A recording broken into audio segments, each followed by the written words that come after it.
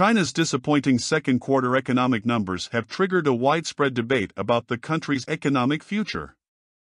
GDP growth came in at a respectable 3.2% annualized growth rate.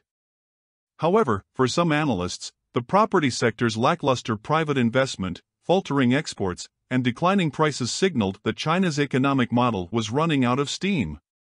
Observers use terms such as the end of China's miracle, a lost decade, Japanification, and a balance sheet recession to describe the country's current predicament. By contrast, some domestic observers argued that the current economic situation is a necessary side effect of the country's transition to Chinese President Xi Jinping's new development model, which would aim to drive growth through innovation and output in emerging sectors such as new energy vehicles. Others noted that China's economy is doing much better than those of many Western countries, and saw a conspiracy in the negative reporting rather than problems in China's economy. Some Chinese economists argued that the overall trend is negative and that the country needs to address it. August's slightly better economic numbers may dampen the debate, but the question remains whether China can avoid the regression to the mean of 2 to 3% medium-term growth that Lant Pritchett and Lawrence Summers predicted almost a decade ago. This question is important for China as well as the rest of the world. After all, China now accounts for 18% of the global economy, and was projected to deliver more than one-third of global growth this year, according to the International Monetary Fund, IMF. The issue is also key for economic policymakers. If China is facing a cyclical downturn, an economic stimulus would shore up growth. However, if the country is experiencing a structural slowdown, reforms may be necessary to revamp growth. Title 1: Economic Headwinds. China's economy has had a challenging exit from its zero-COVID policy. Whereas the first quarter of 2023 saw a sharp rebound of GDP growth, 9% on an annualized basis, that number fell to 3.2% in the second quarter, still respectable in a global context, but less than many had expected. Though the government's modest indicative growth target of around 5% for 2023 may still be met, private forecasters have downgraded their more optimistic predictions in recent months. The government increasingly worries about the consequences of the slowing economy, perhaps best represented by the rising unemployment rate for 16 to 24-year-olds, at a record 21.3% in June 2023. The government has since stopped publishing the number. Meanwhile, producer prices are falling, and real estate prices have weakened. Short-term economic indicators in August were slightly better. Industrial production growth accelerated to 4.5% year-on-year (YOY) in August from 3.7% YOY in July. Exports in renminbi (RMB) fell 3.2%, compared to a 9.2% decline in July. Retail sales grew by 4.6%, compared to 2.5% in July, and the decline in property sales slowed to 12.2%, from 15.5% in July. Still, fixed asset investment weakened, growing by 1.8% in August compared to 2.5% in July. These data points, while encouraging, do not yet promise a recovery of growth to pre-COVID levels. Many of China's economic troubles have been induced by policy. China's zero-COVID policy was initially successful, and the economy rebounded strongly in 2021, with 8% GDP growth. However, the highly infectious Omicron variant prompted a spike in lockdowns and increasingly restrictive measures on mobility. Accordingly, the economy slowed to a low of 2.2% growth in 2022. The sudden end to the zero-COVID policy in December 2022 initially boosted household consumption, particularly in services such as domestic tourism. However, this growth petered out in the second quarter of 2023. The damage done to job creation has been large. In the years before the pandemic, the service sector created 10 million new jobs each year, absorbing a large number of college graduates, according to Xing Ziqiang of the China Finance 40 Forum, a Beijing-based think tank. During the pandemic, Xing Ziqiang said, the service sector created just over 1 million jobs per year. A second break on growth came from the property sector. That sector had been a major driver of investment demand since the 2008 global financial crisis. However, it had also accumulated debt and, in the eyes of authorities, become a source of risk to China's financial stability. Xi Jinping frequently repeated the slogan, housing is for living in, not for speculation, which also appeared in many party documents. To minimize risk, the authorities declared the so-called three red line policy in 2020, which effectively limited credit available to property developers. When advanced sales as substitute finance dried up during the COVID-19 pandemic, key developers ran into financial problems, triggering a sharp drop in property sales, new construction, and land transactions. In turn, this drop affected local government finances, which in recent years had increasingly relied on revenues from land sales. While stabilizing measures seem to have halted decline in this sector, the recovery remains wanting. Moreover, demographics and urbanization trends suggest that the property sector will likely slow the economy for several years to come. Low confidence within the private sector generates a third headwind to growth. The recent clampdown on internet platforms, as well as the perception that the current administration favors state-led development, has made private entrepreneurs wary of new investments. Aside from the sharp contraction in investment in the property sector, diminishing growth prospects, and ample available production capacity amid sagging demand, have also reduced the need to invest in new capacity. As a result, private investments are shrinking, further slowing economic growth. Most of the decline is from a fall in property investment, however, and private investment in manufacturing is still growing. Foreign investors face particular challenges in the new era. In addition to COVID-19 restrictions, they have to manage an environment dramatically changed by new cybersecurity and data security laws, amendments to anti-espionage laws, and the possible repercussions of great power competition. While total foreign direct investment (FDI) numbers held up in 2022, the first quarter of 2023 saw a sharp decline. Moreover, the nature of foreign direct investment (FDI) is changing. According to a study conducted by the Rhodium Group, investment has become concentrated in big firms, with a growing share coming from Hong Kong and Singapore, indicating that these funds are in fact Chinese firms repatriating offshore funds. The outlook of foreign investors has become increasingly subdued.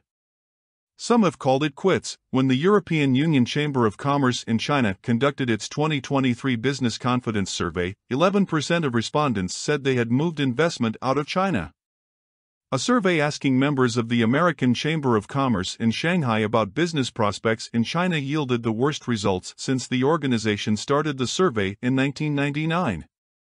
Efforts to stimulate the economy are constrained by high levels of debt, in particular of local governments and households. According to the Bank for International Settlements, BIS, the total debt-to-GDP ratio reached close to 300% by the end of the third quarter of 2022, twice what it was before the global financial crisis. China's debt-to-GDP ratio now exceeds that of most advanced economies and all emerging market economies. Of that debt, household debt to GDP stands at about 60%, which equals the household income share in GDP. Government debt is now some 75% of GDP, when including debt incurred by local government financing vehicles, LGFVs, that figure approaches 100%. Debt of non-financial corporations increased more modestly in the past 15 years, especially when the numbers are adjusted to omit debt incurred by LGFVs, which is included in the statistics for corporations. The central government still has abundant capacity to take on additional debt, even though policies intended to support the economy through COVID-19 have eroded the tax base. Moreover, the central government has maintained its deficit at a conservative level of about 3%, conforming to now discarded limits of the Eurozone. A final headwind for China's growth is the state of the global economy. China's exports did very well during the COVID-19 pandemic, in part because the zero-COVID policy initially succeeded in keeping the economy open while most major economies were still struggling. Since last year, however, tightening monetary policies in other major economies have triggered a slowdown, which has in turn affected China's exports. In June, the total value of exports was down by 8.3%, although the numbers are less dire in terms of volume. Title II, Growing Policy Concerns. While authorities are concerned by slowing growth, they have not yet opted for an all-out stimulus. Rather, the July 2023 Politburo meeting on economic work in the second half of the year reiterated a commitment to proactive fiscal policy and prudent monetary policy, a phrase already included in the December 2022 report of the Central Economic Work Conference, CEWC. The Politburo readout attributed the slowdown to new difficulties and challenges, mainly due to insufficient domestic demand, difficulties in operating some enterprises, many hidden risks in key areas, and complex and severe external environment. According to the Politburo, the solution lies in restoring confidence, promoting domestic demand, stimulating innovation, speeding up construction of a modern industrial system, increasing high-quality growth, and focusing on emerging industries such as electric cars. The sustained emphasis on high-quality growth signals that the authorities remain cautious about an all-out stimulus. High quality is shorthand for growth that the economy can achieve without additional policy stimulus, and is part of Xi Jinping's new development philosophy. The concept recognizes that the relentless pursuit of growth in previous eras has created inefficiencies and wasteful investment. The concept has inspired measures such as the Three Red Line policy in real estate, and heightened central government reluctance to stimulate the economy. But the readout also suggests that several efforts to revamp growth are in progress or forthcoming. They include measures to promote consumption, including the recent decision to extend the tax credit for electric vehicles, measures to address local government debt, and an acceleration in the issuance of local government bonds, which would increase availability of financing for infrastructure. The private sector, however, will have to drive a true revival in growth. Title 3: Re-engaging the private sector. In recent months, Chinese authorities have demonstrated renewed affection for the private sector in order to bolster confidence. Meeting with leading private sector representatives during the two sessions in March, Xi Jinping assured them of his unwavering support for the private sector. The too unwavering is party language for support of both the public and private sectors, and was reiterated in a document jointly issued by the Central Committee of the Communist Party and the State Council in support of the private sector. Chinese Premier Li Qiang followed suit in July by meeting with technology entrepreneurs and pledging support for the platform economy previously weakened by the regulatory crackdown. The National Development and Reform Commission promised support to the private sector as well, and set up a department to implement new measures. The Central Committee/State Council document pledged to make the private economy bigger, better and stronger, with a series of policy measures designed to help private businesses and bolster the flagging post-pandemic economic recovery. At the same time, the document reaffirms the government's measures against monopolies, non-market behavior, and corruption. It also promises plenty of guidance for the private sector. The word guide appears 22 times in the document, and refers to the traffic light system for private investment, which was first articulated during the technology crackdown to control the excessive expansion of capital. The Ministry of Finance extended the tax relief program, initially scheduled to expire at the end of 2023, until 2027. Private companies will enjoy a simpler process to obtain research and development tax deductions and a shorter wait to receive export rebates. China's central bank, the People's Bank of China, pledged to steer more financial resources towards the private economy, including extending debt financing tools to firms that requested broader bond financing channels. Whether these measures and policy statements suffice to restore the confidence of the private sector remains to be seen. Without such confidence, a strong rebound in the economy is hard to imagine. Since the onset of reform and opening in 1978, the private sector has steadily become the mainstay of China's economy. According to government sources, it now contributes about 50% of the country's tax revenue, 60% of its GDP, 70% of its technological innovation, and 80% of its urban employment. Officially, China has recognized the importance of the private sector since former President Jiang Zemin articulated his 3 represents theory in 2000 and the government enshrined private property in the state constitution in 2004. Well before that, former Chinese Communist Party (CCP) leader Deng Xiaoping's cat theory had given the blessing to the private sector after decades of focus on state planning.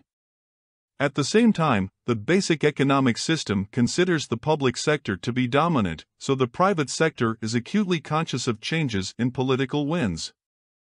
Many such changes have occurred in recent years, including the crackdown on the technology sector and the potential implications of Xi Jinping's Common Prosperity Strategy and New Development Philosophy. More broadly, the political changes in Beijing, namely, the growing focus on national security, Xi Jinping's consolidation of power, and the increasing dominance of party over government have created a less predictable environment for the private sector, despite the authorities' stated objective of rule by law. Title 4: Boosting Consumption. A second plank in the government's strategy to counter the ongoing slowdown is to increase domestic demand, particularly regarding consumption. In December 2022, the government issued a strategy for increasing domestic demand, though specific measures have yet to follow. Hardly new, this strategy has been an integral part of the dual circulation approach intended to lessen China's dependence on foreign demand. That objective dates back to the administration of former President Hu Jintao, when then Premier Wen Jiabao cautioned that the biggest problem with China's economy is that the growth is unstable, unbalanced, uncoordinated, and unsustainable. Since then, China's household consumption has increased as a share of GDP, but only slowly. Rising from 35% in 2008 to 39% in 2018, that share fell back to 38% during the COVID-19 pandemic. This is not only of significance for China. Globally, China's consumer market is far less important than its weight in world GDP suggests. Whereas China's GDP now approximates 3/4 of that of the United States, its consumer spending is equal to only 40% of U.S. consumption. Nevertheless, China's consumption has been growing at a respectable rate, outpacing GDP growth for most of the past 15 years.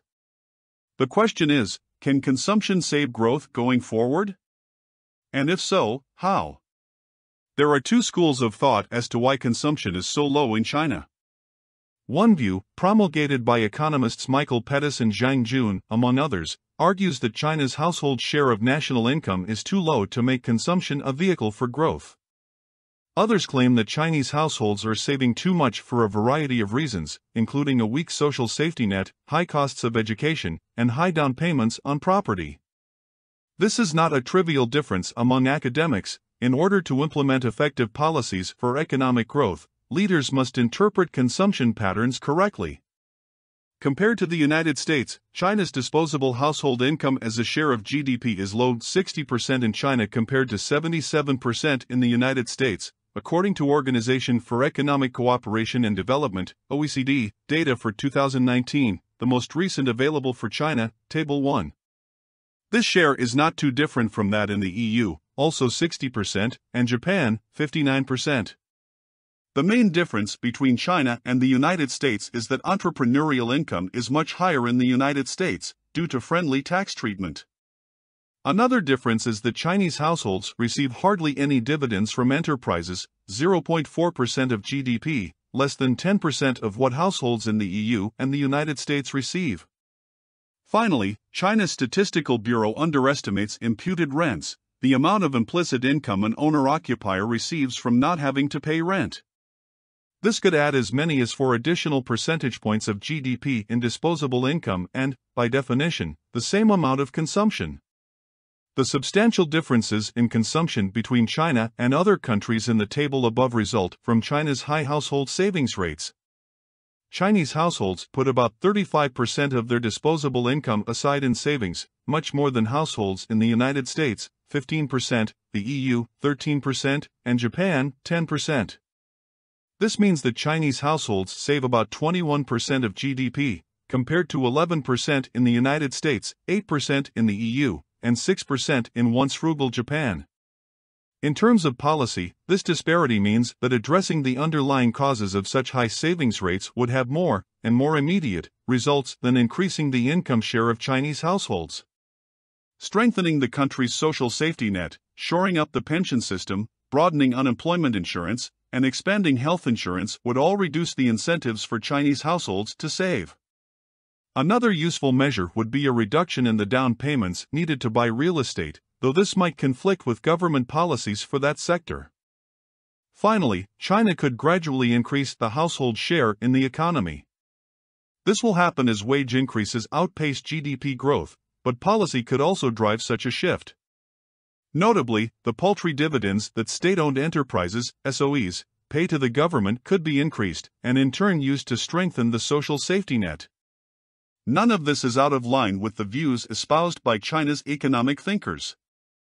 Last November, Liu He, the previous vice premier and economic czar, wrote in the People's Daily, the CCP newspaper, that it is necessary to strengthen demand-side management, promote high-quality full employment, improve the distribution system, improve the social security system, fully release consumption and investment demand, and make the construction of a super-large-scale market a sustainable historical process. However, the party leadership seems more reluctant to embrace these ideas, as a stronger social safety net could risk welfarism, which Xi Jinping sees as one of the main problems affecting the West. Title 5: A Balance Sheet Recession? Different experiences in China and Japan. High debt, demographic headwinds, declining real estate prices, and signs of deflation have triggered a debate about whether China is experiencing a balance sheet recession. Richard Koo, then the chief economist for the Japanese investment bank Nomura, coined this term in the late 1990s to describe Japan's situation after the collapse of the financial bubble formed earlier in the decade. Koo said that because of the massive decline in asset prices, households, the corporate sector, and banks all focused on repairing their balance sheets. As a consequence, demand plunged, and Japan entered a decade-long recession. To escape it, he argued, Japan should embark on massive public spending campaign. Today, according to Koo, China might be approaching a similar situation. There are some similarities between 1990s Japan and present-day China. But a balance sheet recession for China still seems unlikely.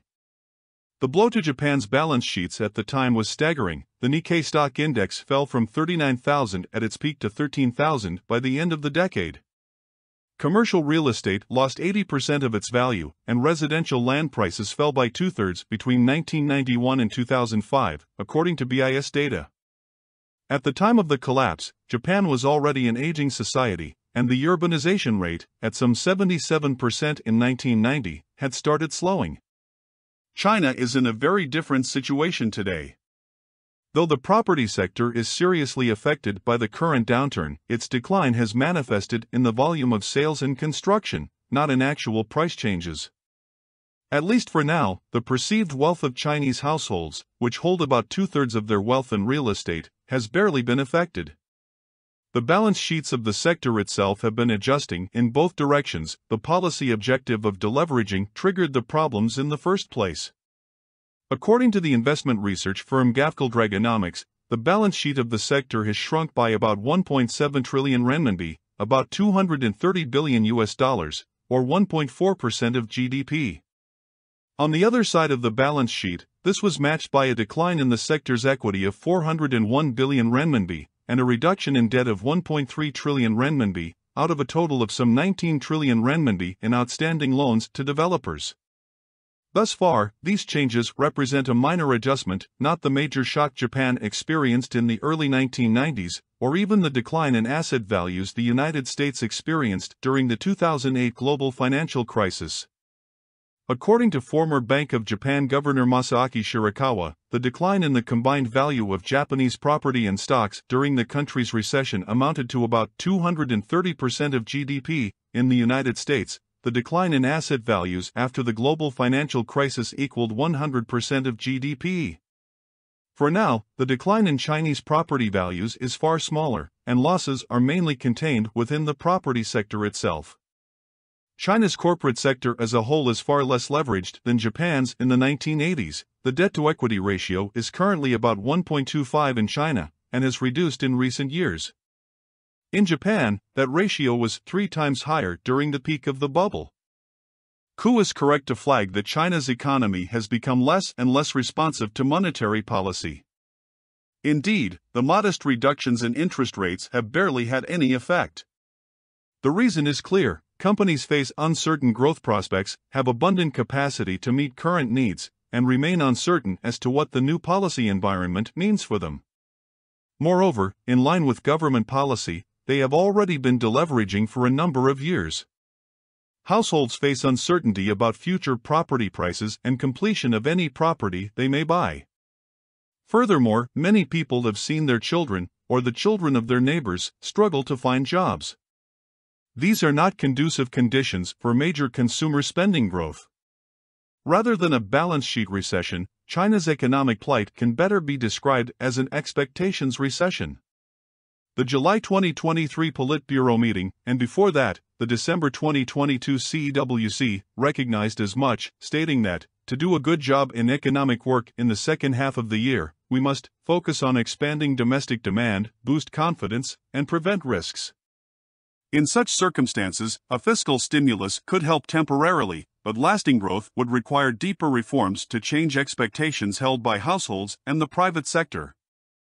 Title 6: Policies for the remainder of 2023. After the release of the Central Committee/State Council document, a range of measures were announced to support the property market. The readout of the July 2023 Politburo meeting had suggested as much, as it called for policies to better meet the rigid and improved housing needs of residents, and promote the stable and healthy development of the real estate market. Such measures could include support for real estate developers to finish housing under construction, the relaxation of down payment requirements and mortgage restrictions on second homes, lower mortgage rates, and a rebate for the tax on property sales. These changes could lead to a stabilization of property prices, which in turn would help repair shaken consumer confidence. Regardless of the results, real estate will continue to slow economic growth for the foreseeable future, as demographics and market saturation point towards a much smaller sector going forward. Meanwhile, the risk of default by real estate developers has hardly receded, as the recent troubles of Chinese developers like Country Garden demonstrate. The government will have to address the implications of the real estate bust for the financial sector. Certainly, more bad debts will accrue as the sector adjusts, and more developers may default. The government could continue to allow banks to carry bad debts as investments on the balance sheet, or they could use local asset management corporations to acquire the bad debts, financing these acquisitions with credits from the same banks. This financialization of bad debts is likely to be the mainstay of the solution. Such a strategy would force depositors to pay for the bad investments through lower returns on their deposits. Moreover, taxpayers would suffer the lower contributions of banks to tax revenue. As for the LGFV debts, the July 2023 Politburo meeting offers some hope as well. We should effectively prevent and resolve local debt risks and formulate and implement a package of debt plans, the readout states. The government may approach bad property debts similarly. Bank credits to LGFVs could be exchanged for local, government-backed bonds, which promise lower yield but more security. Ultimately, the central government is trying to avoid bailing local governments, which is one reason why the solution has taken time to emerge. The July 2023 Politburo meeting did not promise any major stimulus, stating that we should continue to implement proactive fiscal policy and prudent monetary policy has been the line for some time now, and it promises little in additional stimulus. Apart from extending existing tax reductions until 2027, as previously mentioned, and expediting local government borrowing that had already been agreed upon, the Ministry of Finance offered little in terms of extra stimulus. However, if growth deteriorates further as the year progresses, the possibility of a more forceful stimulus cannot be excluded. Title 7: The Opportunity for the Third Plenum. The third plenum of China's 20th Central Committee, expected to take place in October 2023, is an opportunity to present a program of structural reforms that could address some of the country's economic challenges. The third plenum is also the first opportunity for Xi Jinping's new economic team to present an integrated vision of its vision for China's economy. As such, a credible plan could remove some of the uncertainties that have affected investors and consumers alike.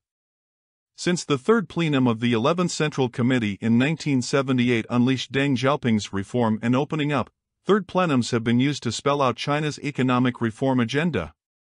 The third plenum of the 14th Central Committee in 1993 introduced the socialist market economy, and the third plenum of the 18th Central Committee introduced a set of measures favoring productivity and innovation as factors for growth, including the designation of the market as the deciding factor in the allocation of resources. These reforms were only partially implemented, and the third plenum of the 19th Central Committee was used not for economic reforms, but for achieving consensus on the constitutional reforms that paved the way for Xi Jinping's third presidential term. As a result, a decade has passed since the introduction of a comprehensive economic reform program. Central Committee plenums do not serve to settle major ideological issues. That role is reserved for national party congresses. The 20th Party Congress in October 2022 reaffirmed the primacy of economic development, a priority that was established in 1978 with reform and opening up.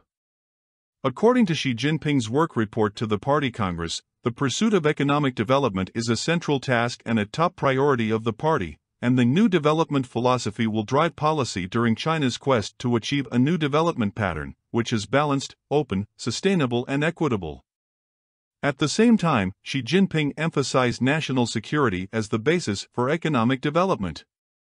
Aside from more traditional security elements such as food and energy, national security is increasingly broad in focus and application, partially in response to perceived external threats and partially to increase the CCP's control over society.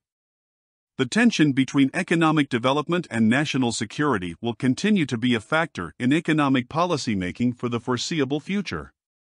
The third plenum is an opportunity to see if and how policymakers will combine the goals of economic development and national security. China must overcome several obstacles to achieve the CCP's primary goal of economic development. Demographic headwinds have become a growing tax on growth. The projected decline in the labor force is expected to reduce growth between 0.7% and 0.8% per year. Labor must be used more efficiently as well. Currently, a quarter of China's labor force is engaged in agriculture, as opposed to about 3% in OECD countries. China's household registration system and land user rights constrain the reallocation of labor toward more productive uses. Aging could also reduce China's high household savings, which in turn would lower investments, the main driver of growth since the global financial crisis. Investment efficiency must improve, as returns on investment have declined over the past decade. China's incremental capital output ratio, a measure of investment efficiency, has rapidly increased, from 3 renminbi and 30 cents investment for every 1 RMB increase in GDP in 2007, to 7 renminbi and 40 cents investment for every 1 RMB increase in GDP in 2020.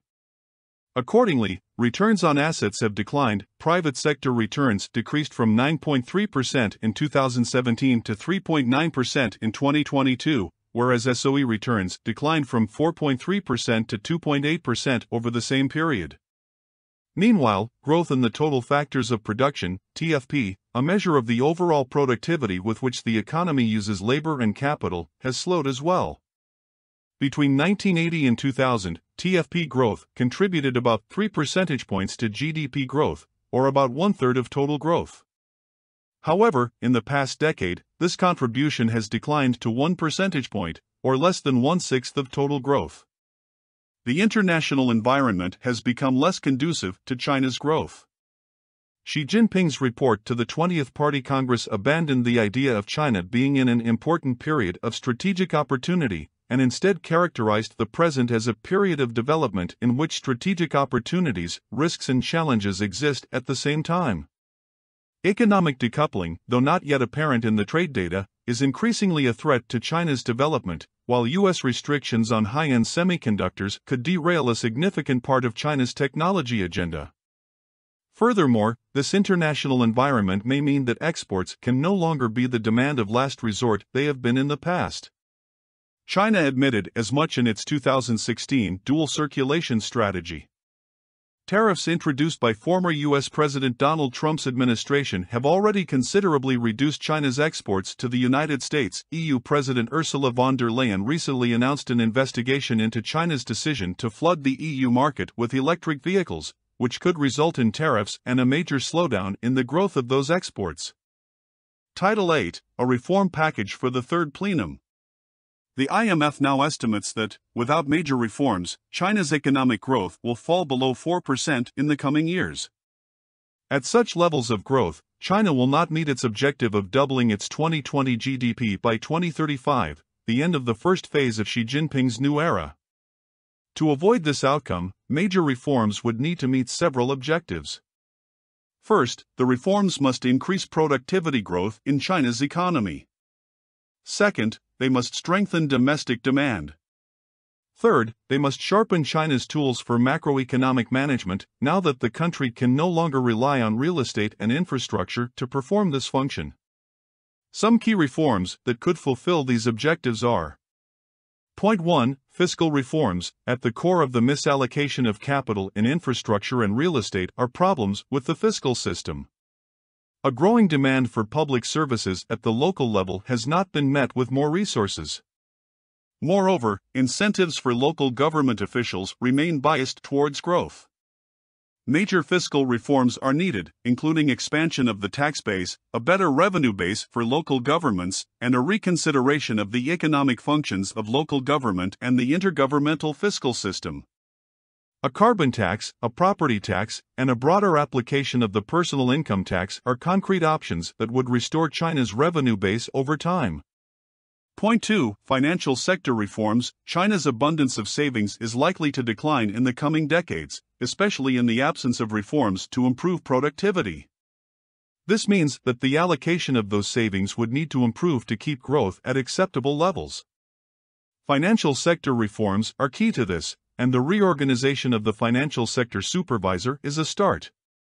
In the short term, it is critical to clean up LGFV debts, but deeper reforms are necessary to diversify the financial sector and increase returns on investment. Point 3. Retirement age and pension reforms. The decline in the labor force, which has been ongoing for a decade, could be slowed by implementing reforms on the retirement age. If China adopted Japan's retirement system, between 40 and 50 million additional workers would be in the labor force by 2035. Pension reforms could encourage people to work longer. Simultaneously, they could improve the financial sustainability of the pension system and the expansion of that system for migrants and residents of rural areas, the urban and rural resident system. Point 4. Household registration reforms. Urbanization has been a major driver of growth in the past, but has slowed in recent years. Urban dwellers now constitute about 65% of the population, but migrant workers account for almost 20% of this group. Moreover, about 25% of the labor force is still employed in agriculture, compared to an average of 3% among OECD countries.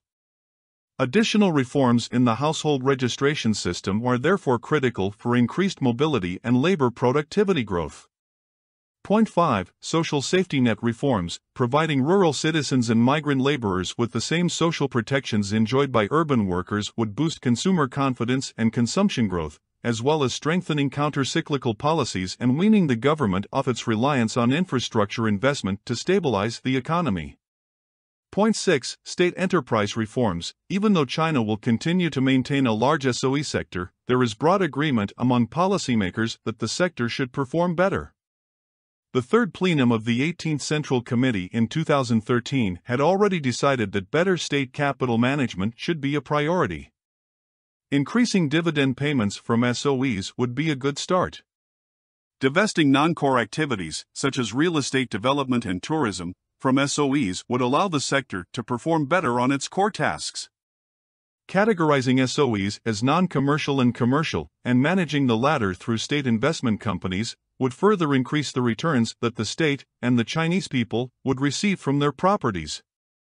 None of these reforms would be easy, and each one would negatively impact the interests of various groups, some of which have managed to block serious reform. Despite this opposition, a comprehensive and coordinated package of reforms will be critical for China's future growth and development. The third plenum will therefore be the first serious test for China's new economic team.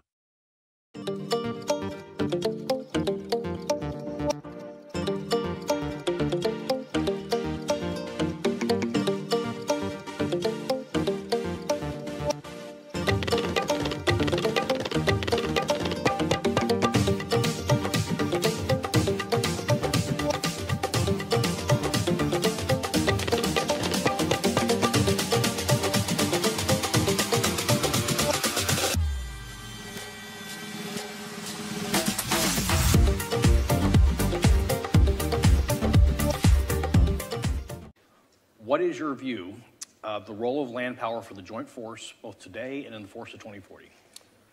Well, first of all, thanks, Bob. Thanks to CSIS and you for allowing this platform to talk about this enormously important region, but also the value of land and land power. So I guess I'll start by saying, before I get into the role of it, land is the prize. Because if you control land, then you can control people. And we're seeing that today in Europe, and you're seeing it right now in the Middle East. It's been going on in the Middle East, candidly, for a long time, but this most recent event. And so, and what do armies do? Fundamentally, armies do three things. We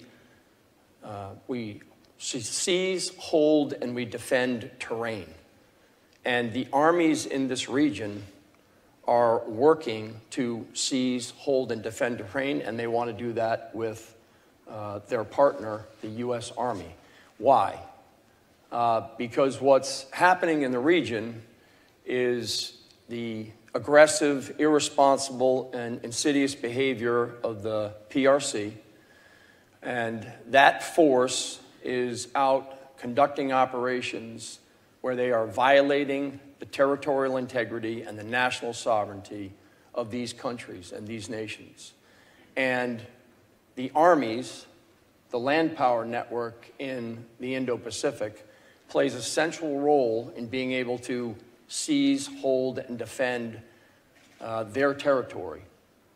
And at the end of the day, a nation's obligation is to protect its people, preserve its territorial integrity by defending its borders, and then ultimately defending its homeland, which is a really important mission for us as well in the Indo-Pacific, since our homeland extends out to the second island chain because America's day starts in Guam. So I guess the point that I'd make is that when land is the prize and that you have a military instrument that is intending and rehearsing and exercising and demonstrating that it intends to build land, militarize land, and then seize land for its own benefit, that is actually what's happening out in that region right now. And the land power network, the armies in the region, play a central role, and the governments are turning to those armies to help them find ways to continue to preserve their territorial integrity. And that partnership with the U.S. Army plays a vital role in being able to protect and maintain a safe and stable and secure Indo-Pacific. In your new vision document, which I will make reference to a number of times today, I mean, you kick it off by talking about, territory, homeland, and really that political integrity. And so it's almost like a different way of talking about war as an extension of politics. This is why we're doing this, is the protection of sovereignty. Yes. Well, I mean, I'll go into, I guess what's happening out there is, I've just come back from Australia, Malaysia. I was in Korea and Japan and India all in the last 5 months.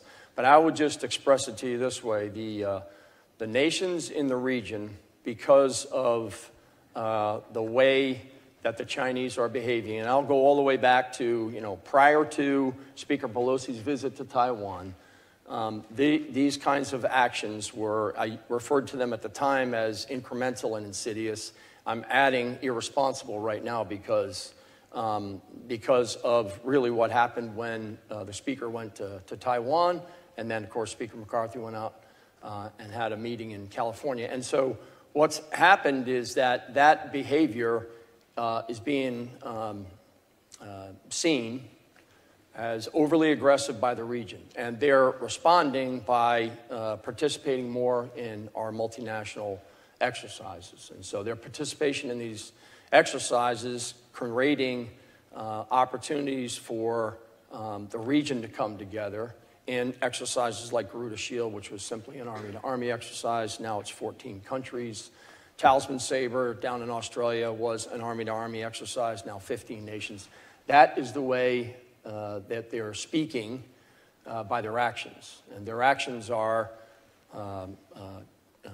trending towards being a valued partner with the United States Army. So let's talk about that. I mean, you mentioned the Pelosi visit and the tremendous Chinese reaction to that.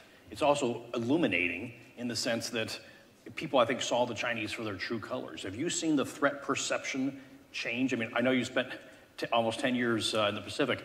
You might talk about how that's changed and really the threat perception. Well, I guess, you know, if you go back, I'll go back to like the 15 time frame, and I think it's important period. So in 2015, that is when their transformation and reorganization blended together. And then at the same time, they also put in a training methodology and candidly put training centers in. Little known here too is they also built their Space Force in 2015. So the point I'd make is between 14 and 18, when myself and General Brown and Jim Pasquarette were out there in the region, what I saw them doing training-wise and in exercises and rehearsals was not anywhere near what I see them doing today in the 21 to 23 time frame. So if you just rewind the clock between 14 and 21, and the advances that they've made since their modernization caught up with their reorganization, caught up with their training centers, and then and I project out over the next decade, that's a dangerous trajectory for them to be on, absent us slowing them down. And what I mean by slowing them down is being able to create capabilities and posture and message and will and the allies and partner network coming together as a counterweight to the way the Chinese are behaving. And that's what I think is important about, you know, looking back over the last decade and then looking out over the next decade, because, you know, I'm not going to sit here and give you a time on it. What I'm saying is that what they've done over the last 10 years and what they are signaling and intending to do over the next 10 years should be concerning for all of us. Yeah. And it's definitely concerning for the region, which is why they're showing up into more multinational exercises. Well, let's pull that thread. And just staying with the threat before we get to the NDS and what we do about that threat. You know, in your vision statement, you talk about, you know, I think it's the psychological warfare, public opinion, lawfare, yep, and also all of the military stuff. So maybe walk us through that and some examples of how you see the, especially the Chinese threat, the pacing threat, and then we'll get to some other things. Well, I mean, I think that, you know, their actions in South Asia, from the conduct of their investments in BRI, the way that they come into countries, particularly post-exercises, when, you know, I'll try to describe, you know, an air intercept and an at-sea intercept are easy because it's a video. But an on-ground intercept is, you know, they conduct reconnaissance in these countries before we conduct an exercise.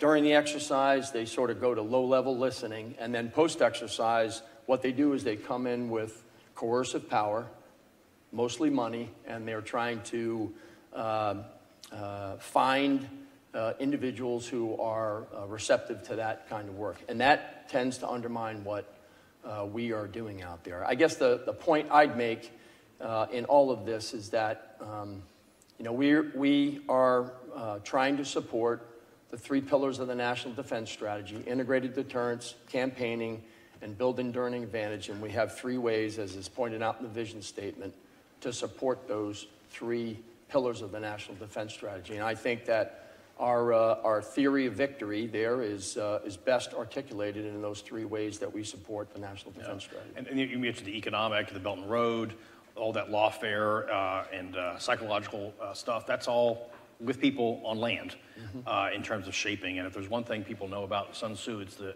admonition to win without fighting. So it really comes down to the political aspect there. So let's, you know, I think a lot of people are familiar with brigades and battalions. Before we kind of get into this, which are your initiatives and things like that, talk to us about the type of organization that you command.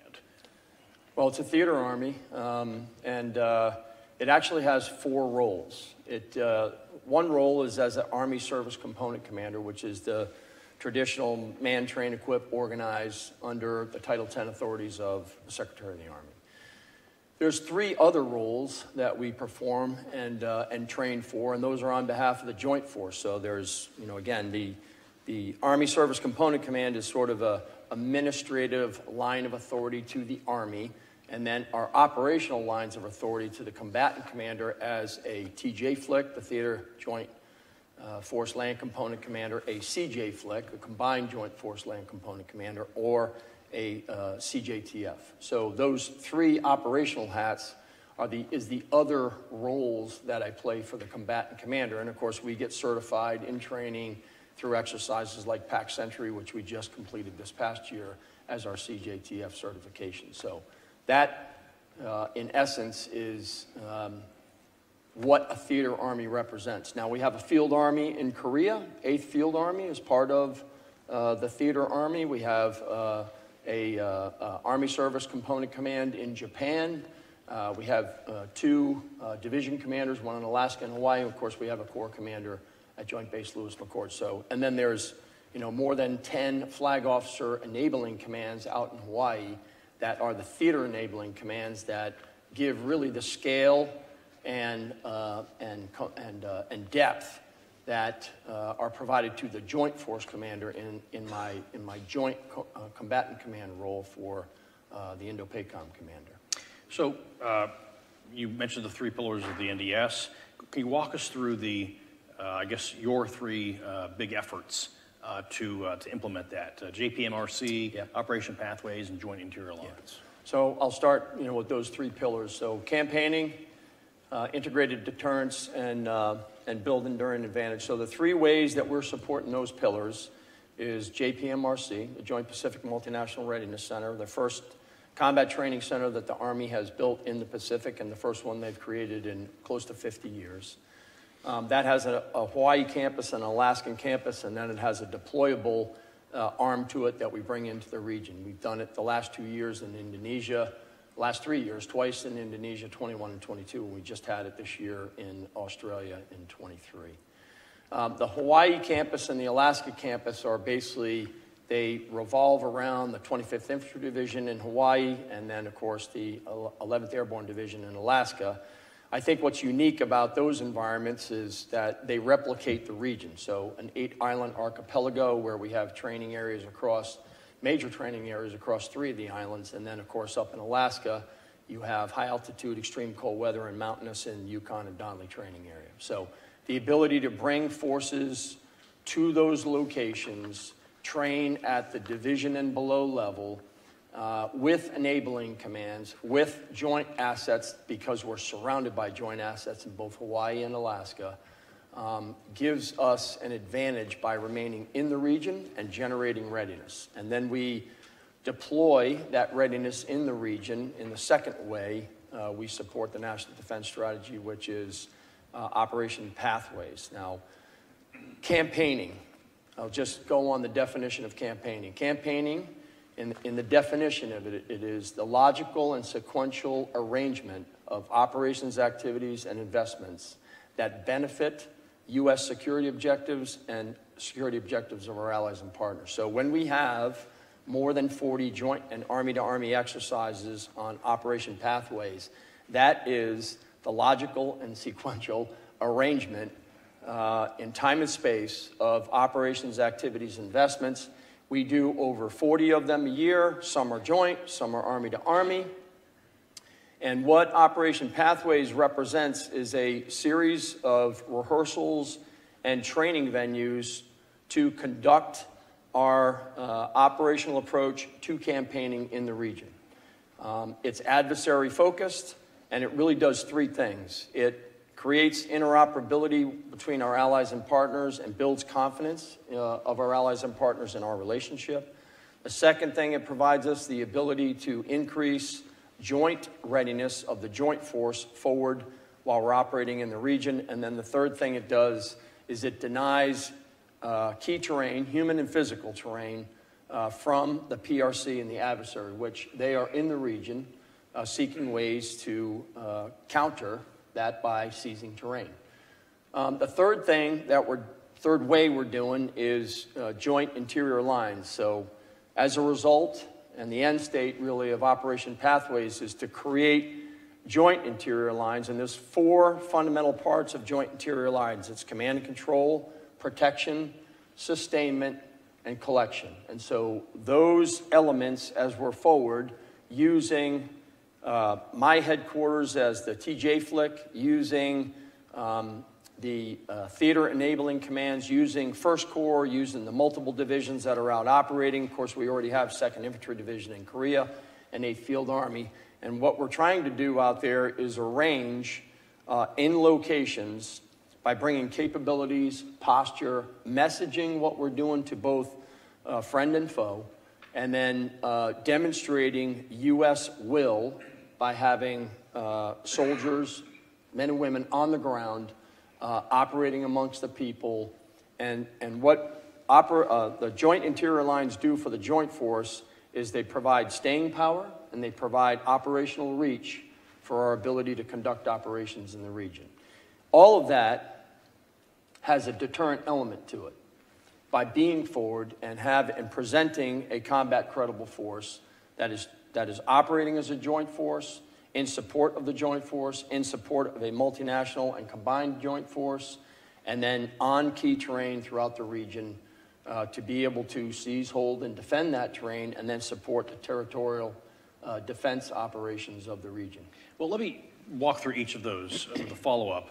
And I'll just start with joint interior lines since you left off with it. I mean, just to kind of state the obvious, joint interior lines is hard for land forces in a region that has so much water. Could you talk about the challenges of pulling that off? And yes, how you work with the rest of the joint force, and why it's important, and why you signal it in the way that you do in your top 3 efforts. Why do you signal it as opposed to exterior lines? Yeah. Well, let me tell you why we need interior lines. The Chinese have 3 things that we do not have. They are operating on interior lines. They're 100 miles from Taiwan. They have mass, and they have magazine depth. And we are trying to counter those 3 things. The second thing that they have, or the second thing that they've created, is they've created an A280 arsenal that is primarily designed to defeat air and maritime power. And secondarily, it's designed to deny, degrade, and disrupt space and cyber. It is not, however, designed to find, fix, and finish distributed, mobile, lethal, non-lethal, reloadable, fixed, and semi-fixed land forces. So by creating interior lines and then distributing, dispersing, connecting the joint force and the multinational partners forward, we are presenting an asymmetrical dilemma to our adversary. In addition to that, while we're forward, we're not just presenting a dilemma to our adversary, we are, again, creating opportunities for interoperability with our allies and partners, and we're providing them confidence that we are going to be there because we have treaty allies out there and we have obligations to help them defend as a result of our treaties. So I actually, Tom, don't think it's that hard. I think it's that we have to get busy and we have to be active doing it. And we are starting to do it right now in places like Japan, in the Philippines, in Australia, in Singapore, in Thailand.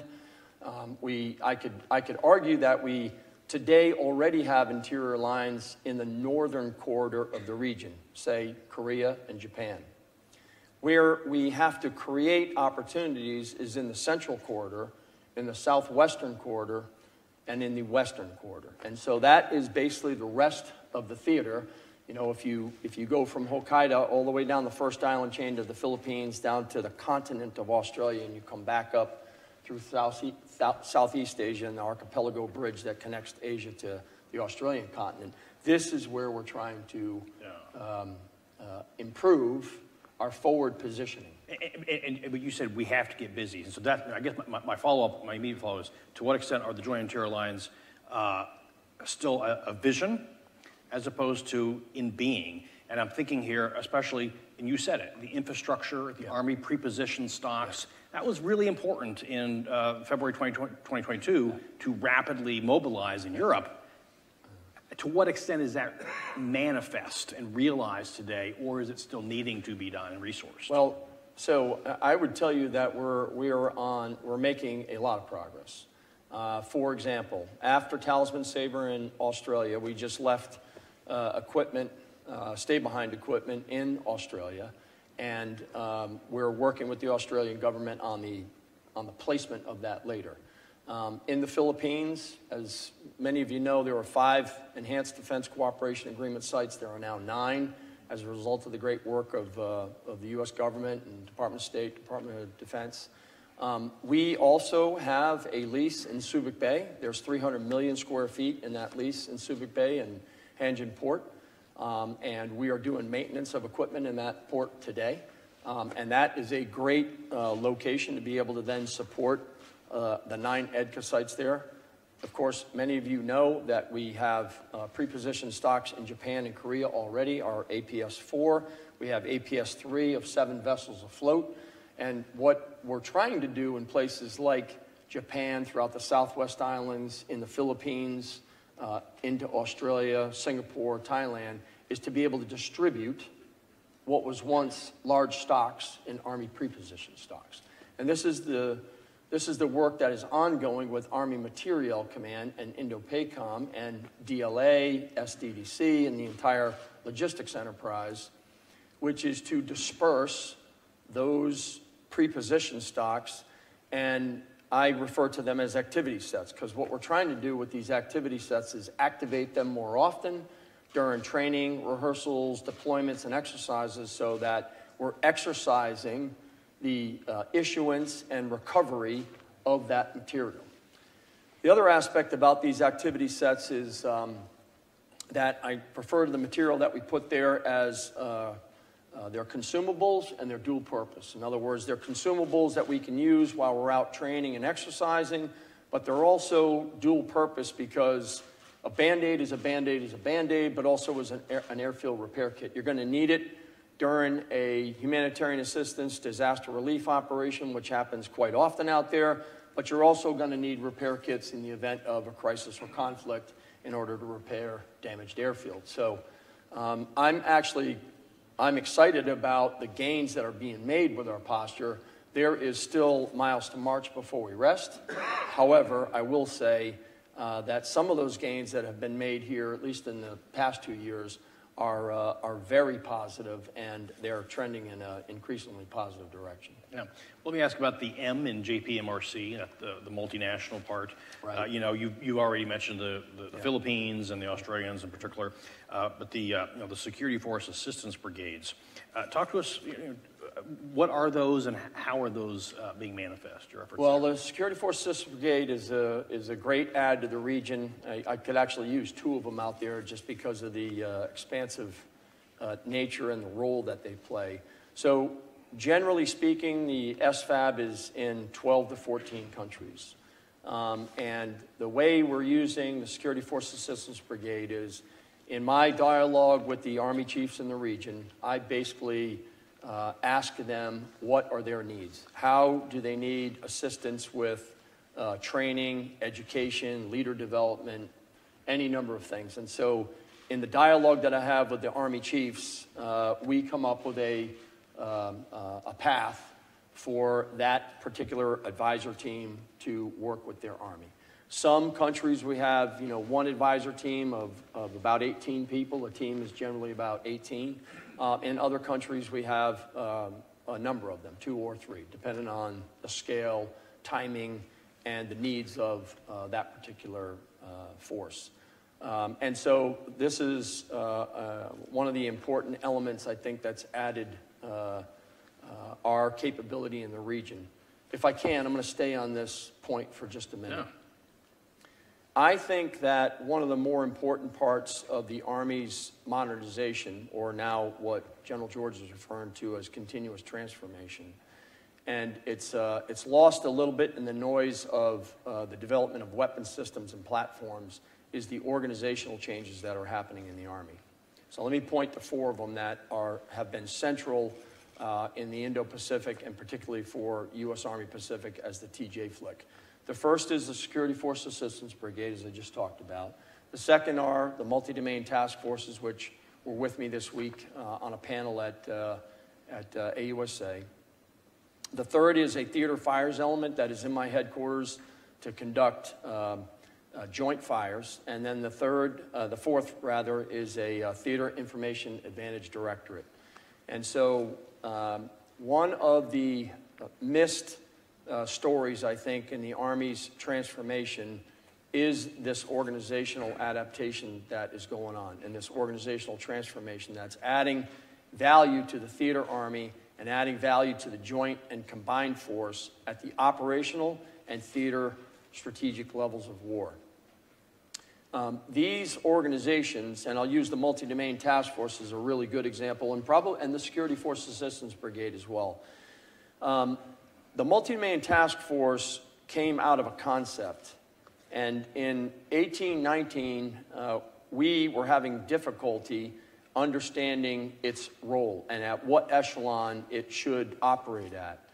We had an O&O through the great work of General Bob Brown, who actually brought that from the Combined Arms Center with Dave Perkins out to the Pacific. And the O&O is basically the organizational table to do it. But then a decision was made to put that at Joint Base Lewis McChord. Actually, it went to Joint Base Lewis McChord when the current chief, Randy George, was the First Corps commander.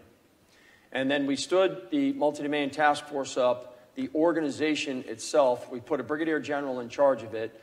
And I'll just say, in broad terms, around the 19 time frame, that was getting built and organized. Well, it's 2023 today. And what I think is really important here is that organization is 3 years in front of the delivery of the new weapon systems that are on the way. So mid-range capability with SM-6 and Tomahawk, IBCS, LTAMs, PRISM, hypersonics, you can go down the list. And while those things are important, the most important part, I believe, of the continuous transformation that's going on in the Army right now is these organizational adaptations and these organizational transformations that are going on that are able to then deploy and employ those weapon systems when they arrive. So if you think about it in reverse, had we just issued new weapons platforms to a formation and the formation was a legacy formation, it would not understand how to employ those weapon systems. So the improvements in human, technical, and procedural interoperability are being done now and have been done for 3 years so that when these new weapon systems arrive, that the organization, the multi-domain task force, the theater fires element, the information advantage directorate, the security force system brigade, they are all doing intel, they are all doing intelligence and warnings support to joint targeting. They are doing strategic reconnaissance. They are doing lethal and non-lethal targeting, and they are seeing, sensing, and making sense and understanding what's actually happening out in the environment. And I think that that is a really, really important part of what the Army is doing right now, and it's not getting enough mention. So I'm happy to talk You're about preempting that. all my questions here, but we'll run through a lot of those. The LRHW battery already out there, even though the missile isn't there, for instance. So let me stay with the organizational thing there. It also brings to mind a lot of what the Marines have been doing with their new concepts and things like that.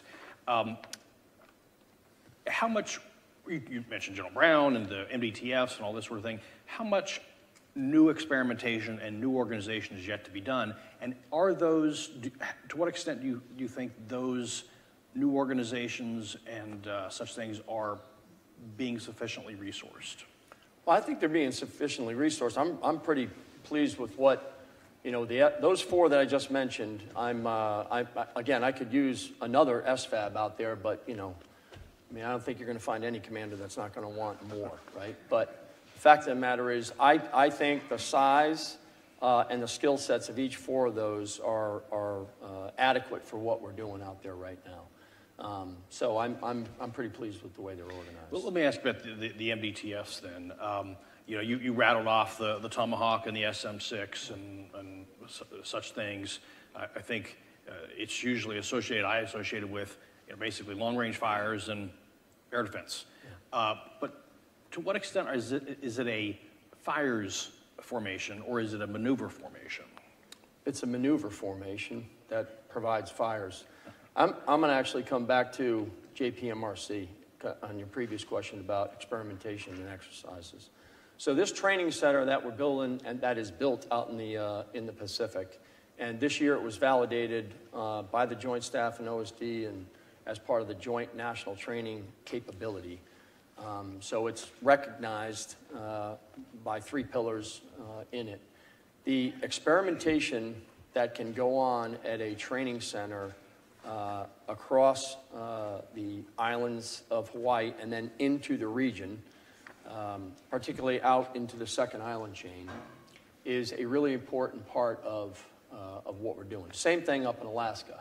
Again, we're surrounded by joint assets. The multinational partners are coming to these locations. And to be able to bring technology, organizational adjustments into those training venues and then be able to extend it into the region is a really important part of what we're doing. So let me give you an example. Just recently, we just finished Talisman Sabre in Australia. In Talisman Sabre in Australia, we linked live virtual and constructive simulation from really the West Coast to Hawaii to Japan, down into Australia, into their combat training center that they're building in Townsville, Australia. And then the 8th Theater Sustainment Command brought some experiments as part of their joint petroleum over the shore that they deployed and the joint logistics over the shore. And then even the organization of a joint theater sustainment command was something that had not been done in an awful long time. Mobility Guardian was something that Air Mobility Command was doing in the Pacific as part of Indo-PACOM's, you know, broader contributions to Talisman Sabre. So the combination of bringing Air Mobility Command together with CJTF 660, which was First Corps in Australia, a 8th Theater Sustainment Command, again, 15 nations and 30,000 joint and multinational partners operating down there. I mean, I've described this before as it was a rehearsal of our plans on a different piece of terrain. And I think that's the benefit of what JPMRC represents in the region for the Joint Force. While it's an Army training center, we're out there doing ACE operations working with PACAF. The 3rd MLR, the Marine Littoral Regiment that the Marines have stood up, is based in Hawaii. The 3rd MDTF is based in Hawaii. So we have synergy by location by having the Joint Force together to be able to do these really important training, exercising, and if we're smart about it, and we're being very smart about it right now, is we're inserting experiments into each of these training exercises to be able to learn, grow, and develop from how we're operating out there. Just want to remind folks we do have the submission of questions online. Please do. I see several good ones coming in from reporters, which I'll get to in just a minute. But let's stay with the MDTFs there, for instance. I know it's been, as you said, several years. You know, again, curious how they're coming along. The reason I started to ask you about maneuver versus fires is, you know, precisely because they're blending different things. And I wonder if you could speak as well to some of the non-kinetic things that the MDTFs are developing and playing with. Well, I mean, I think the Theater Information and Directorate that we have in our headquarters, as I mentioned, that and the combination of the information, intelligence, electronic warfare, space, and cyber teams inside the Multi-Domain Effects Battalion, the work that they're doing together to understand what's happening with misinformation, disinformation, cyber penetration, what is actually happening in the space domain and the effects that it's having on the ground. those kinds of things is the great work that's going on now between, again, two new organizations.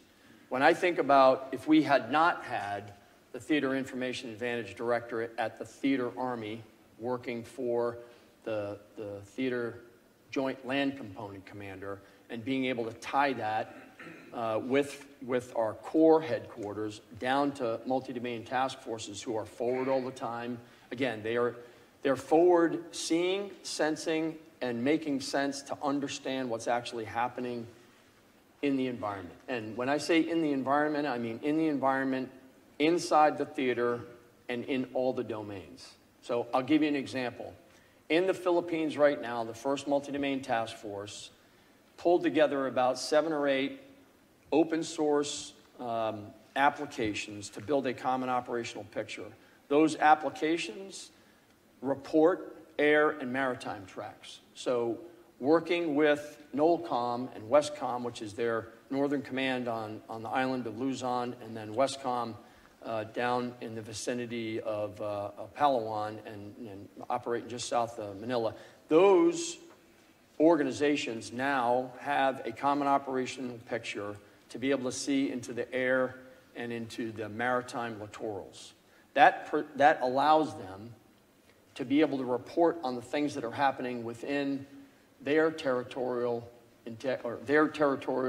confines, to be able to understand how to react when things are happening just off their coast, and then what they can do to employ, report, or counter some of those incursions. So again, I think that's a really great effort on the part of the multi-domain task force, the Theater Information Advantage, the Theater Fires element that we have at our command. Yeah. Well, let me go back to the kinetic piece of the MDPTS for a second. And somebody submitted this question, which is, you're going to get the MRC, the mid-range capability out there, Tomahawk and SM-6. The Army will be able to sink ships. But especially in the early stages, how are you thinking about that targeting challenge? Make sure that they can complete the kill chain there for that pretty significant range. Well, this is the important part of the multi-domain effects battalion. And the important part about the multi-domain effects battalion and cells of that battalion being out in the first island chain forward to be able to, again, collect and understand what is happening. And so we're working on that through the Joint Fires Network. Each one of these exercises that we're doing, we're improving our procedures. We're working through all of the technical components of it. My only concern about it is that sometimes in these exercises we can walk away from them and sort of pat ourselves on the back when we get a couple of airplanes or a couple of ships or a couple of nodes on the ground connected to be able to do kill chain. But a couple of planes and a couple of ships and a couple of nodes on the ground is not the scale that we need to be able to do this at. So there's a lot of work ahead of us. I'm encouraged by what we are doing out in Indo-PACOM with the Joint Fires Network as part of what is referred to back here as JADC2 work. But the fact of the matter is we still have a lot of work ahead of us to do that. But I will say, continuing to find out where we have gaps and other challenges by being able to do that and then bring our multinational force together, combined force, and using, what echelon do you use a mission partner environment at versus, is that a warfighting network for tactical and below formations? I mean, I think we're working through some of that. We're obviously learning quite a bit from Europe and the Middle East on that, and we're not all of that is transferable to the Pacific, but a good deal of it is, and we're taking best practices from that and applying them out in the region in the exercises that we are doing. So they related to your emphasis on organization as transformation. Last year, the Army put out a new FM 3.0, Field Manual 3 on operations. How do you see your Army, implementing that over the past year? Well, I mean, I think that, so what I'm most encouraged about is that the doctrine at least gives us a guide when we have these new organizations like the SFAB, Multi-Domain Task Force, Theater Fires Element, the Information Advantage Directorate. I think the next step in this is that we need to take the concepts of agile combat employment, distributed maritime operations, expeditionary advanced basing within the Navy and the Marine Corps and the Air Force. And I would tell you, I think the Indo-Pacific theater is the best laboratory to work on those all coming together.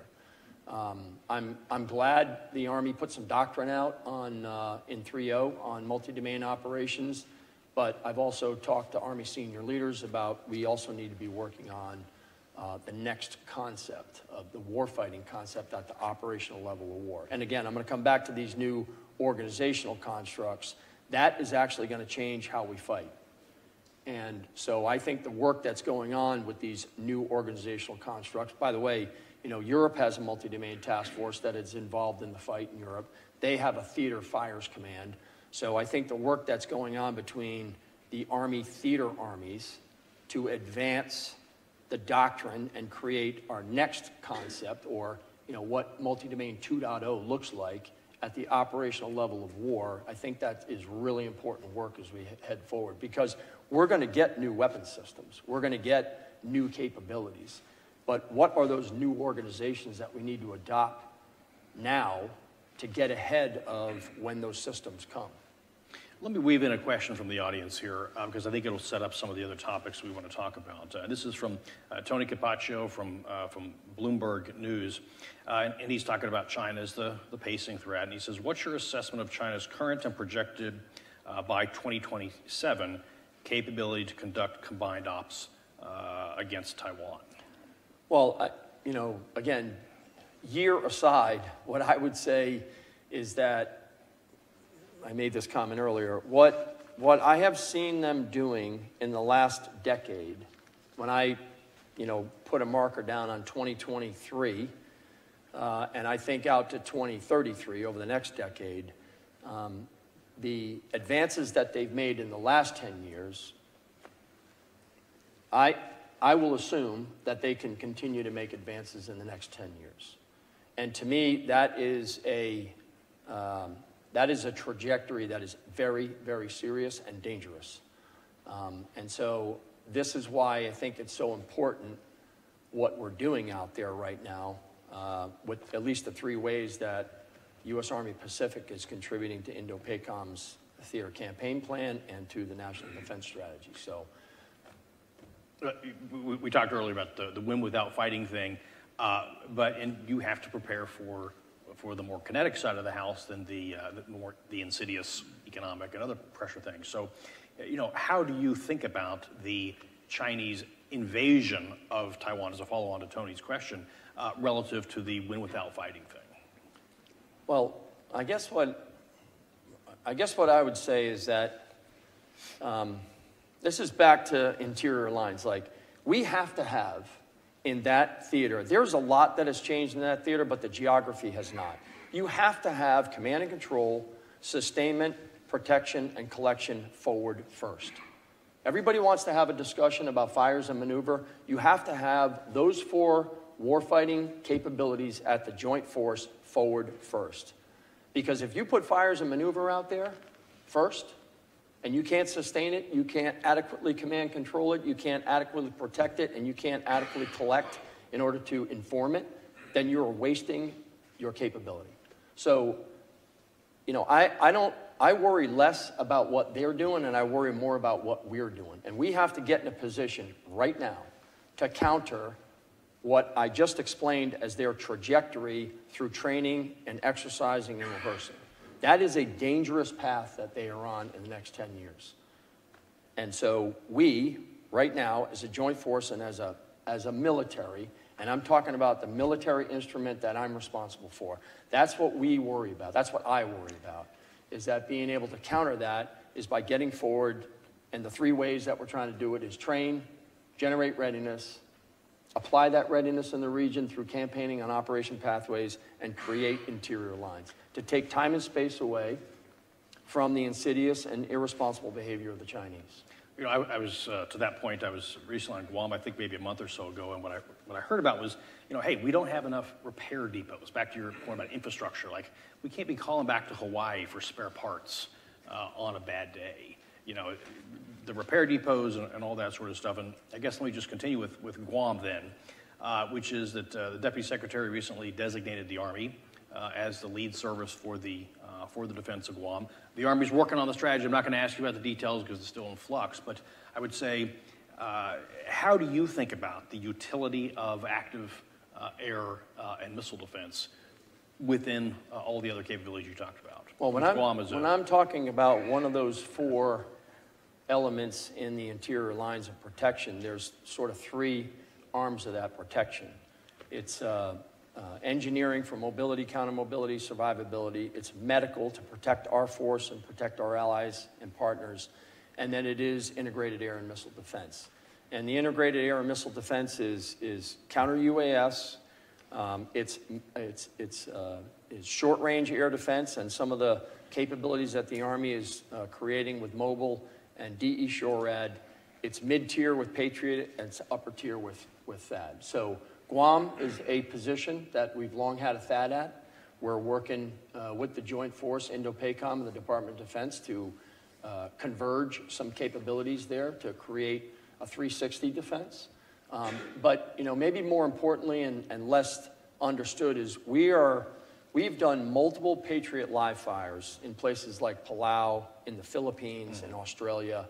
And so demonstrating those kinds of capabilities, and most of those are coming out of the Patriot Battalion that's in Japan, that's down in Kadena Air Force Base in Okinawa, and being able to deploy those Patriot assets into those other countries and demonstrate the mobility of those Patriot capabilities.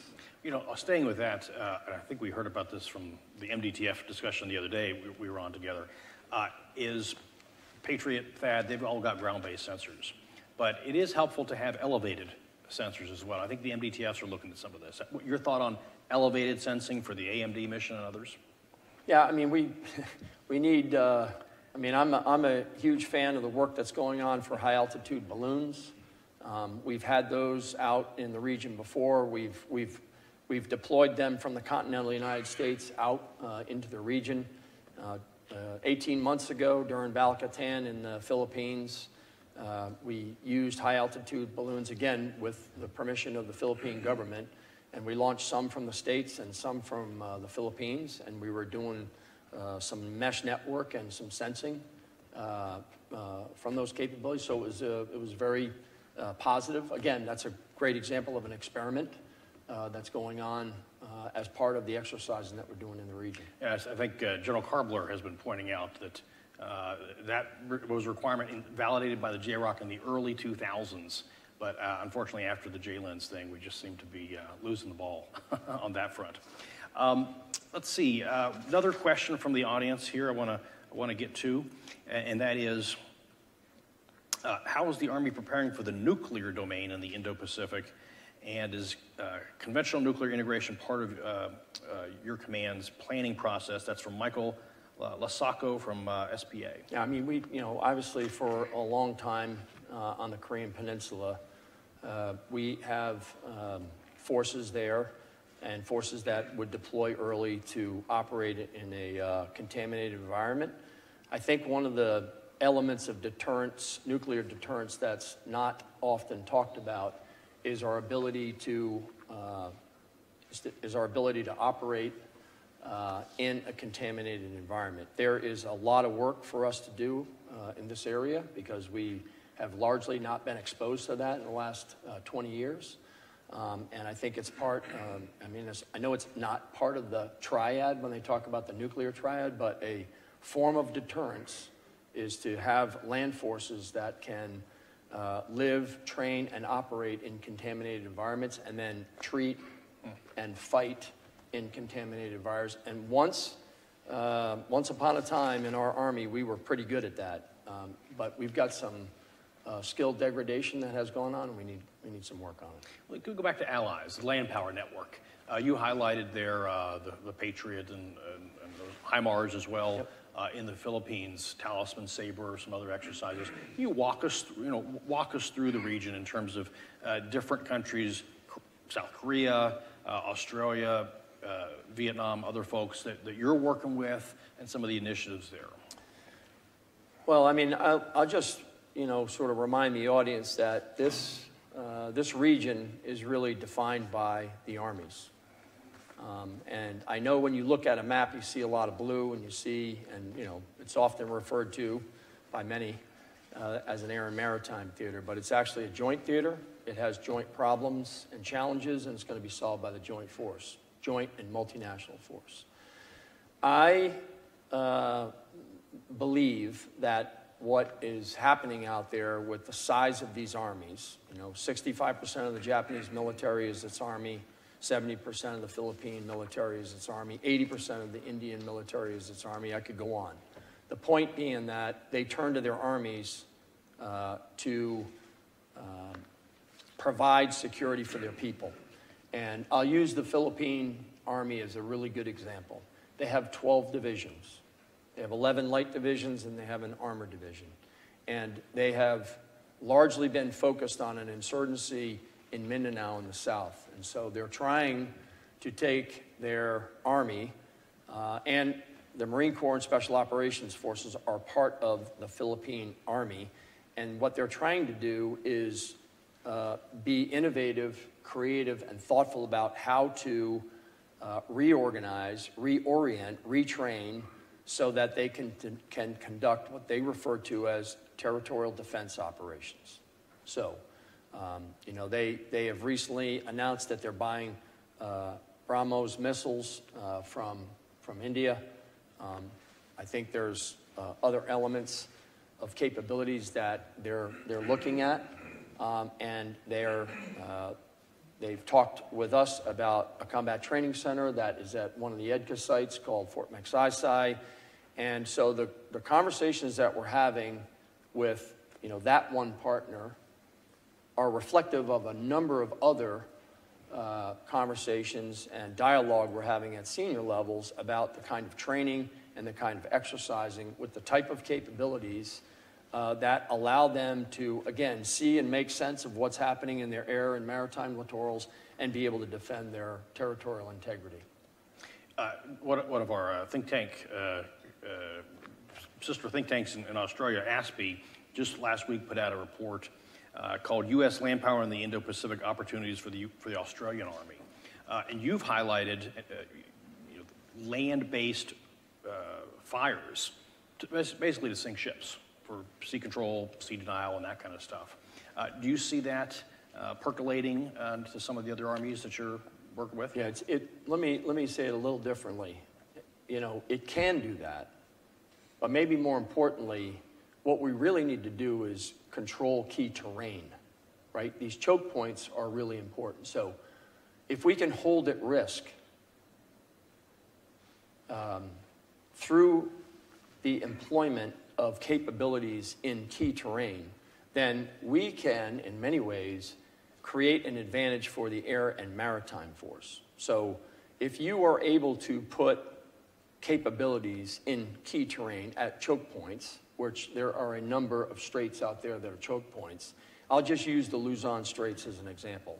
If you're able to put capabilities in key terrain, then you actually can make the Joint Force Maritime Component Commander appear larger than it actually is, because they wouldn't have to commit a surface action group into the Luzon Strait or the Sunda Strait or the Lombok Strait or the Malacca Strait. Pick a piece of terrain out there where you want to demonstrate the ability to have sea control and sea denial. Whether you can actually sink the ship, I mean, we're bringing capabilities on to do that. But I think the key part is having our multinational force in those key locations to be able to see, sense, and make sense of actually what's going on, so that if you have to interdict, then you have the capability there to do that. Well, the Ukrainians have been using some ground-based fires to sink some Russian ships. I think there was just another report of that this week. What are some of the other observations? What are you seeing in Ukraine that is informative to how you're doing your job? I think that Three things. One, training. Training started with the training group that we started in 2014 after what happened in Crimea in 2013. So I think the result of the performance of the Ukrainian forces has a lot to do with the training that went in place back in 2014.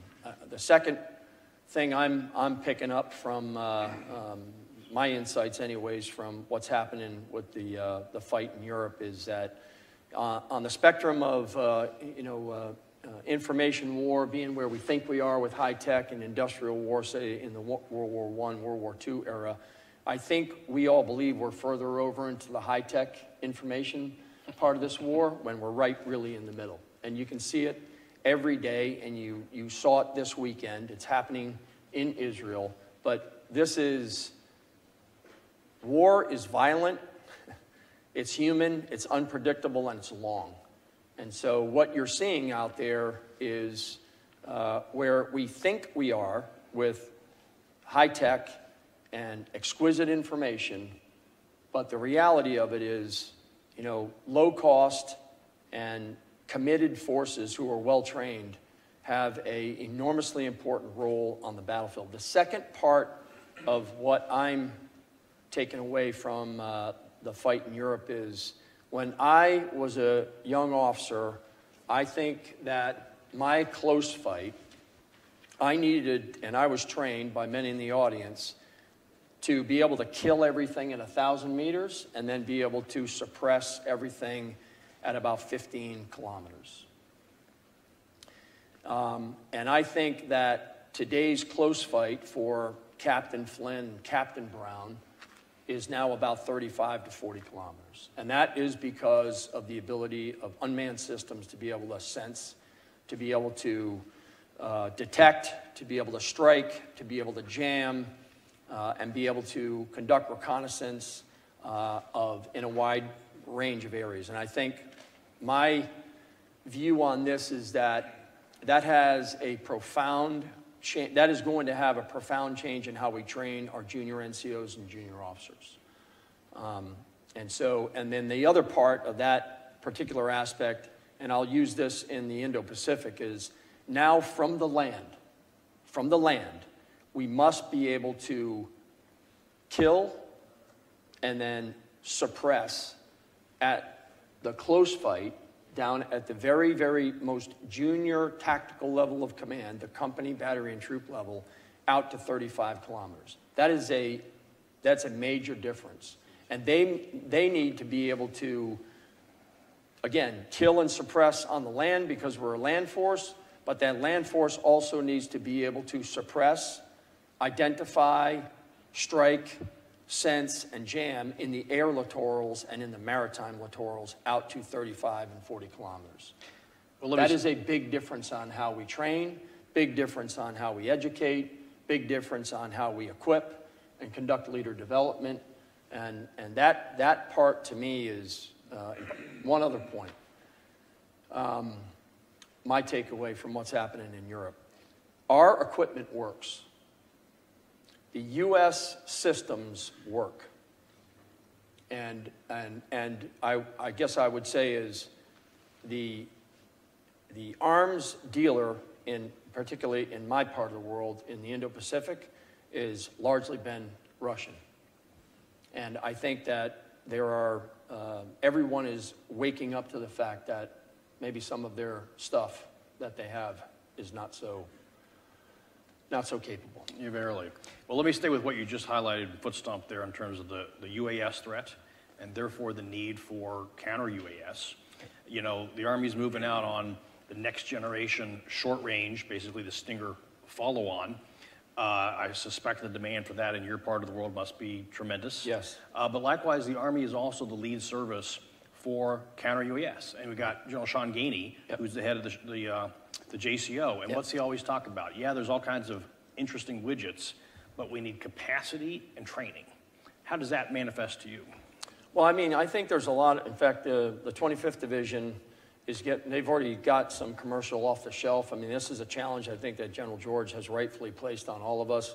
They've already got some stuff on on hand right now that can be used in training to actually put, red UAS up against our forces in the field. And it's having, again, profound changes on how they're trained, right? What their command posts look like, being able to drop emitters on top of them so that somebody could strike your position.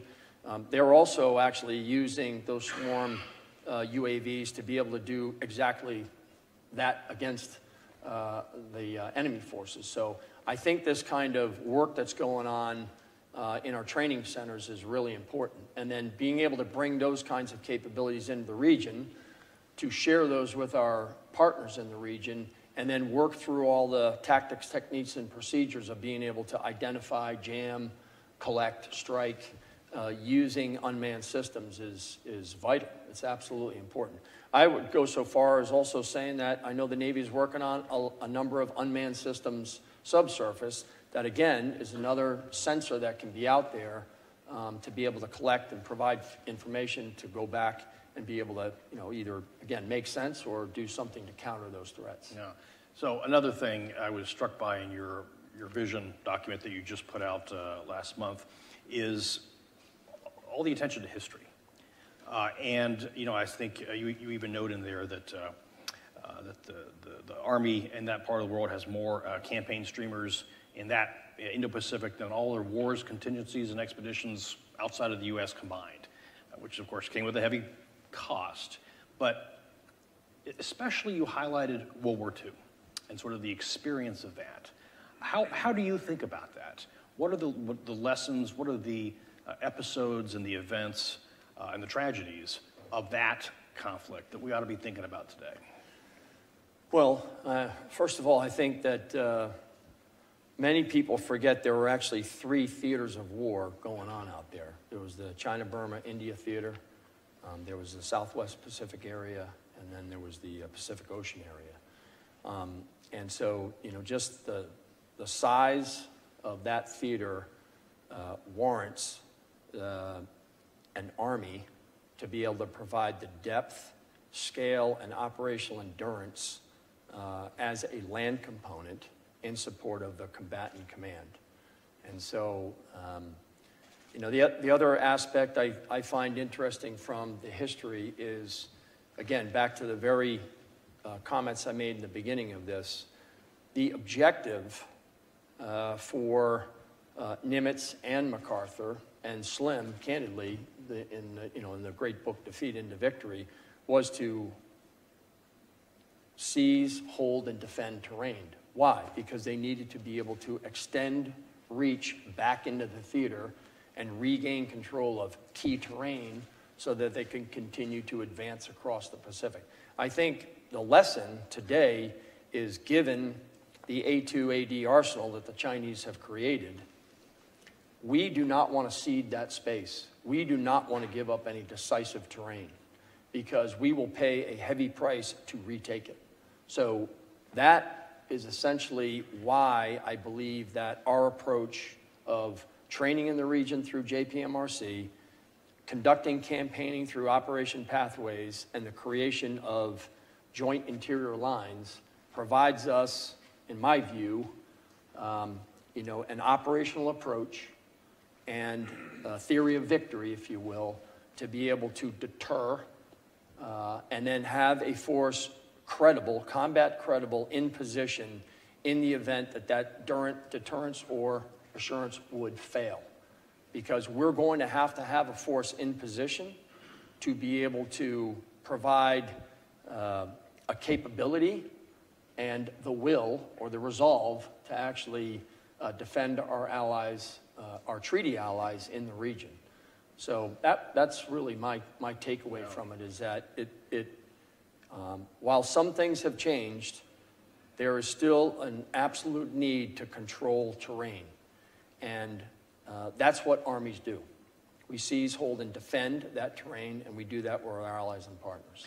I always like to ask folks kind of what you're reading and what you think other folks, whether it be soldiers or folks here in D.C. or the broader public, ought to be reading to really not just understand the history. You mentioned one book along the way, but also other just perennial lessons. I mean, John McManus, Dr. McManus's his trilogy is fantastic, and I'm a huge fan. I mentioned earlier, I'm a huge fan of Slim's book on defeat into victory. I think that's a wonderful book.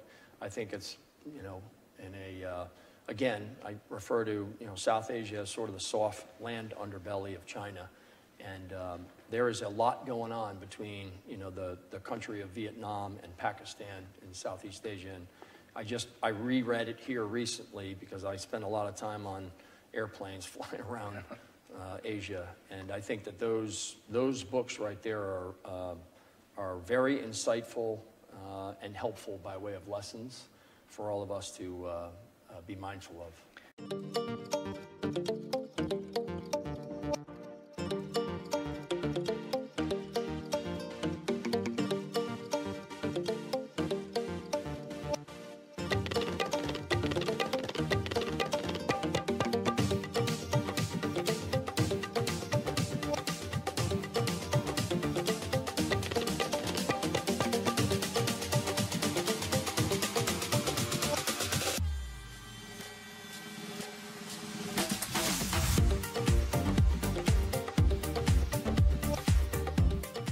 Semiconductor chips have been at the tip of the spear in going through transformation due to geopolitical tensions today.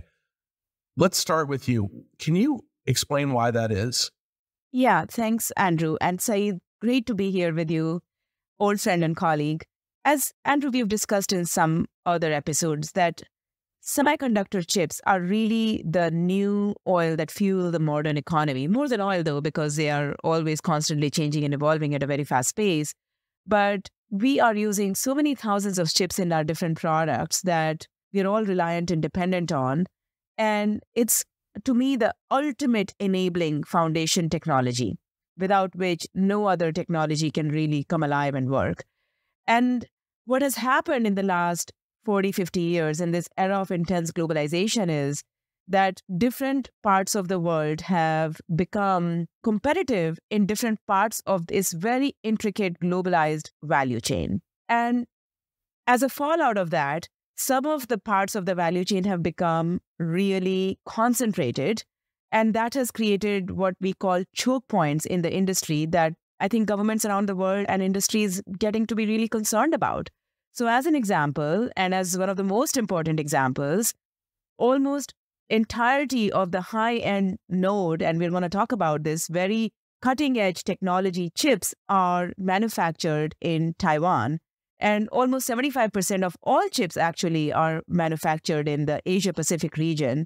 And as we know, this region is fraught with geopolitical tensions today, other than the other natural disasters kind of possibilities.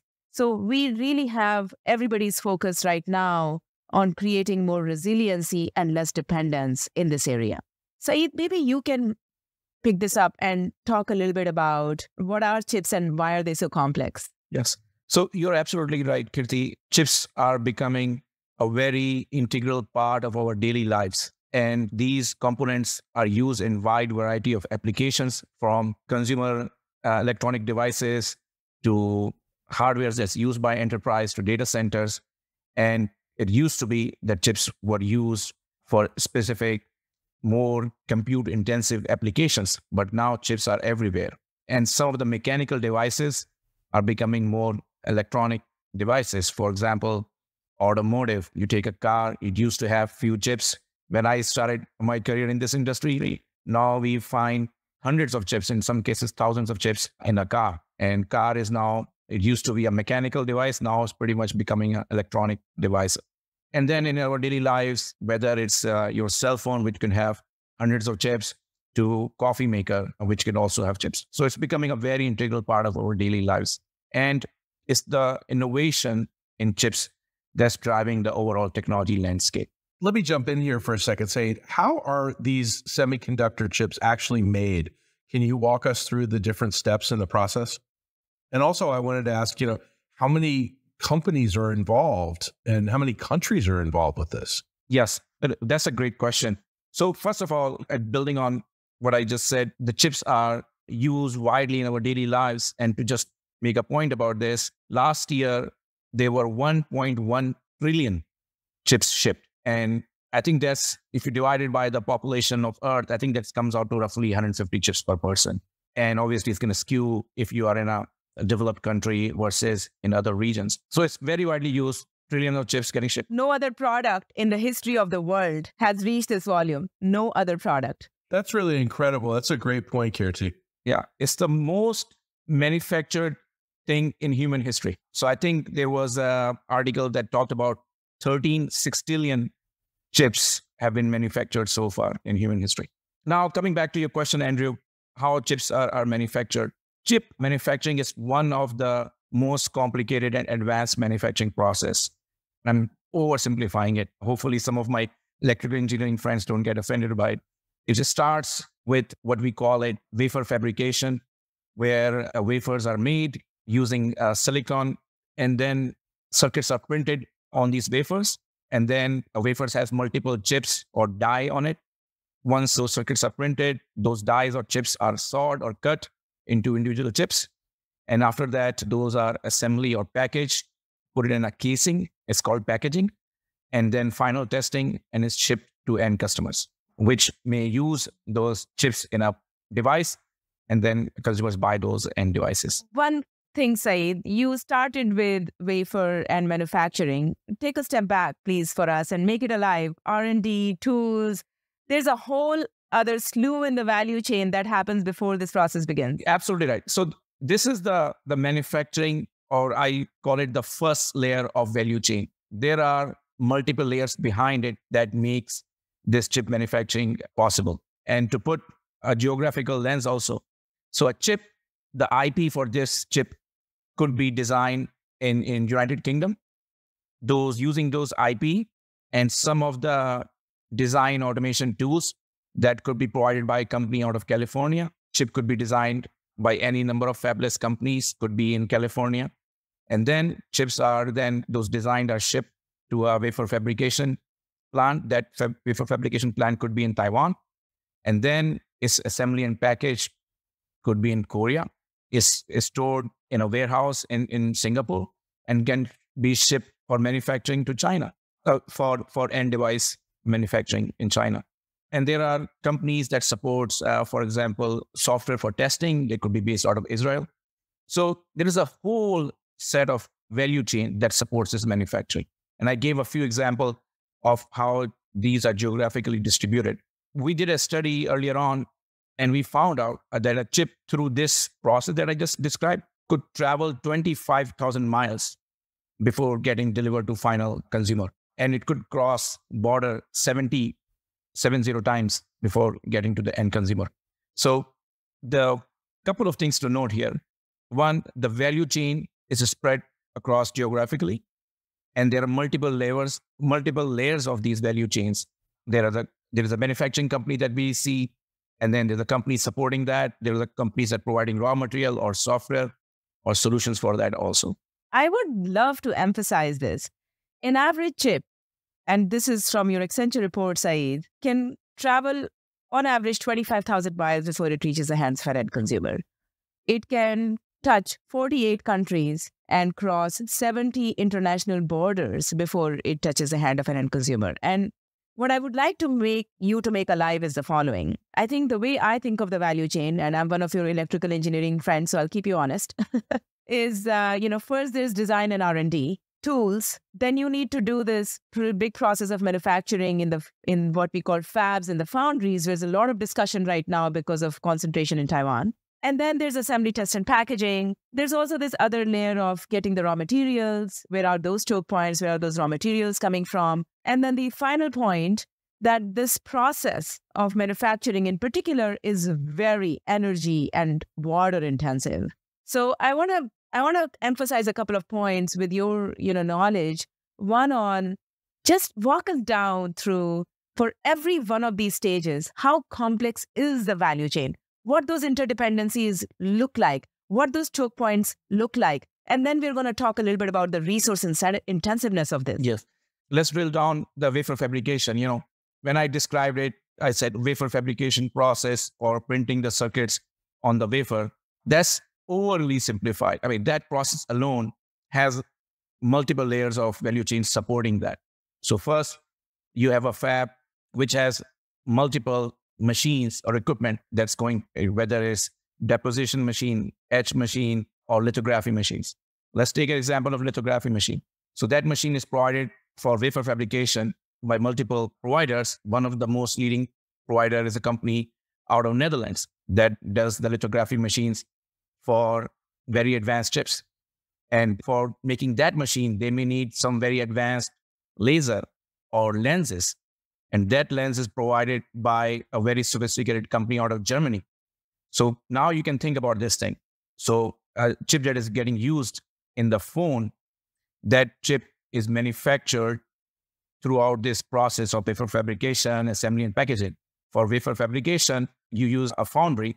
They are in their fab using a lithography machine made by a company out of Netherlands. That company, to make that machine, is using lasers and lenses. The lens is coming from a company out of Germany. So you can see these layers. And this is just, we took lithography machine in a fab. There are hundreds of processes like this. In the fab, for wafer fabrication, for example, there is like chemicals you need. That chemicals are provided by companies out of Japan or US.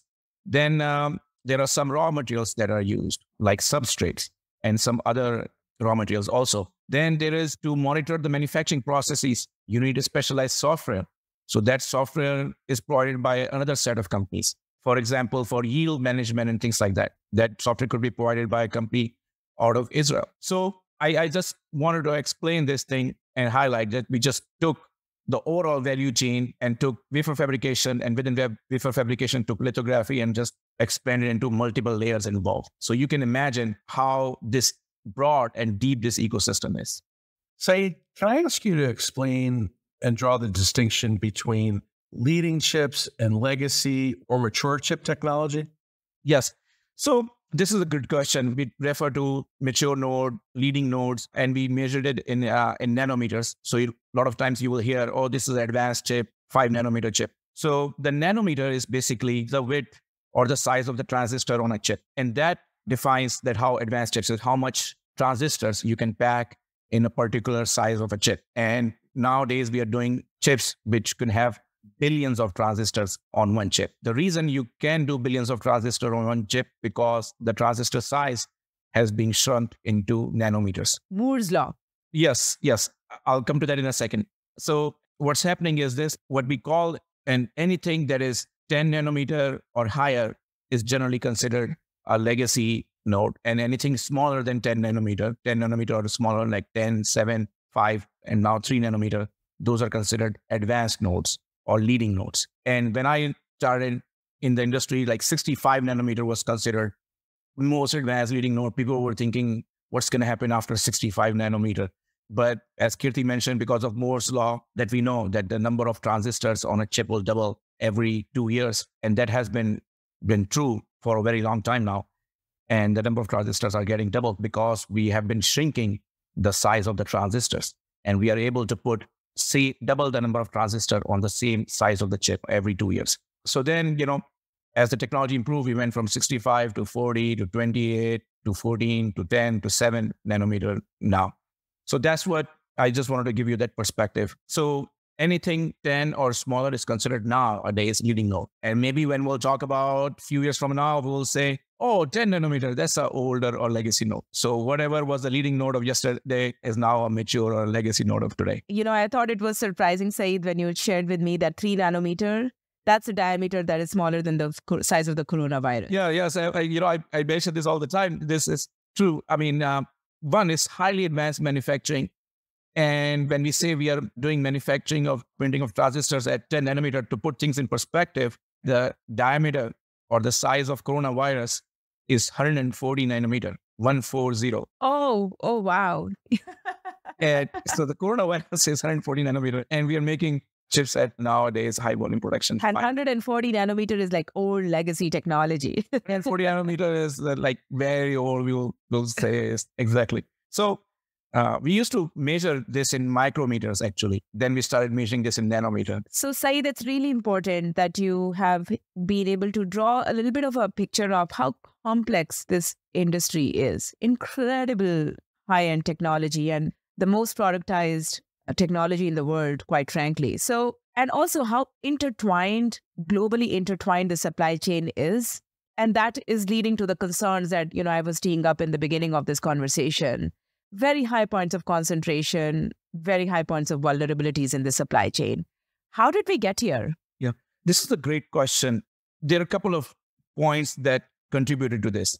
One, I think semiconductor industry, because of the volume of the number of chips that are made and the capital intensity that's required to manufacture the chip. Let's keep that in mind. A fab has always been a very expensive investment for semiconductor companies. To build a fab, advanced node fab nowadays could cost up to $5 to $10 billion. And even when the industry was maturing, this was a big investment. In the 90s, pretty much all the semiconductor companies were vertically integrated, had their own fabs. And actually, most of the semiconductor companies were part of the larger electronic companies. So for example, where I work, Motorola had their own semiconductor division, Motorola Semiconductor, which had, their own fabs. Philips had their own semiconductor division, which also had their own fabs. So I'm just painting this picture to explain how, this industry evolved. Then later on, the semiconductor companies were spun off. They became their own companies. When you see NXP or Freescale came out of Motorola. And it was understood, or it was common knowledge, that if you want to have a semiconductor startup, you need to have a fab if you're going to be a semiconductor company. And it was a very capital intensive requirement. So that's number one. Keep that in mind. Number two is this. Around this time, late 90s, we were seeing a shift for outsourcing of manufacturing. And semiconductor companies also always solved for the best technology and the cost and the supply chain efficiency, and benefited from the overall globalization. So like any other high-tech companies, semiconductor companies also use globalization to solve for the cost, efficiency, and the technology. We see a lot of manufacturing, just like any other manufacturing, semiconductor manufacturing also moved offshore. At the same time, there used to be not a foundry business. There was contract manufacturing as it existed for electronic manufacturing, for printed circuit boards and things like that. But there was no outsourced contract manufacturing services for wafer fabrication. And then at that time, this also started. And at that time, there was fabless companies, because there was now outside contract manufacturing available. You can design a chip, you could be a fabless company, and then get the chips made by foundries. So this resulted in bunch of fabless companies getting started. Let's call them design companies for our audience really quickly. Fabless only design companies. They will design the chips, but they will not manufacture chip themselves, because there were foundry company available to get the chips manufactured. And those foundry companies were offshore. TSMC started in Taiwan. And this resulted in actually a lot of manufacturing moving offshore to Taiwan, which was TSMC, the leading foundry company. So a couple of things happened. One, just a general move toward outsourced manufacturing that shifted like any other manufacturing, semiconductor manufacturing offshore also. At the same time, this concept of foundry and fabless, it used to be that you design the chip, you manufacture the chip. Now you can just design the chip and get it manufactured by a foundry. And that resulted in huge growth by TSMC also. So then this played out over last 20 plus years. And that's how the concentration of most of the advanced manufacturing, as Kirti was mentioning, is in Taiwan. Kirti, I want to ask you, how can we get out of this? Can the United States become fully self-sufficient? Yeah, so this is the conundrum now. I think what Saeed has drawn a picture for us is this period of intense globalization that many industries have experienced. Semiconductors is, I call it, the poster child of globalization that has benefited from this kind of a era that we lived in, where companies could set up operations, set up manufacturing, set up their plans according to the competitive advantage of different regions, and really do price optimizations, cost minimizations. And, that's why we saw, as consumers, prices falling for most of the products on the shelves for the last 40 years and low inflation, and we've enjoyed that process. Now, that era is over. big theme in Davos this year was reimagining globalization.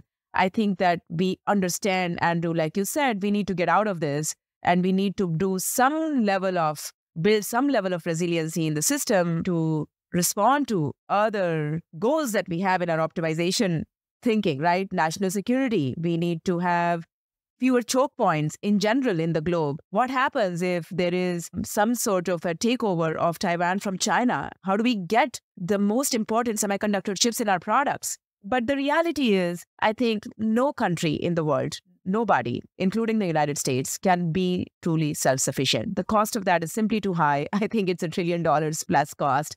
So we have to live with some level of interdependency. But in order to get out of it, Andrew, I think things like the CHIPS Act, which are incentives that the government is providing to do some kind of a reshoring of the manufacturing onto the United States, need to work very strongly with our allies. We need to do friendshoring and reshoring in a way that is sensible, because Saeed described how many nodes and nanometers this technology traverses. We can't do it all. We have to rely on some things from our allies and other partners and some things we can do ourselves. And we have to have some kind of a trade flow that stays alive. I want to ask both of you, we see this tension between needing to do business with China, yet trying to become less dependent on China. Realistically, what can be achieved? Okay, here's my view, Saeed. I think this is exactly right. China is both our biggest customer and a competitor. And we need to acknowledge that. So let me just, talk about some numbers here, Andrew.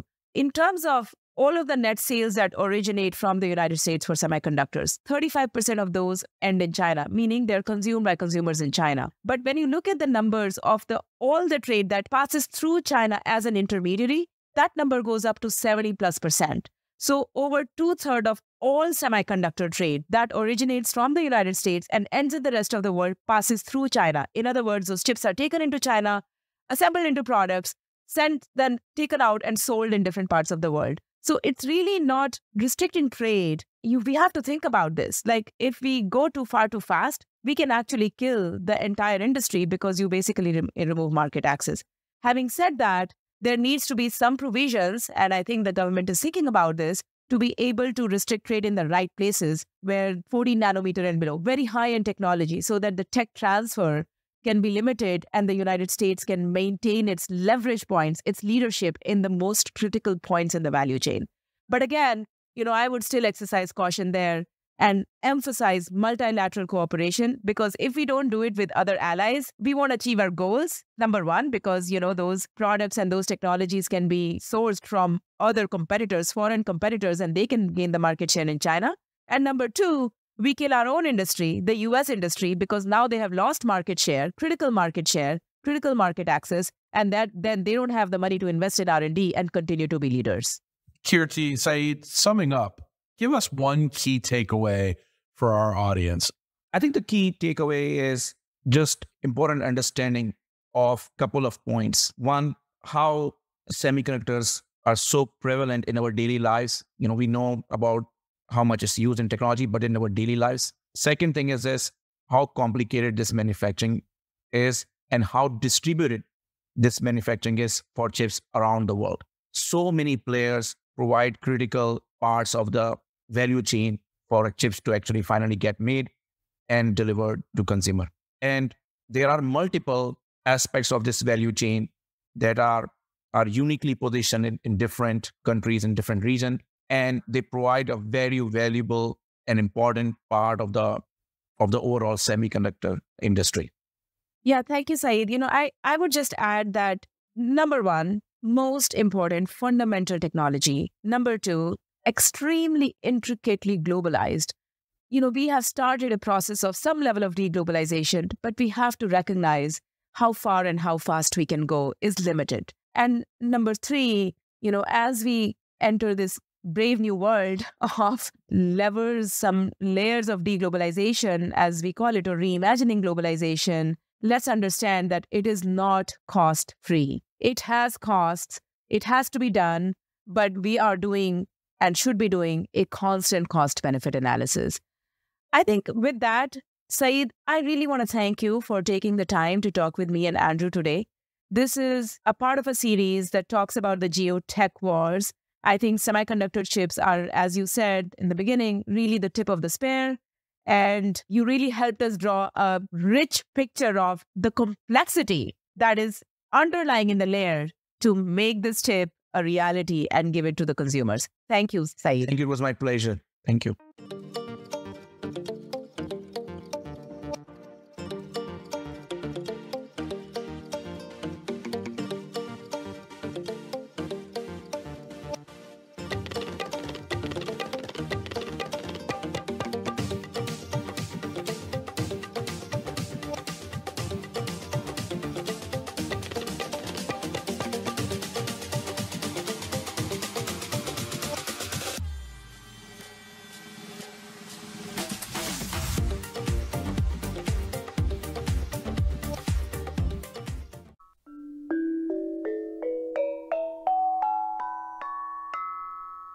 Hello， 大家好，欢迎关注华尔街电视频道。这期的热点深度来关注中国的电动车行业，或者是说这个新能源汽车产业的发展现状。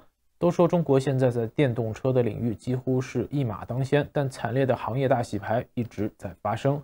在10月10日，全中国这个企业破产重整案件信息网显示，威马汽车科技集团有限公司申请破产重整，申请人正是威马汽车自身。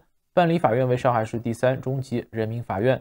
当天下午，威马汽车在官方微博发布了一份告知函，这也被视为是申请破产重整之后威马汽车的官方回应。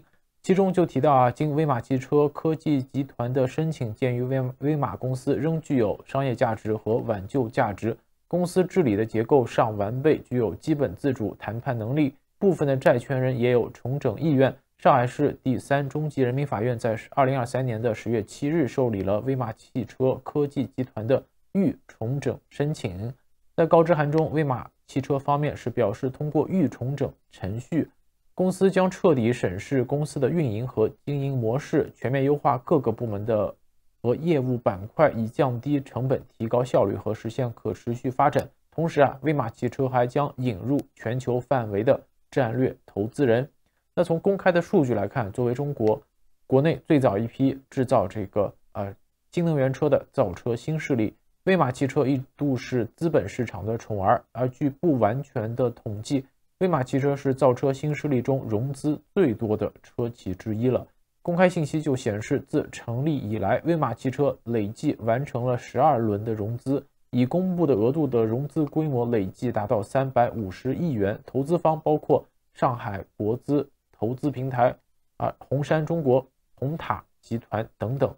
那成立于2015年的威马汽车也是中国国内最早一批造车新势力之一威马汽车与我们现在很熟悉的蔚来、小鹏还有理想一度是合称中国造车新势力的4小龙。那在2020年年初创始人沈辉还说威马一定是中国未来造车新势力前3之一。那么威马也曾与这个蔚来、小鹏齐名，是一度处于造车新势力的第1梯队。在2018年，威马汽车交付量一度排名行业第2。在2019年，威马都稳居新势力的头部梯队，销量一度比肩甚至是超越这个蔚来、小鹏和理想。在2020年，威马汽车的累计销量达到 2.24 万辆，在新势力车企中排名位居第4。但在随后的这个2年时间中威马是逐渐失速了。那自2022年下半年开始，威马汽车就频频传出了降薪、停产、总部大楼拖欠租金、经销商大面积退网等等这样的负面消息。在2023年的9月，有已经离职的威马汽车员工就告诉中国媒体《每日经济新闻》说，威马汽车办公楼早已没什么人，大家都陆续离开。那从这个员工发来了一段视频来看这个威马汽车办公室内部已经无人办公了，遍地都是办公垃圾。让人感慨的是这个威马汽车一度也是这个造车新势力中叫的最响的这个车企之一。没想到时间没过多久，它就变成了这样的一个境况。威马汽车成为首个破产的新能源企业之后呢，最先感知的可能就是广大购买了威马汽车旗下电动车产品的用户们。在申请破产重整之后威马汽车的多个项服务是陷入了宕机的情况。最近几天，有多名威马车主就在社交媒体平台说威马车机系统手机 APP 显示是无法加载，处于暂停服务的状态，同时手机蓝牙钥匙也无法使用。但随后呢，在北京时间的10月13日的中午，威马汽车在中国国内社交媒体回应了此前威马全面停服的消息。威马说目前威马车机系统已恢复正常，给各位带来的不便深表歉意。我们这里也提醒各位威马车主，如及时进行检查，如果有相关的进展，可以在文后进行进度的告知。有人说现在这种各种产品、各种服务，其中的这个数字化的属性越来越强。那就车辆产品来说，以前那是一把钥匙，那就可以把车给开走。但这一次威马破产，让人感到，如果车辆产品所属的公司企业破产，服务器下线的话，那轻则一些车内的娱乐功能失效，重则开关不了车的车门，甚至你可能连启动都无法启动车都开不走。那这就相当于消费者被这种数字服务给绑架了一般。之前提到威马曾与蔚来、小鹏齐名，纽约时报最近有一篇关于蔚来这家公司的文章，关注的是蔚来卖一辆车亏25万元人民币，但仍然试图在中国卷成不行的电动车市场里打出一片天。文章作者是纽约时报上海分社社长基斯弗拉谢，那也算是长期关注中国新兴产业的人。文章就提到，作为特斯拉的竞争对手，中国电动车的品牌蔚来拥有 1.1 万名研发人员，但从2023年4月到6月，该公司平均每月的这个电动车销量仅有8000辆。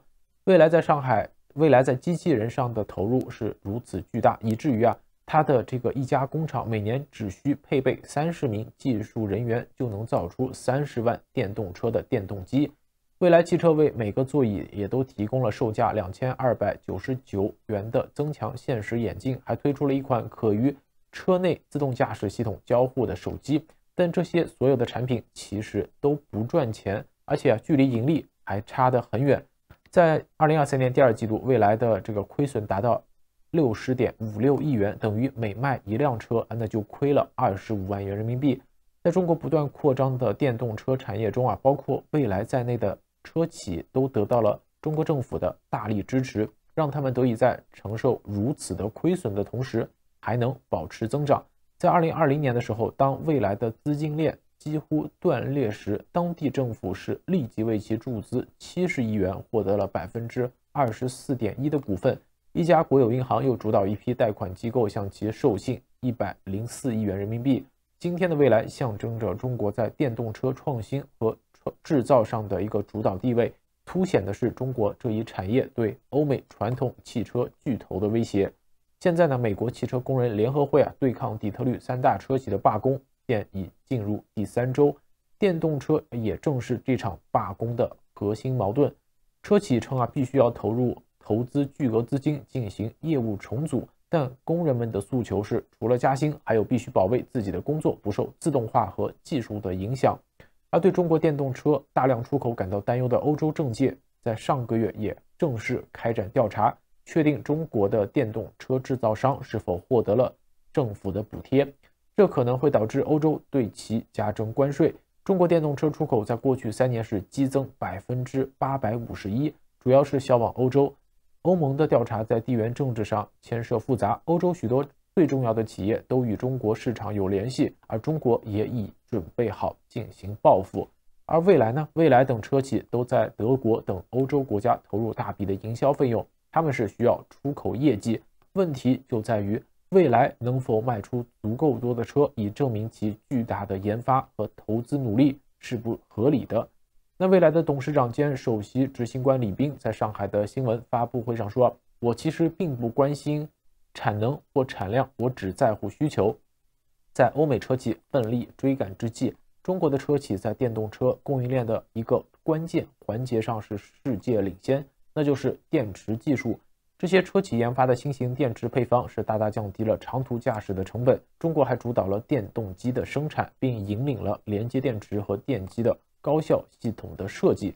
而电动车的销量增长迅猛，但仍赶不上中国为几乎所有电动车零部件生产建厂的速度，这也造成了产能过剩，导致电动车的价格压得比油车还低。瑞银集团的亚洲汽车业的研究主管保罗公就提到，在中国激烈的竞争迫使每一家中国车厂都在开发新的技术，而并不是所有的中国电动车公司都在亏损。中国和世界头号电动车生产商比亚迪在今年上半年的利润是翻了2番，达到15亿美元。比亚迪也是自己生产电池，是一个非常高效的生产商。瑞银研究人员与一个工程公司合作，是拆解了一台比亚迪海豹电动车。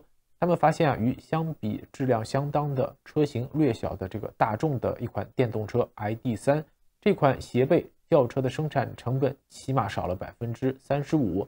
全球市场预计将见到更多来自比亚迪的出口。这家公司近日也向中国船厂订购了有史以来最大的远洋汽车滚装船，比亚迪要组建自己的运输船队。而除了在欧洲，中国品牌在从澳大利亚到中东到拉美的许多市场是销量迅猛，唯一没有取得显眼份额的呢，预计也不会有多少进展，那就是美国的市场。再回到蔚来，自4月以来呢，蔚来已经发布了自己的首款旅行车ET5 旅行版和一款溜背的新款的 SUV， 同时还有3个车型的升级版。蔚来的联网增强现实眼镜也让乘客可以进行视频会议或分享电脑游戏，这些尝试开始促进公司的一些销量，不过总体仍然不高。那么蔚来在稍早公布的数字显示，从7月到9月，平均每个月的车辆交付上升到了18477台。那公司尚未公布第3季度的财务信息，而将智能手机和电动车捆绑出售，一直是电动车和手机厂商的梦想。因为相比汽车上的半导体芯片，与汽车自动驾驶功能紧密联系的手机，随着技术的进步会更频繁地得到更换，而前者需要通过耗时的安全审批。在9月21日，蔚来开始发售自己的智能手机，在左侧有一个用于控制汽车的按钮。另一家中国汽车生产厂商吉利的创始人在去年收购手机生产商魅族 79% 的股份，开始将其软件置入吉利的汽车。苹果公司多年来一直在积极在 iPhone 之外开始出售电动车，但是中国智能手机生产商小米的计划已经进展到最后阶段，也将于明年进入汽车市场。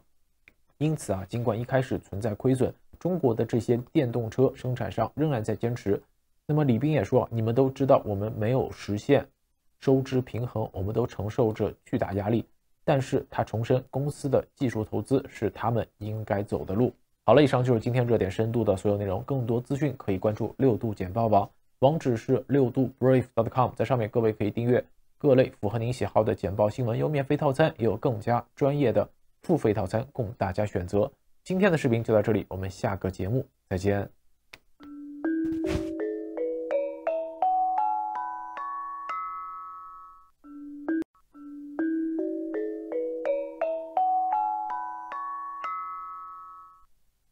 观众朋友，大家好，欢迎收看今天的辛枫视线。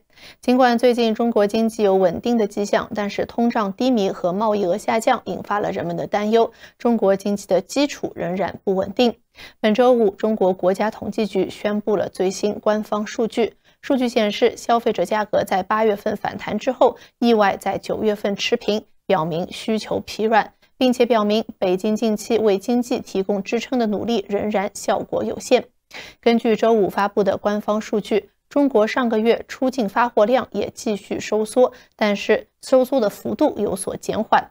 最新数据对中国经济前景发出了警告，旷日持久的房地产危机继续波及经济，碧桂园也将违约的可能性不断上升，引发全球投资者新一轮的不安。3年的疫情限制解除之后，人们期待已久的消费者支出复苏已经被证明只是短暂的。与此同时，随着海外对中国制造商品的需求降温，出口预计将会拖累今年剩余时间的经济增长。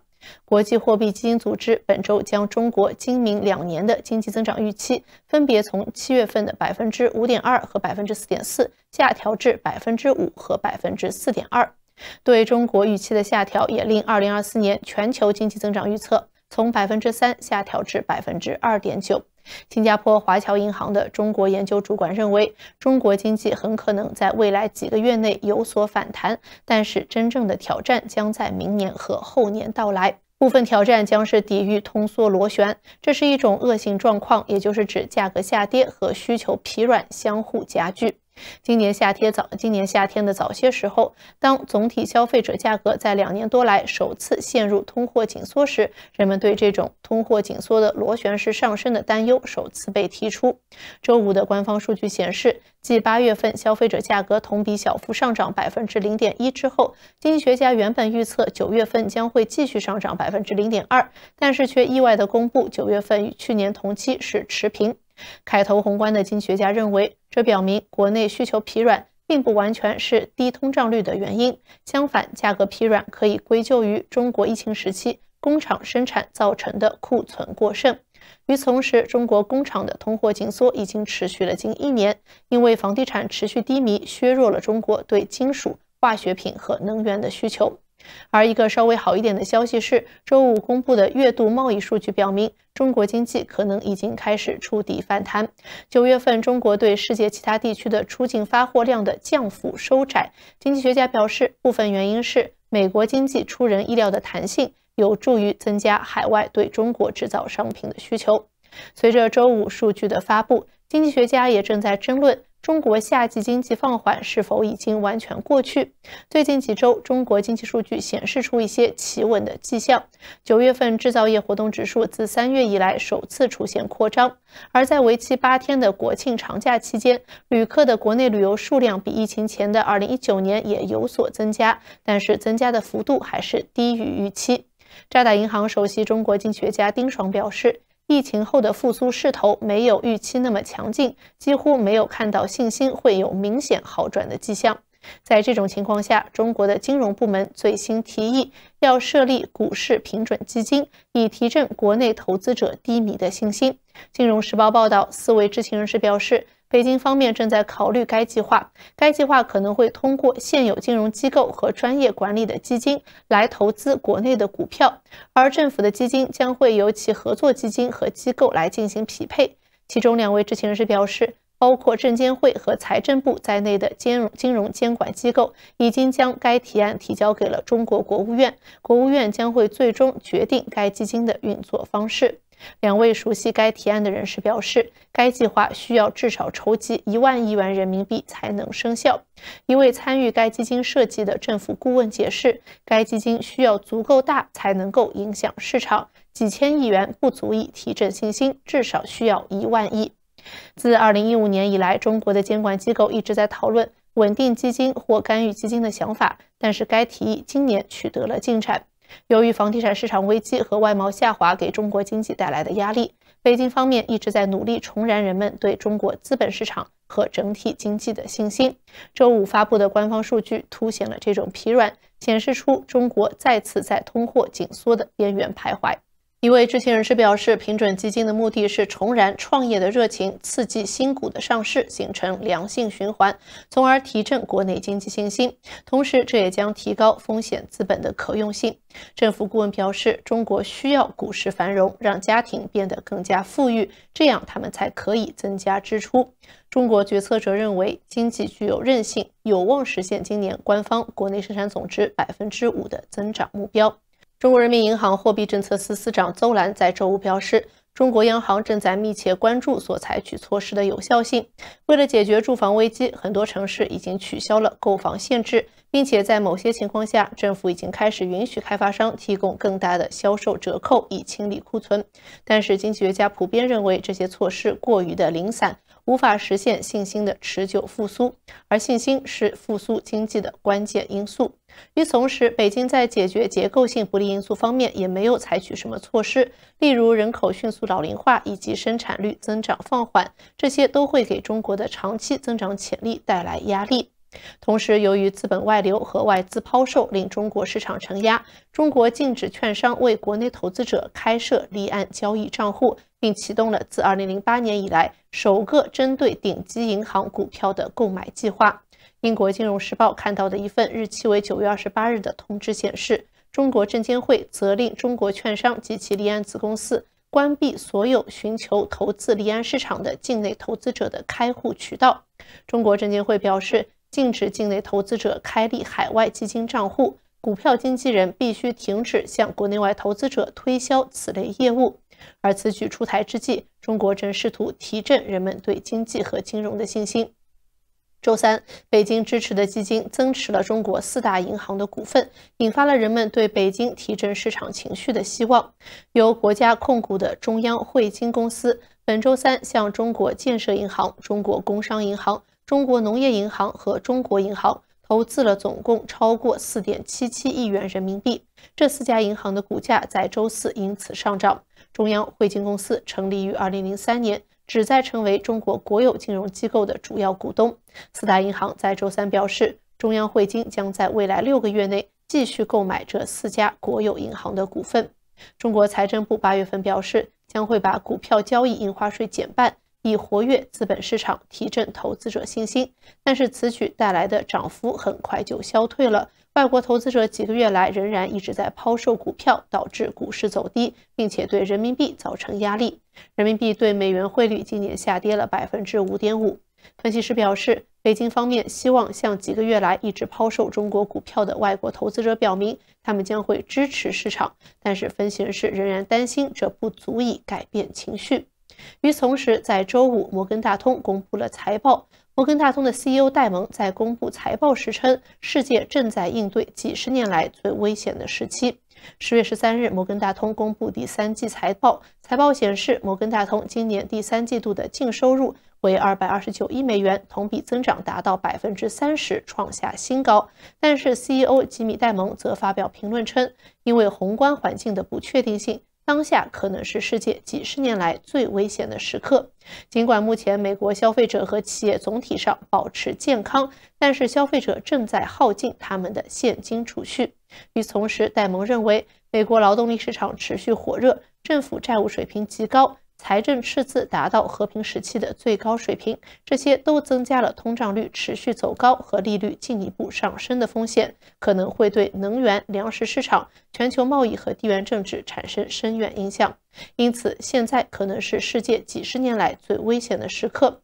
最近，戴蒙一直在警告市场，利率不仅可能保持在高位，而且可能在此基础上大幅上升。以上就是今天新风视线的全部内容，感谢您的收看。这里是华尔街电视，如果喜欢，记得点赞并且订阅我们的频道。我们下期节目再见。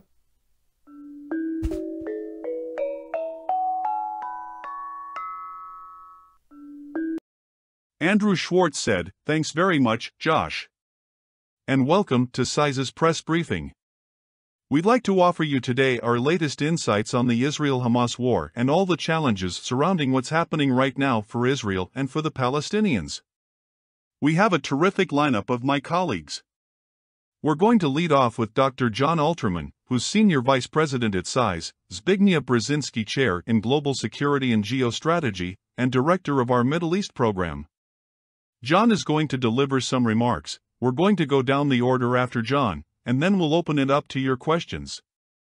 John, take it away." John B. Alterman said, "Thanks very much, Andrew. Thank you all for joining the call. The images of the last several days have been wrenching. And like you, I'm bracing myself for the weeks to come. We think we know the script: a ground invasion, high civilian casualties, weeks of fighting, and an eventual Israeli victory. I'm not confident it's all going to go according to the script.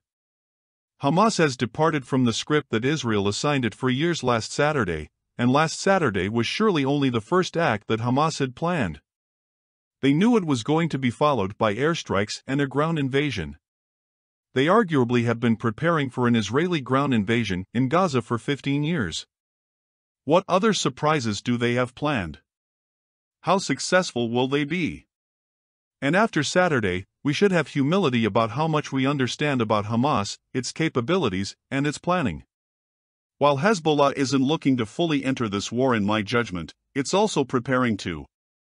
My assessment is they'd like their contribution to be limited to distracting Israel and drawing resources to the north, but I can certainly see circumstances where Hezbollah is drawn into full-scale conflict. And that would have devastating impacts on both Israel and Lebanon. Just this morning, I was reviewing Fred Ickel's book Every War Must End, and I think it's a book that a lot of people should be picking up this week. As the war starts, we need to pay attention to the piece of how this war is going to end. I had a piece in Time magazine yesterday that argued that the winners and losers of this conflict are going to be determined less by the fighting than the aftermath, and the fighting isn't a satisfactory outcome by itself, it needs to create leverage to obtain the desired outcomes. There is going to be a role for diplomacy here, and Arab states in particular may play an important role helping create a better post-war reality and legitimating it, and we need to start paying attention to that potential role now. Before that happens, there's going to be a lot of fighting. A lot of people are going to die in the next week. This may be the most transparent war the world has ever seen. We've already seen social media explode with images. I'm afraid that next week it's going to be full of clips of mutilated bodies and unspeakable horrors. Disinformation and propaganda are always part of warfare, but our media consumption habits are going to completely supercharge this. People are going to feel completely informed when they're only getting a sliver of truth, and the resultant polarization is going to be supercharged, too. As I see it, when the fighting dies down, Israel is going to be dealing with two simultaneous problems. It's going to be dealing with political battles about accountability for the failures that led up to this war and political discussions about what an acceptable outcome with the Palestinians might be and what should be pursued. That's going to be very hard to do, and one of these political battles can undermine the other, but both are really vital discussions. I think that's going to be where we are in the winter, and it's going to be tough to disentangle. The Israeli writer David Grossman had an important piece in the Financial Times today asking what Israel will be after this was over, and he writes, quote, "If I may hazard a guess, Israel after the war will be much more right-wing, militant, and racist. The war forced on it will have cemented the most extreme hateful stereotypes and prejudices that frame and will continue to frame all the more robustly Israeli identity.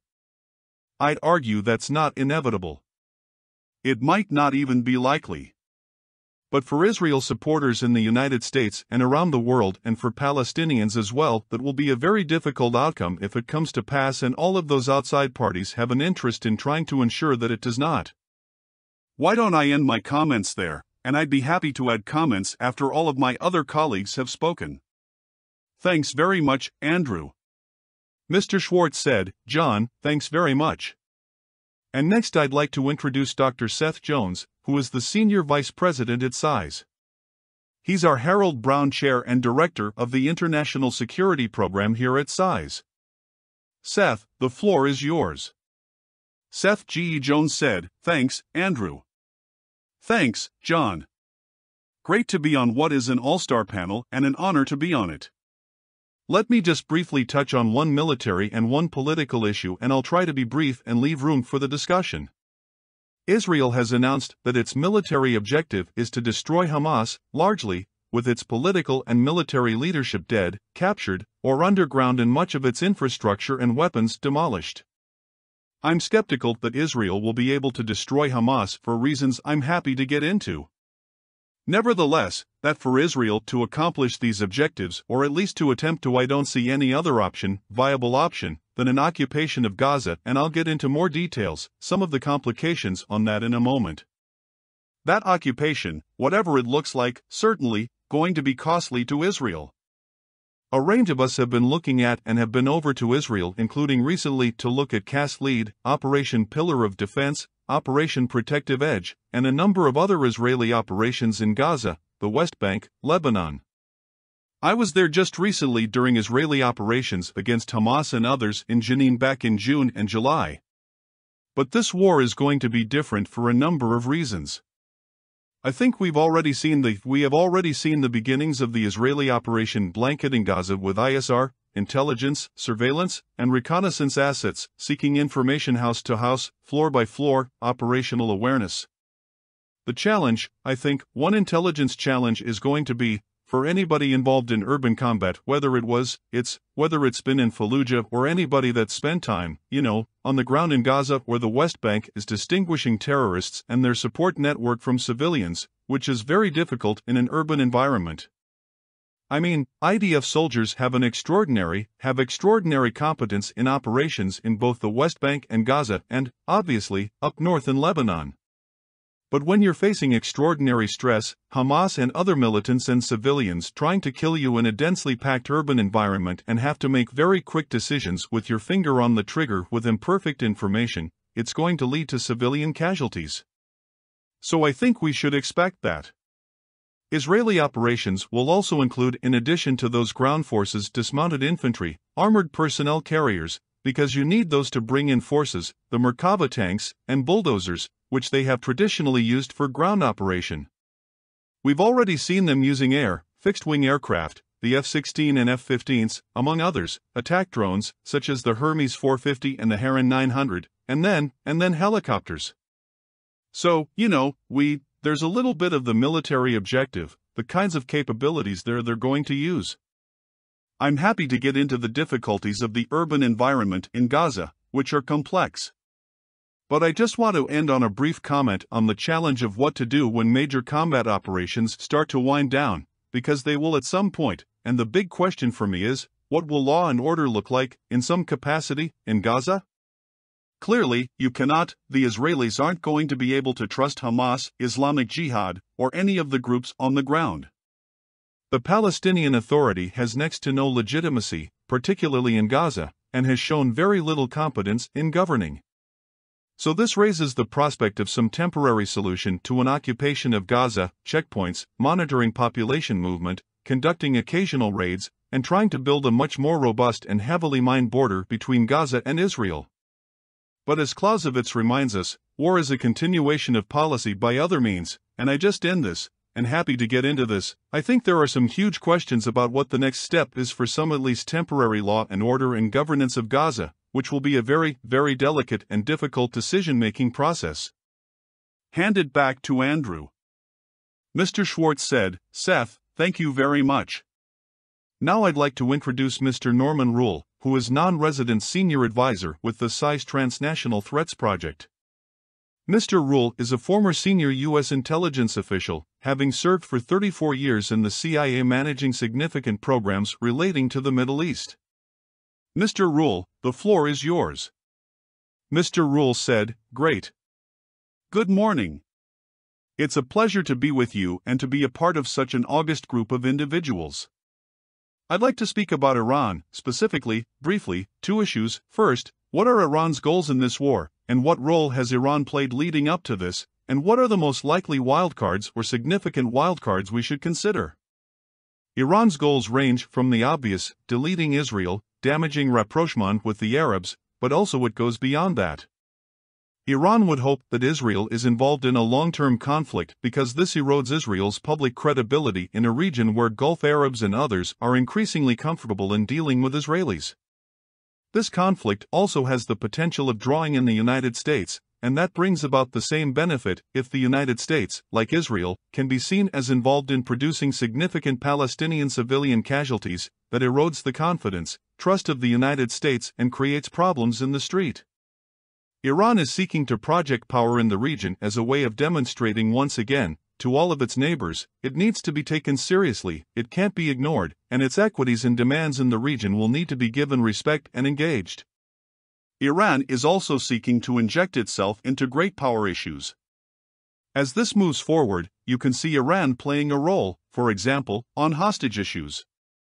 There are a variety of different nationalities involved in the hostage crisis, and it is not unlikely, and indeed almost certain, that some of them will go directly to Iran to say, "What can you do to assist in the recovery of my personnel?"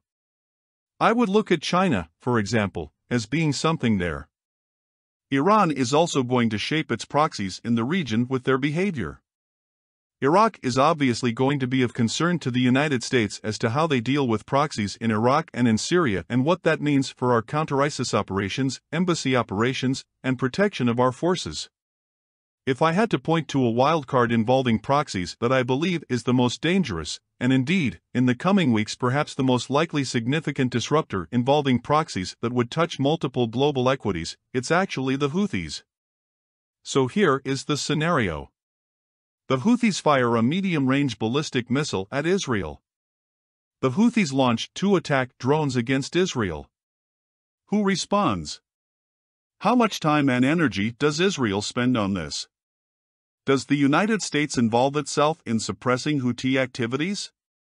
What if the Houthis undertake activities against Israel-related shipping in the Red Sea? Imagine what this would do to oil prices, insurance prices, cargo costs in a Red Sea economic basin that carries approximately 20% of the world's container activity, a fair amount of its oil depending upon everyday's flows, as well as foodstuffs, etc., etc. That would touch the U.S. economy as well as other economies. So what has been Iran's role in this? Well, it's actually quite profound and limited. There's been a lot of discussion about what did Iran know and did it give permission and what is it doing. That's not how Iran works. The way Iran works is it goes into a geography, it identifies a promising arsonist, it then empowers, trains, and resources that arsonist to dominate all the other arsonists in its area, in that geography, and then it gives that arsonist very specific matches. These tools in Iraq were the explosively formed projectiles, the improvised rocket-assisted munitions, the IRAMs. In Yemen, they were ballistic missiles and they were drones. And with Hamas, it is relatively small-caliber missiles and rockets, although the Far-5s are serious, drones, and a capacity to develop weapons indigenously in underground weapons factories. Iran provides actually very little intelligence support because it's not needed. The local actors take their capabilities and apply that to their own intelligence collection. So in this case, Hamas could see the observation towers.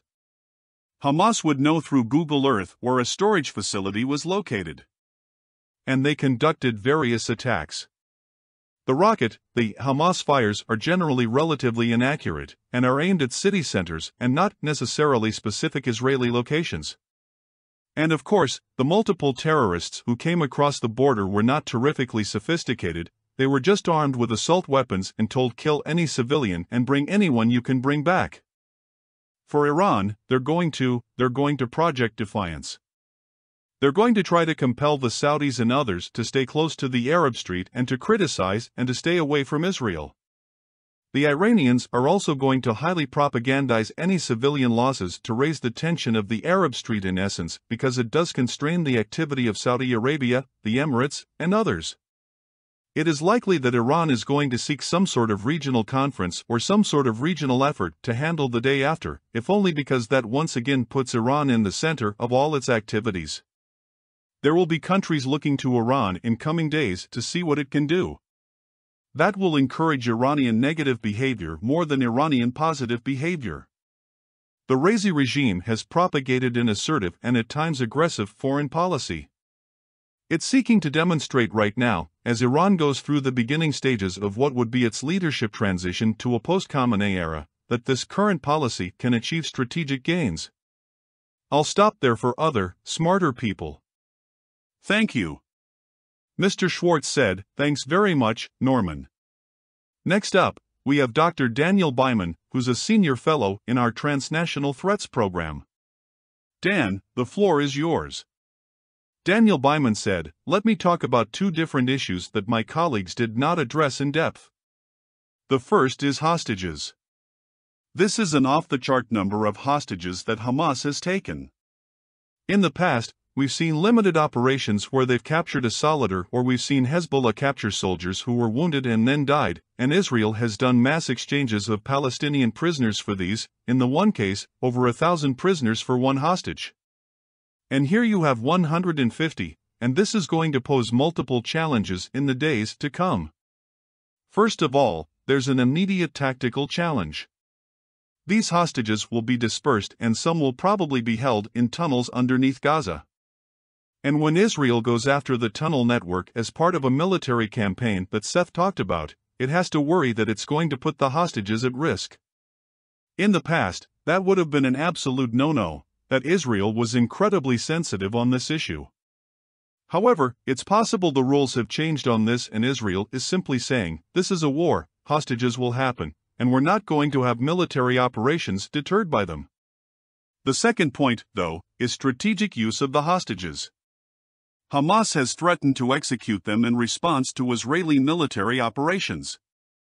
So far, thankfully, that's been an empty threat as Israeli bombing has only grown and Hamas has not done so. But the closer Israel gets to succeeding in many of its goals, the more it hurts Hamas, the more it goes after its leadership, the greater risk is that Hamas will respond by executing hostages. And I would stress that these are not only Israeli hostages, but they also involve nationals of other countries, the United States, France, other major powers. So in contrast to past crises where the United States' involvement was very much about supporting a close ally, this time the United States has its own people that are in the crosshairs. The second point I want to go into a bit more detail on is the Lebanese Hezbollah. John mentioned that for now they are trying to walk a line with some symbolic strikes but not become fully engaged, and I strongly agree with that. I want to talk about Hezbollah's calculus in all this. Hezbollah has reasons to be cautious. Although it's a very effective military force, although it has 10 times as many rockets and missiles as it did when it fought Israel very effectively in 2006, it has to worry about the Israeli response. When it fought Israel in the past, there was devastation in Lebanon and this was unpopular among ordinary Lebanese. It hurt the group with some of the communities, but it also caused tremendous pain to Hezbollah's own constituents. And Israel has made it clear in the intervening 17 years that it will follow this playbook but be even more destructive. And this is something that Hezbollah has been very careful of, and as a result it's been very calibrated uses of force that involve limited attacks on areas that Hezbollah has considered under dispute, inaudible, other operations that show some degree of support for Hamas but don't cross red lines. But there are some caveats. Caveat number 1 is that military force can easily get out of control. And at a time when Israeli especially is incredibly sensitive, it's quite easy to imagine circumstances where an operation that Hezbollah thought was not going to be that provocative escalates. And this happened in 2006, where Hezbollah did a kidnapping that it thought was simply part of the rules of the game where Israel felt it was a cause for escalation. But also, the media consumption that John mentioned comes into play here. If any of you watch or listen to Arab media, it's an incredibly different news guide. And the bombing of Gaza, the clear deaths of innocents there, of children, of older Gazans, and that's going to be in constant play. And as a result, there is going to be pressure on all regional actors to stand up for Israel. And for some there may be pressure for more diplomatic actions, but for Hezbollah it's going to be pressure for military action. And then add to all this the Iranian context. I think Iran sees this as a success. It stirred the pot. It disrupted the Israel-Saudi normalization. But Iran may have its own reasons to try to further escalate this. So there are question marks on this, and I do hope it can be contained. But to me, this is very much watch this space, because things could change in the coming weeks. Mr. Schwartz said, Dan, thanks very much. And we also have Ms. Emily Harding who's here with us. She's Deputy Director, Senior Fellow of the International Security Program at CSIS, and with an extensive intelligence background and leading a new project on Intel here at CSIS. Emily, the floor is yours. Emily Harding said, thanks so much, Andrew. Intel failures like this one are never just one thing. They're like a plane crash. It's a whole bunch of little things that go wrong that all add up to a huge disaster. So I'm going to go through a few points on how this intelligence failure happened from what we know right now and then looking ahead. So, first of all, from what we know now we can group the problem into 3 buckets. Number 1, a collection failure, number 2, an analytical failure, and number 3, a tactical warning failure. On the collection front, for Israel, Hamas, Iran, and Hezbollah are all top collection targets. They have long contributed lots of resources. A high priority to collecting on those topics. However, these adversaries have been after each other for a very long time. At this point, they can pretty much anticipate each other's moves, and maybe it seems like collection has gotten more difficult in recent years. Gaza, southern Lebanon where Hezbollah is based, and Iran are all reasonably closed societies, so handling human assets gets harder in a closed society.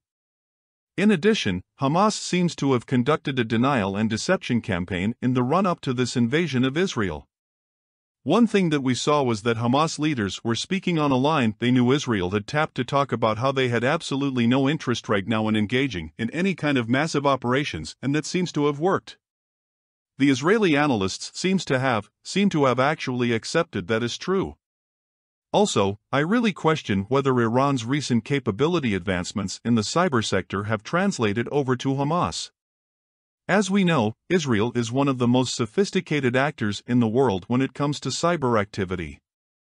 They are virtually unparalleled when it comes to the capability of doing things like hacking into cell phones, hacking computer network operations, and hacking into systems.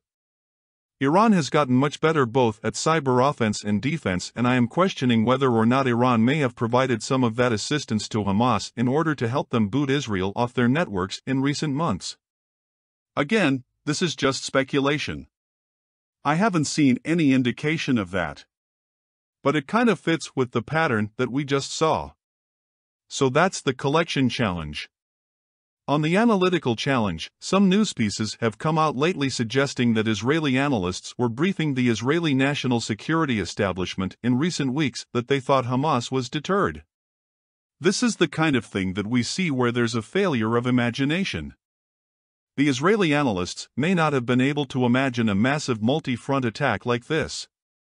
They did see indications that Hamas and PIJ, the Palestinian Islamic Jihad, were training and in fact training things like assaults on settlements, but they dismissed those as exercises.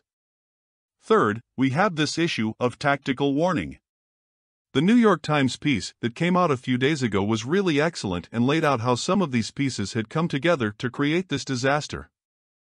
First of all, we know that the Israeli intelligence saw the surge of fighters towards the border and flagged it for border patrols. But what we don't know is whether those warnings were not heard, not acted on, whether the holiday played a role. But for whatever reason the border guards did not respond in an appropriate manner. Number 2, Hamas used drones to take out the cell towers that were around the border wall, and that had several effects. One question that I will have, going forward, is whether or not these were Iranian drones like the ones that we have seen pop up in Ukraine. But the effects were that when they blinded the cell towers, they blinded the cameras that were along the top of the wall, and that prevented Israel from having situational awareness of what was happening where. The second thing that did was disabled some of the remotely controlled guns that are on top of the wall. Those weapons would have been able to push back the people who were, for example, using bulldozers to push down sections of the border and cross on foot. Those were disabled when the cell towers were gone. And then number 3, it seems to have really harmed the IDS command and control efforts. There was no way to really organize a rapid response. So, yes, this was an intelligence failure on multiple levels. I'm sure that when the conflict starts to wind down, as Seth was discussing, there will be lots of internal questions about what went wrong. But for right now, Israel is facing a different huge intelligence challenge, and that's, number 1, finding the hostages. They're going to be doing everything they can to pick up any indication that a group of hostages is, hiding here or scattered here. And the other piece is to find Hamas, trying to separate out the citizens of Gaza, the non-combatants, from Hamas and Islamic Jihad, the people who are actually the combatants, and then organizing their ground offensive that way.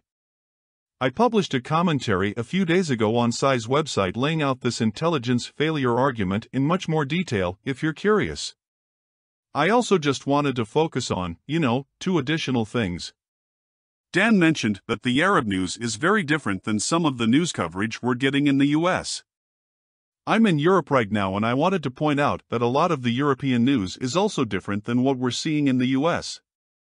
I flipped on the TV in my hotel room and Euronews came up, and it was all focused on the humanitarian crisis in Gaza, with a lot of these horrific images that people are talking about with nothing from the Israeli perspective. Another thing that's being talked about on European news is the potential for anti-Semitic attacks in some of the cities. Like, in London, for example, I know there was some anti-Semitic graffiti and some attacks on some kosher grocery stores and things. Finally, the other thing that I wanted to flag is that there's a Washington Post piece out right now that talks about Hezbollah, and it cites a Joint Chief of Staff intel assessment from February, one of the pieces that was in the Discord leaks. And the main thrust of the Post piece is that Hezbollah is probably going to stay quiet, that the intelligence community, the U.S. intelligence community assesses that Hezbollah is mostly deterred from attacking Israel right now. Two things to point out about that. Number one, it's old, it's from February. And number two, the information in that assessment is labeled FISR. That means foreign government information from Israel. So a lot of that assessment, the information in that assessment anyway, is going to be based on information that Israel provided to the United States. As we've discussed in this call, this is, in fact, an intelligence failure on behalf of the Israelis, probably also in part on behalf of the U.S. intelligence community a little bit.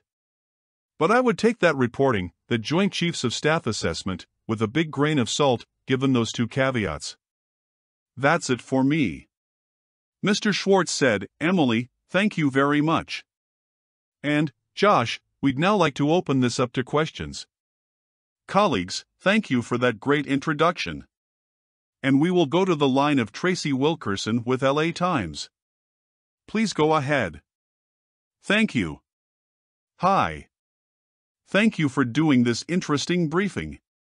John, you said, you spoke of the future phase of diplomacy and the role of the Arab states in that, and I am curious whether you think that the U.S., given how forcefully the administration has sided with Israel, if the U.S. will still be, a viable partner in diplomacy with the Arab states, or if the Arab states are going to be sort of, I know no one is, a big fan of Hamas, but I wonder if some of those Arab states will be a little cautious to embrace the United States, the United States having embraced so forcefully Israel. And then just finally, Emily, you in passing after your very intelligence analysis, mentioned a possible U.S. intelligence failure in all of this, and I wondered if you could elaborate on that. Thank you. Dr. Alterman said, thank you, Tracy. You and I go way back, so it's a pleasure to talk to you again on the phone.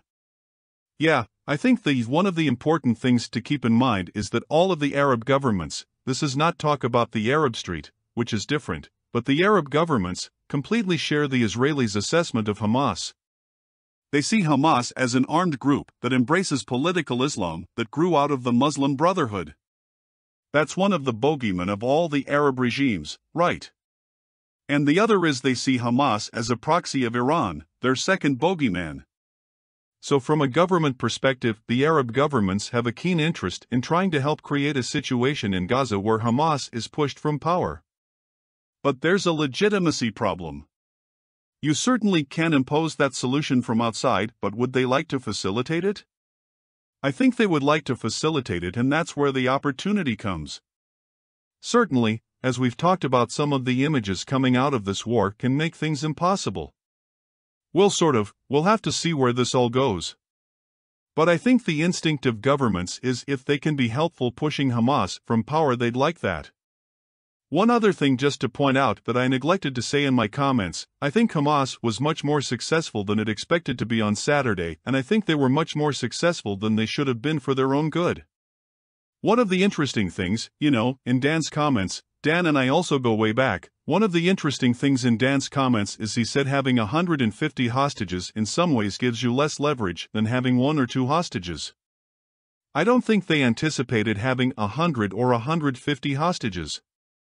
I don't think they anticipated being able to breach the border in 29 places. I don't think they anticipated that they were going to kill hundreds and hundreds of Israelis. That creates different outcomes. Hamas, I think, wanted to have the kind of victory that Egypt had in 1973 when Egypt, the principal victory for the Egyptian army, was merely crossing into Sinai, breaking through the Israeli defenses. 50 years later, the Egyptian army still considers 1973 to be their principal victory. And a couple weeks after they crossed into Sinai, they were beaten back within 100 kilometers of Cairo. But because Hamas penetrated that far into Israel, killed so many Israelis, kidnapped so many Israelis and others, I think it changes the possibilities for what the settlement of this war is going to look like, and I think not to the advantage of Hamas. Dr. Alterman said, Emily, there's a question for you there, too. Ms. Harding said, and then too, this is Emily. Yeah.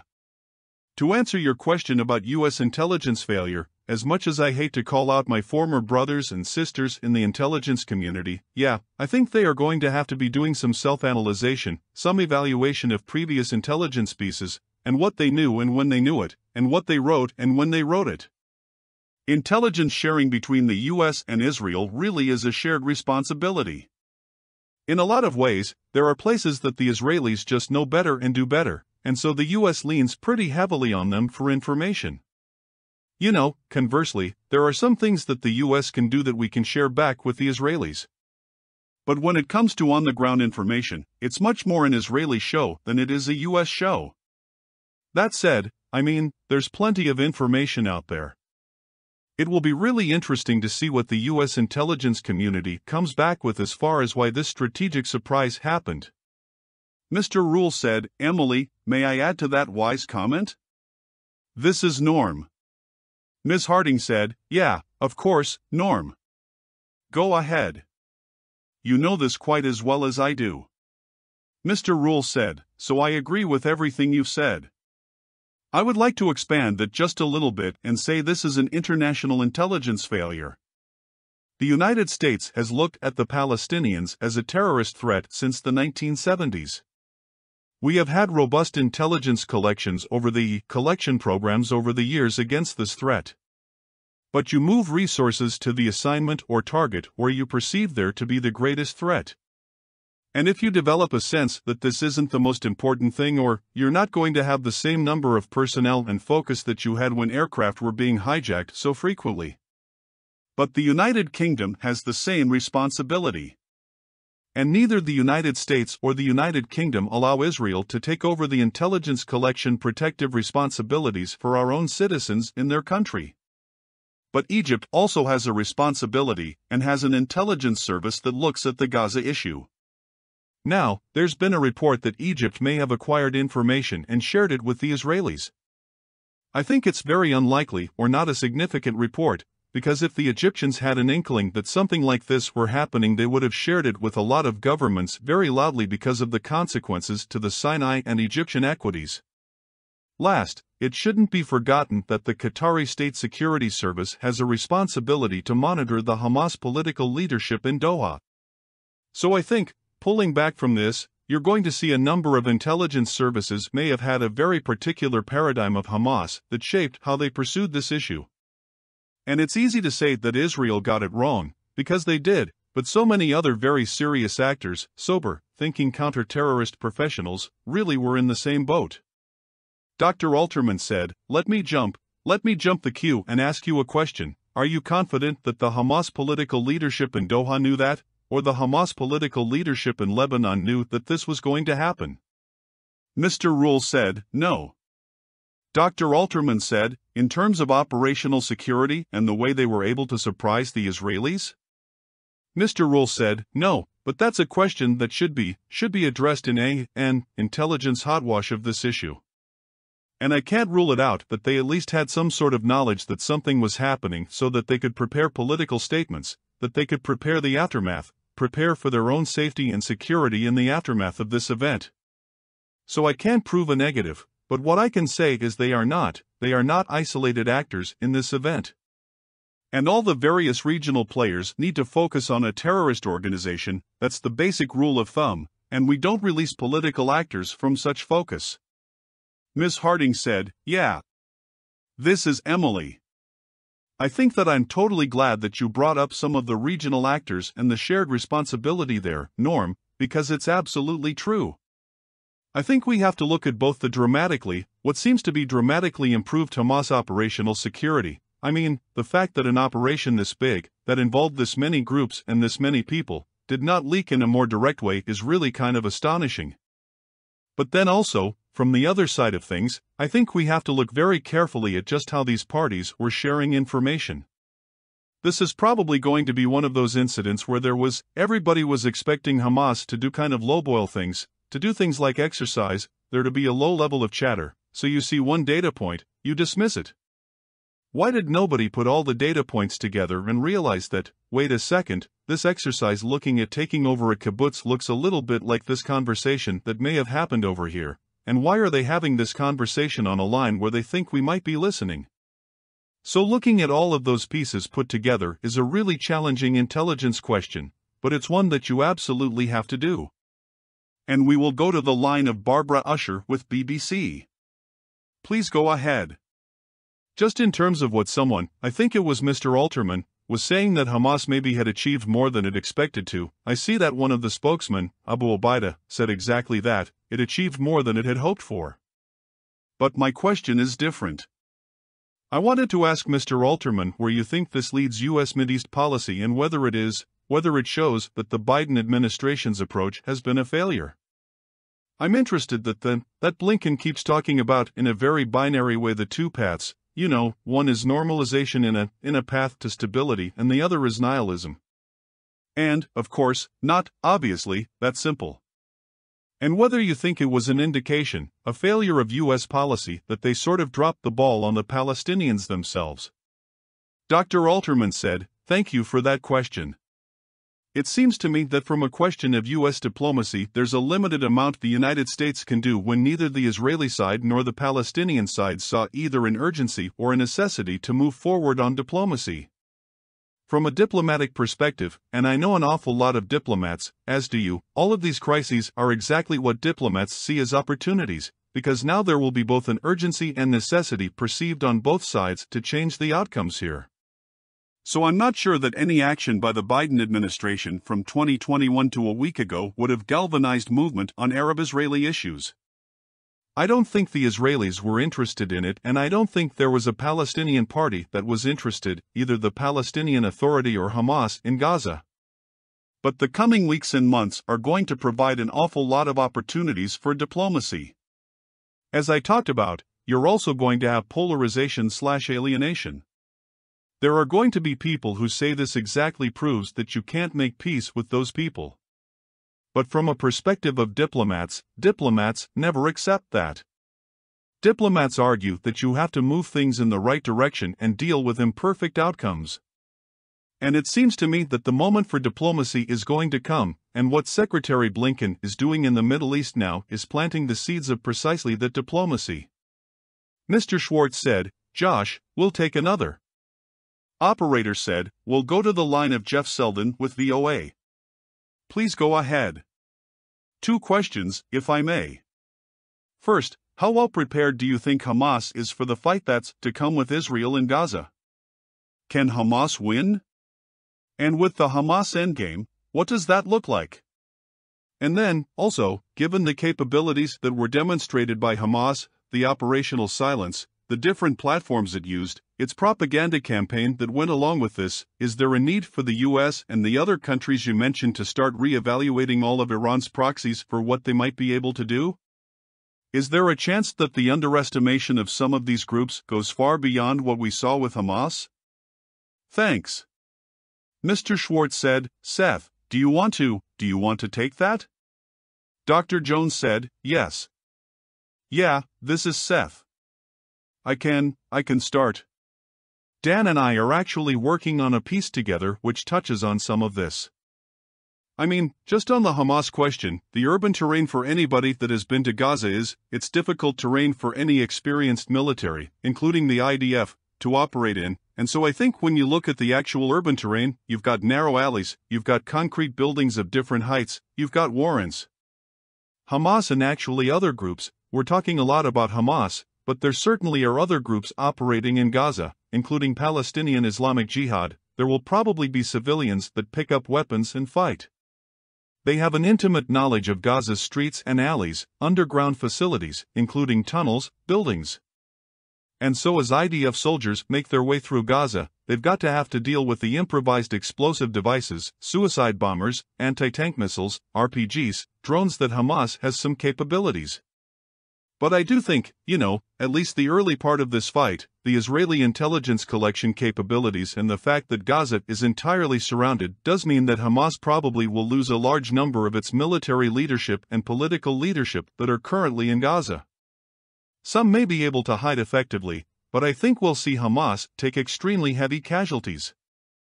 Over the midterm, I think the question gets back to this broader political issue is, to what degree does the fighting increase recruitment for groups that operate in Gaza, including ones that would turn to Hamas or Islamic Jihad or other organizations? So how does that play out in this sort of midterm? And that, I think, is an open question that we'll have to see how the combat goes. Just one other thing on the intelligence failures. When I was in Israel back in July and talked to senior IDF officials, I think one question that I think the Israelis, the Americans, the Gulf states, Norm, I think, rightly raised this, is, to what degree was there also bias on a focus on Hezbollah up in the north, as well as activity in the West Bank? There were operations in the summer that the Israelis were conducting in Jenin, for example. I heard generally from IDF deep concerns with the protests in Israel about their concerns about a Hezbollah ground invasion or ground attempted invasion from the north. So to what degree would that biasing judgments? That will be an interesting question. It sounds like Dan wanted to jump in on this as well. Dr. Byman said, Seth, you summarized it well. Only thing I would say is, given the surprise Israel experienced with regard to the wide-ranging successful Hamas operation into Israel, it's clear that Hamas would have anticipated Israeli response into Gaza itself, so they are prepped and ready. So I would say it's two prepared forces clashing in exceptionally difficult terrain. I do think Israel has, in general, superiority, but it's going to be a tough fight. Hi there. Thanks for doing this call. I just have two quick questions, if I could. First, I'm curious, obviously, we've seen former President Trump weigh in on this, and President Biden, obviously, has been very focused on this. I'm curious if anyone could speak to, politically, how this factors into the 2024 race and U.S. politics. And then, additionally, I'm curious if any of you expect to see the Biden administration or the U.S. officials potentially increase pressure or be more outspoken about Israel's need to show restraint in its response to all this. Just curious what you all expect to see in terms of the Biden administration's role in sort of the humanitarian concerns and some of those that have been bubbling up as Israel prepares for its response to all this. Thank you. Mr. Schwartz said, John, do you want to take that? Dr. Alterman said, sure. I mean, I think it's hard to tell exactly what's going to happen politically before we understand what's happening militarily. I think we're going to have some surprises over the next several weeks.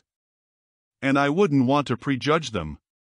I think the Biden administration's strong instinct, led by the president, is if you want to have influence with the Israelis, there are some rules. One is you have to show them empathy early.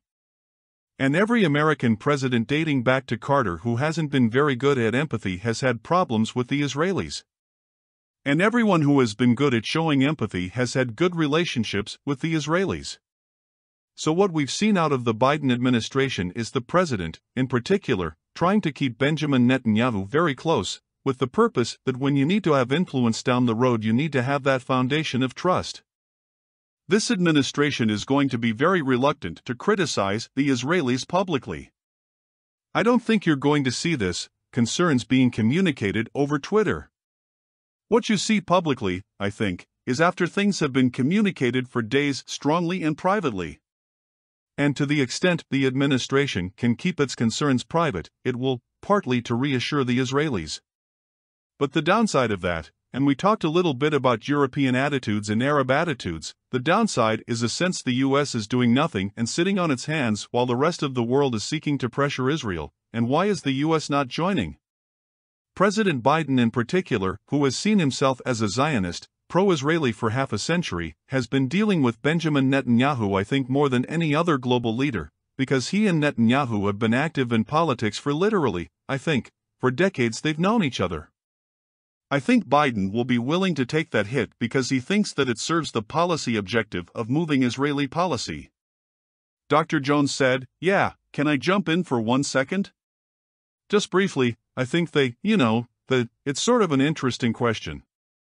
The answer depends, I think, and the political dimensions may depend, in part, on how long the war lasts, the casualty build, how far this spreads.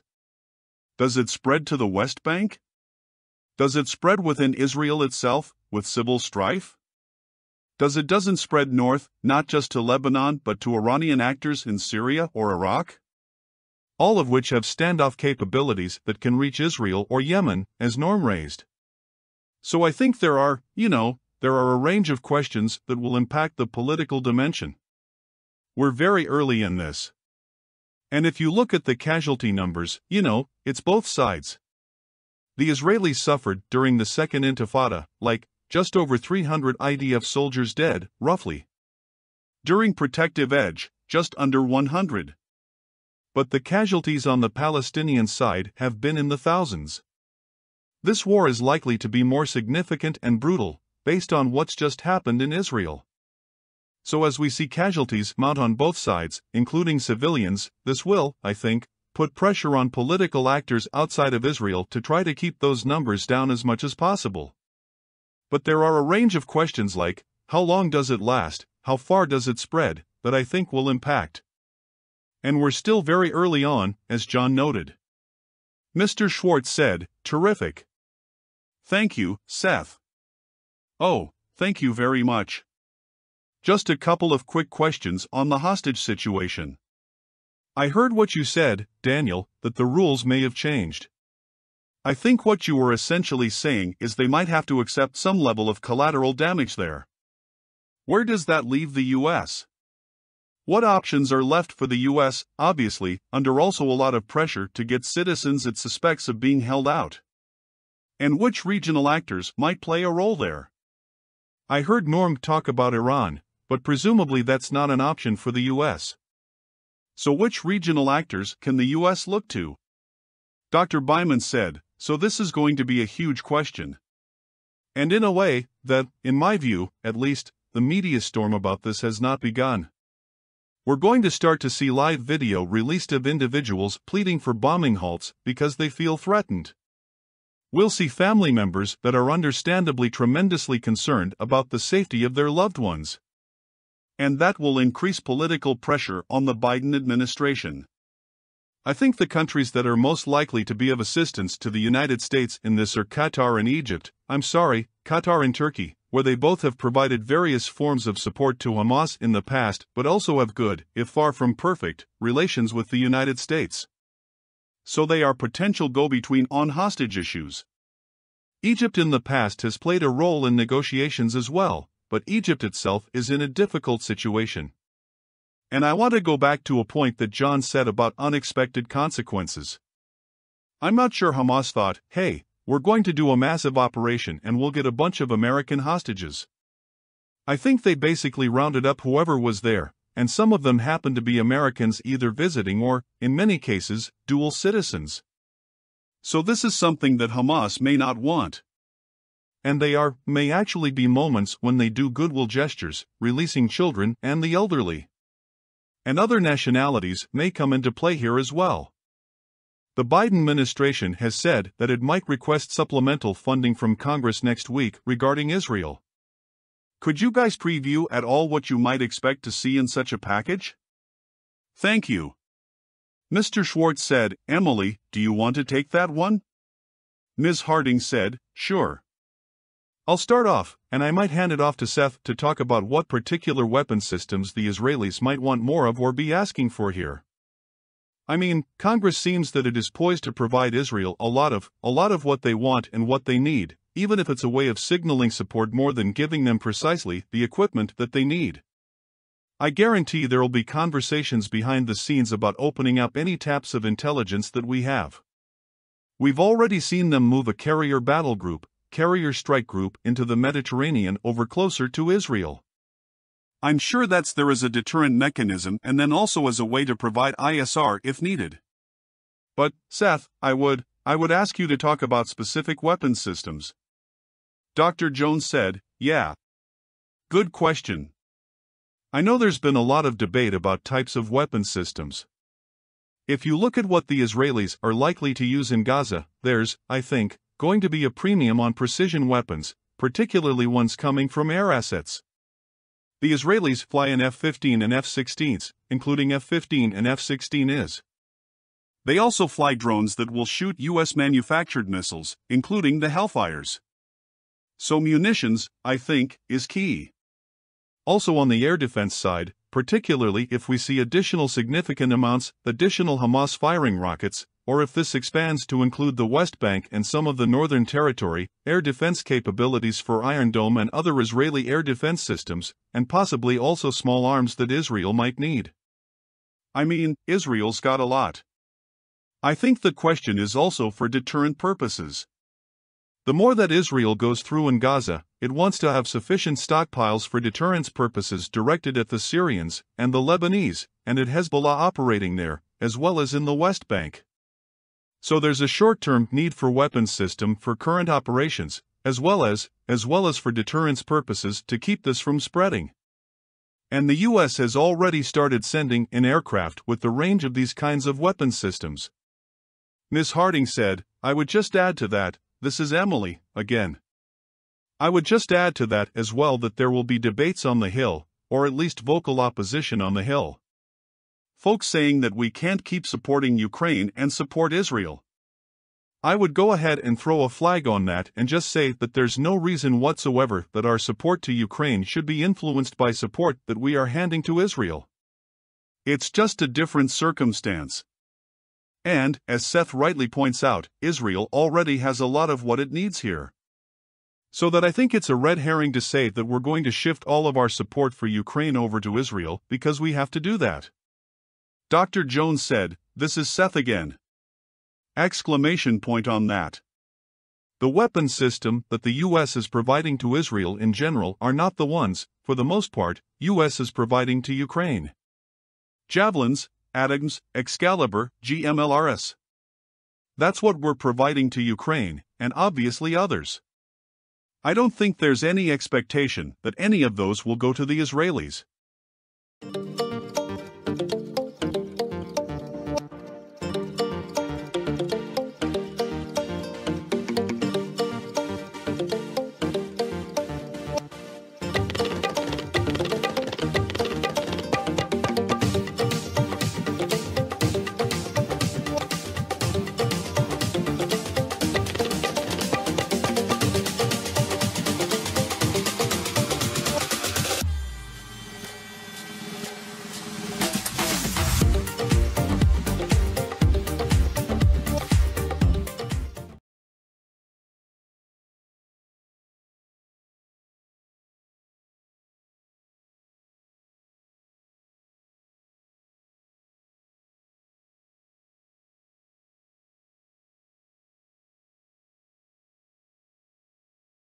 欢迎大家收看消费简报。我们现在给大家播报的主要内容包括：沙奎尔、奥尼尔和艾伦·艾弗森回归锐步担任总裁和副总裁。需 AirPods 这款深受50万家购物者喜爱的耳机，现价仅为89美元。请大家收看：沙奎尔、奥尼尔和艾伦·艾弗森回归锐步担任总裁和副总裁。雅虎篮球传奇人物沙奎尔、奥尼尔 Shaquille O'Neal 和艾伦·艾弗森 Allen Iverson 将重返运动鞋品牌 Reebok， 作为重新进军篮球鞋市场的一部分。奥尼尔将担任 Reebok 篮球总裁，艾弗森则担任副总裁。Reebok 曾经是篮球鞋市场的主导力量，计划在2025年推出新鞋款。现在由 Authentic Brands Group 拥有的该品牌，希望奥尼尔与 Reebok 的深厚历史能够帮助将鞋款与新一代球员联系起来，并重新夺回市场地位。需 AirPods 这款深受50万家购物者喜爱的耳机，现价仅为89美元。雅虎亚马逊正在以89美元的价格销售苹果第二代 AirPods， 这是自2020年黑色星期五以来的最低价格。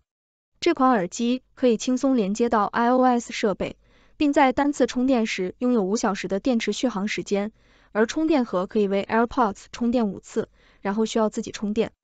大家好，我是来自6度世界的6博士，也是您的观察员。让我们一起来总结一下今天的新闻。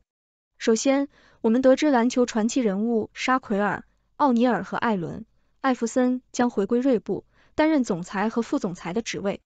Reebok 曾经是篮球鞋市场的领导品牌，如今他们希望通过引入奥尼尔和艾弗森这2位传奇球员，重新夺回市场地位。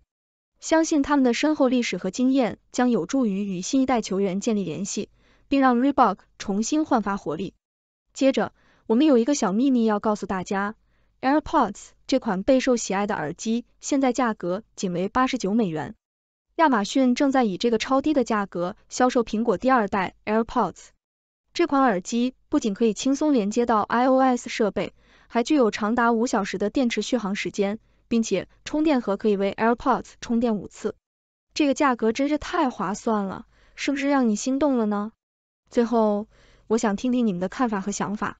你们觉得沙奎尔、奥尼尔和艾伦、艾弗森能够帮助 Reebok 重新夺回市场地位吗？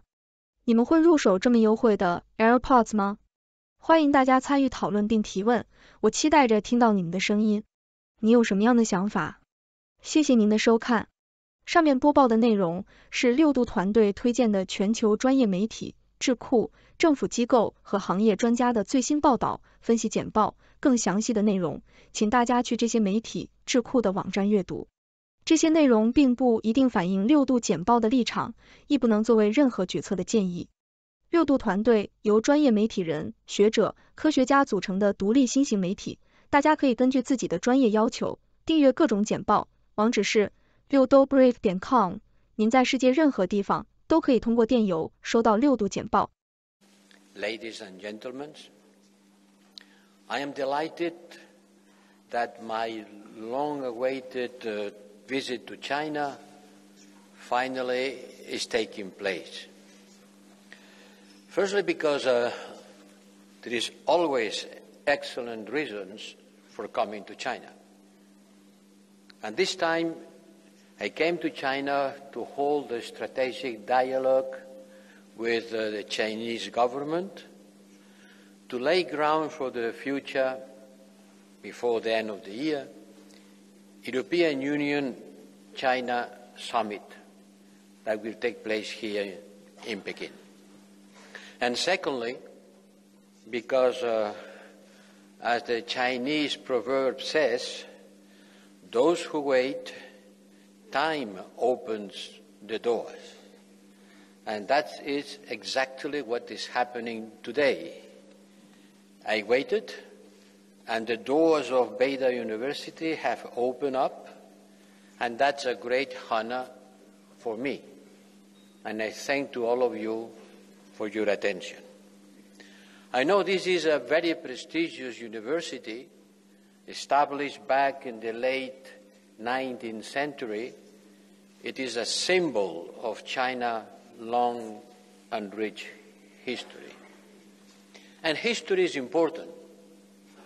History is very much important because if we want to understand each other, we have to know each other's history, because we are the product of our respective histories. We are the result of the many generations that came before us and built the history.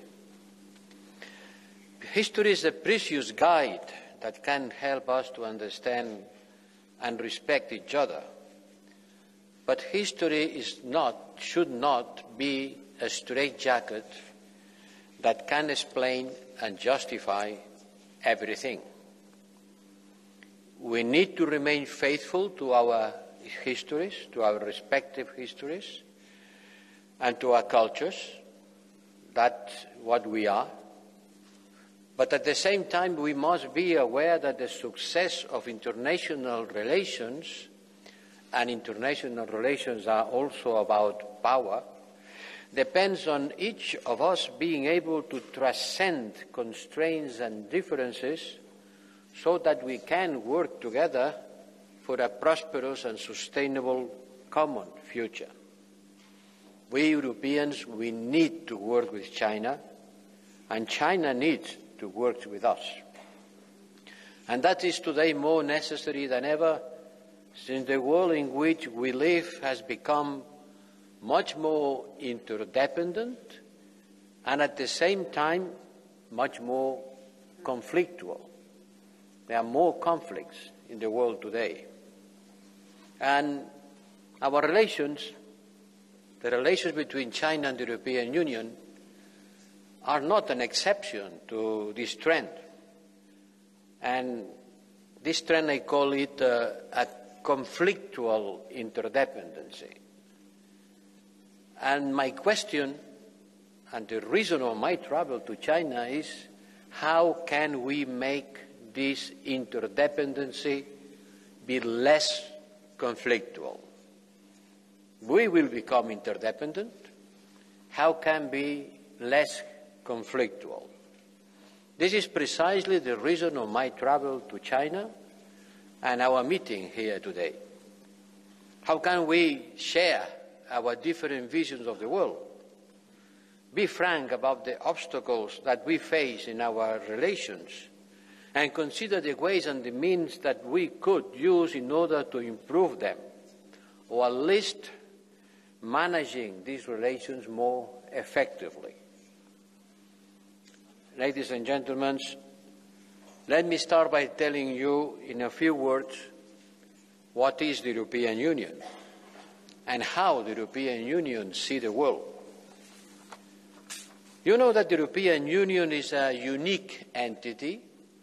In the political science, there is not a clear classification of the European Union. It's not a state. It's not a super state. It's not even a confederation of states. It's a club of states where each one of them, all of them, remains a sovereign state. But at the same time, the members of the European Union have chosen freely to pool their policies in a certain number of areas to become much stronger and more effective, especially at the level of the world stage. And this union, far from weakening our members, has made them stronger at the international level. Look at the international negotiations, for example, on trade. A united Europe is much stronger than each member state could be alone. Each one individually could not have the same capacity to negotiate trade or investment agreements with the rest of the world. And thanks to that, the European Union has become a genuine economic power. At the beginning, it was just a trading power. Now it has become an economic power. And then came the war in Ukraine, and this has made the European Union a geopolitical power, much more than a trade or economic power. Today we are one of the poles of the multipolar world. What does it mean to be a geopolitical power? Well, it means that in our view of the world, we take into account much more the strategic and military balance of power. And why did it happen? Simply it happened because one day Russia attacked Ukraine, and this made us to realize that our security was under threat. This war has opened the eyes of the Europeans more to the real dangers of a world where the rules and the borders are violated, the rules and the borders. And at the same time, it has made us much more self-confident as we have demonstrated an unprecedented unity capable of delivering both humanitarian and military support to a country at war, Ukraine. So I would say that we are not afraid of a multipolar world as it is today. The times of the bipolar world or the unipolar world has gone. Our world is a multipolar one. It reflects the fact that we live in a world in which wealth has spread, and to increase the number of nations, especially China, and we welcome this. Nations that has becoming richer, taking hundreds of millions of people out of poverty. And that's why we are not at all opposed to the extraordinary economic rise of China. Nobody has the right to be and to have a permanent monopoly of power, and that's why we are not having any interest of opposing to the rise of China. But at the same time, I ask you not to jump into a false conclusion, the conclusion that Europe, the old Europe, is declining. No, we are not. We have still a great asset. We are only 6% of the world population, but we share 15% of the global wealth. We are very powerful trading power. We are also a normative power, carefully but quickly setting standards in many areas that today don't pay attention to geographical borders. There is no borders for data protection. There is no border for artificial intelligence. There is no border for climate change. The idea that the Western Europe was in decline made Mr. Putin commit big mistakes. He believed that we were weak, that we were afraid and far too dependent of Russian energy to take any action. However, in threatening us, he has made us much more resilient, stronger. And I think that we have a European perspective to offer, because there is indeed an European way of life, an European social model, an European approach when it comes to regulation of market activities. The world in which we live is multipolar, but it requires regulation. We need to agree on the basic common principles, and to agree on the basic common principles that regulate our common life, we call it multilateralism. And the real problem in our world today is that multipolarity has increased, but multilateralism has decreased. There are more players in the world game. There are more players, but less rules, or the rules are less fulfilled. The multilateralism is in crisis, and some have suggested that this crisis of multilateralism is because they don't reflect the world that was dominated by the West.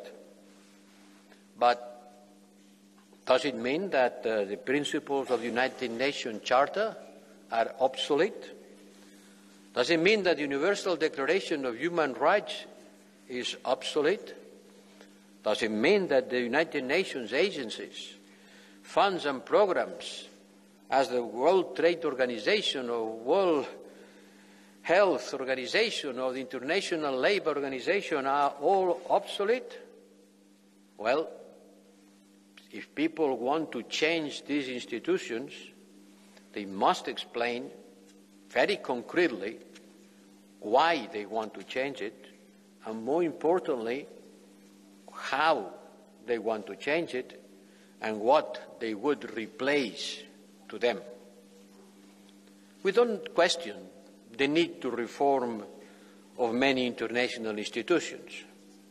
We know that they have to be reformed, including the United Nations Security Council, because many of the rules were adopted when many countries were still colonies. They didn't exist. Or other countries were economically less relevant than today. This change has to be done working constructively all together. We should not throw the baby with the bathwater. We have to build on what we have. For example, we have the G20. It's a group of countries, a good example of a political forum that brings together 20 countries that represent 80% of the world GDP. It's a good place to enhance economic coordination in the face of the global crisis that requires global responses. And certainly, it has worked. But the last couple of years have shown that we need to build better and a stronger consensus. Which are the difficulties to buy this consensus? Because we diverge in difference in values. Clearly, let me be frank, China and the European Union, they are clearly not on the same page. China often says that each society has its own values, and I fully share this view. Each society has its own values, built on the history. However, it is also true that universal values go beyond the values of each individual country. They are bigger, they are more valuable than any one of our own values at home. And that's why I want to raise an important question. I think that China often misunderstands why we refer to China as a systemic rival.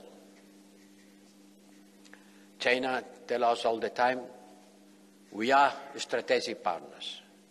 We are not rivals. In reality, we are both. We are both. We are partners and we are rivals. And we are also competitors in some areas. Allow me to elaborate on this very important issue.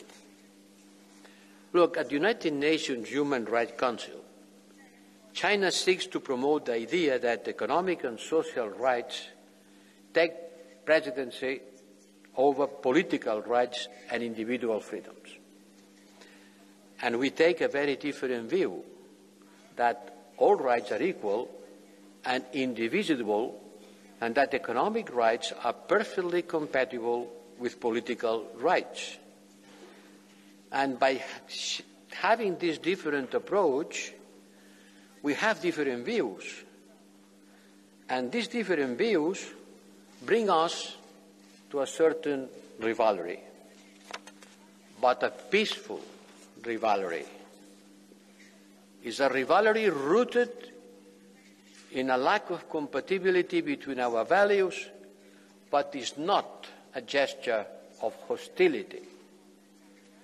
This rivalry will persist because we have different political and economic systems, but it should not prevent us from working together.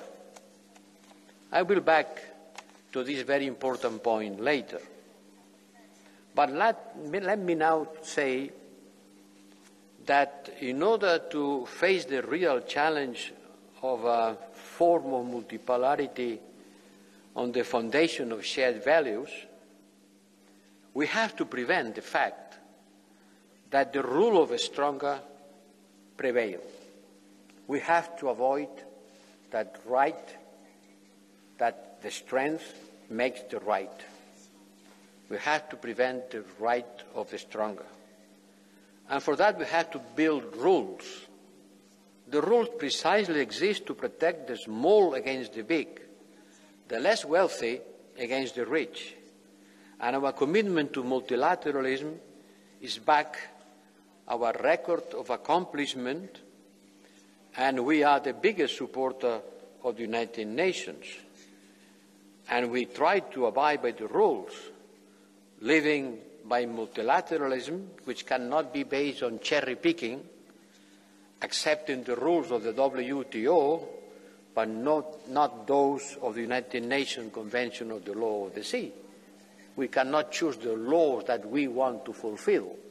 The system has to be fulfilled completely. The system is indivisible. And let me go to another topic, which I would like to speak about, which is our economic relationship. I suppose there are many students of economic science here, and you study certainly the economic relationship between the European Union and China. So let's discuss about it. We are a major market export for China, equally that the United States. China and the United States is at the equal level for us. So you need the European Union. The problem comes from the fact that this trade relationship has been very much imbalanced, and this imbalance continues to grow. Our trade deficit with China has increased by 60%, 60% increase in 1 year. This is a very important rise. And this increase on the trade deficit, every economist knows that cannot be only reflecting a productivity gap between our economies. I think that this imbalance is not only quantitative, it's also qualitative. It affects sectors in which we enjoy a comparative advantage, from medical devices to chemicals. And then we believe that the problem is not rooted in a simple difference of productivity, then which is the cause? To my mind, to our mind, the cause is the result of persistent difficulties experienced by European companies when they want to gain access to the Chinese market. There are many difficulties, which I will not list here, but which have been brought to the attention of the Chinese authorities in many constituencies. And on top of this enormous trade deficit, we have seen a sharp downturn in the European investments in China. Today, the European investments in China are at the lowest level since 2018. It has been decreasing, and today they are at the lowest level of the last 5 years. Companies that are still investing in China are the ones who already were here. They continue investing in China. They reinvest their profits in China, but there are not many new entrants into the Chinese market. And without better access to the Chinese market, what we see is that European investors are turning away. On the same token, there is the question, the famous question, very much mentioned today, of the so-called de-risking, something on which so much has been written lately. What is de-risking? In essence, it's an attempt to diversify the risk resulting from excessive dependence on one market. It was learned when the COVID came. It was learned when the Russian invasion. When the COVID came, we discovered that we didn't produce a single gram of paracetamol in the whole pharmaceutical industry in Europe. When the war came, we discovered that we were dependent 40% on the Russian gas. And we have to reduce these dependencies, and we have done it very quickly and at high cost. And look today our economic relationship, 2.3 billion euros per day.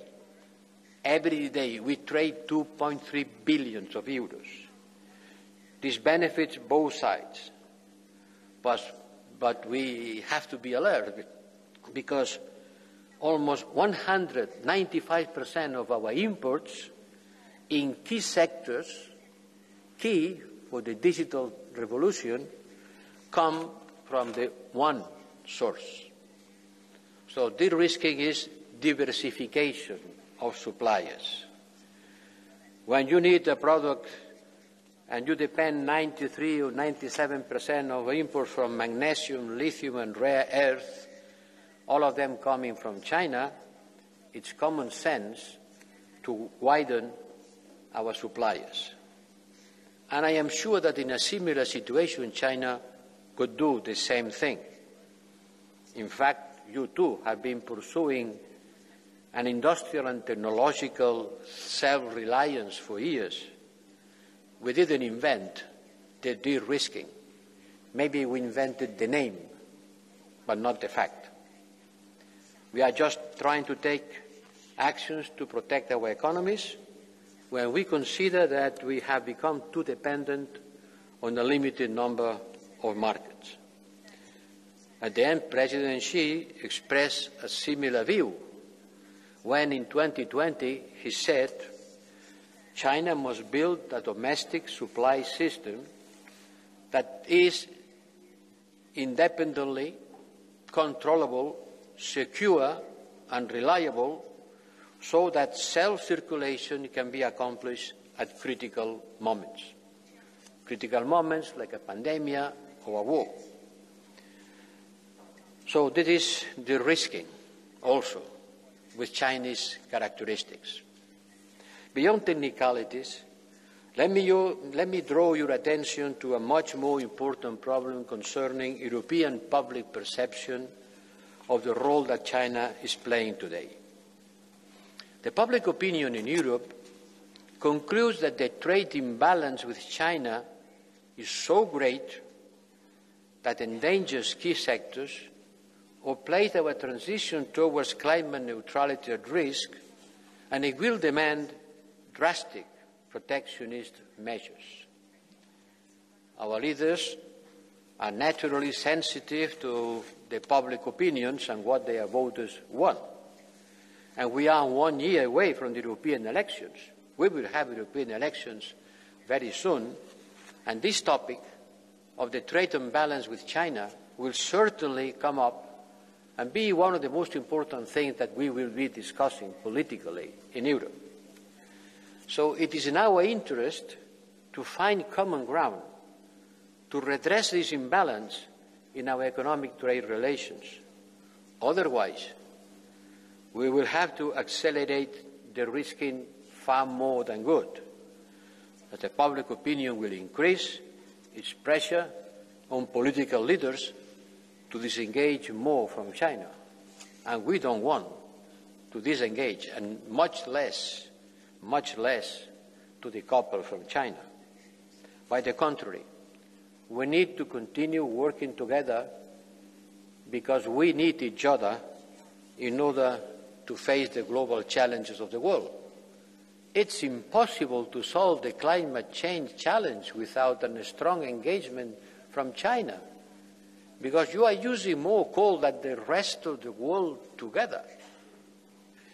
And this brings me to the important fact, which is the fundamental philosophical question, the level of trust between China and the European Union. Trust is at the core of any human relationship.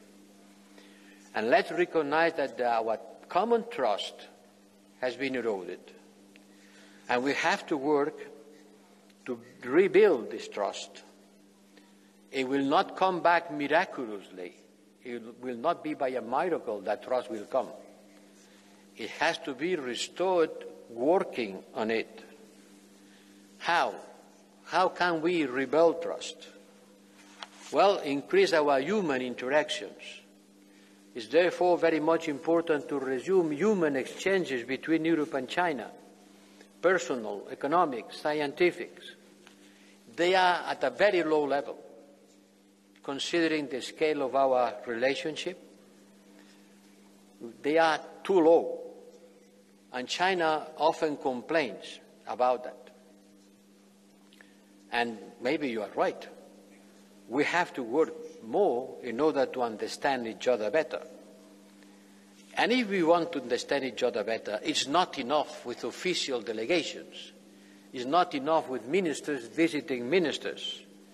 We need people interact with people.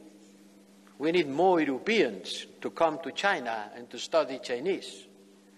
I was in an American university, a very nice American university, and Chinese is a language that every student has to study. They cannot choose. They have to study Chinese, which shows the importance of the Chinese language today. Human interactions are fundamental, and human interaction happens through the language. We cannot use always a translator or an interpreter. We should be able to talk each other with our languages. And then we have to avoid the decoupling at the human level. Economic decoupling is impossible because we are too much coupled. But human decoupling has to be mended. We have to engage more with each other. And China holds the key to do it. I am pleased to learn that China is planning to amend the legislation in order to transfer data for foreign companies. We need gestures of this kind if we want to restore trust. We need also to talk about political trust. There are plenty of work to be done, especially since the outbreak of the war in Ukraine. This is a very serious issue. For us, it's an existential issue. It's a threat. And Europeans have felt that China, who is not supporting Russia, certainly not, maybe has not been using its strong influence to persuade Russia to halt this aggression. And we perceive an ambivalent position of China with regard to Ukraine and Russia, which is difficult to understand, because what's happening there is simply that one country is being attacked by other that belongs he is stronger, and he could win the war. We know that there are China political constraints. We are not asking China to adopt the same standpoint as the European Union, but we consider essential that China makes a major effort to convince the people of Ukraine that China is not Russia's ally in this war. I think China should step up your humanitarian assistance to Ukraine. Why not? China could propose a high-profile cultural initiative for the Ukrainian people, whose historical and cultural heritage is being destroyed by Russia. This would improve the image of China in Europe. This will improve dramatically China's image in Ukraine and put China in a good position to contribute to the reconstruction of Ukraine when the time will come, because it will come, and I hope sooner than later. We know that China's interests are different from Russia. We know that China wants to engage with Europe. We all know that the Russian aggression has reinforced the Atlantic Alliance. 2 new nations are joining this alliance because they know that they cannot trust Russia, which is now seen all over Europe as a source of fear. A last word about security. Security is an important aspect of the relationship of trust between Europe and China. This means that we express our concerns to you, and we have also to listen to your concerns.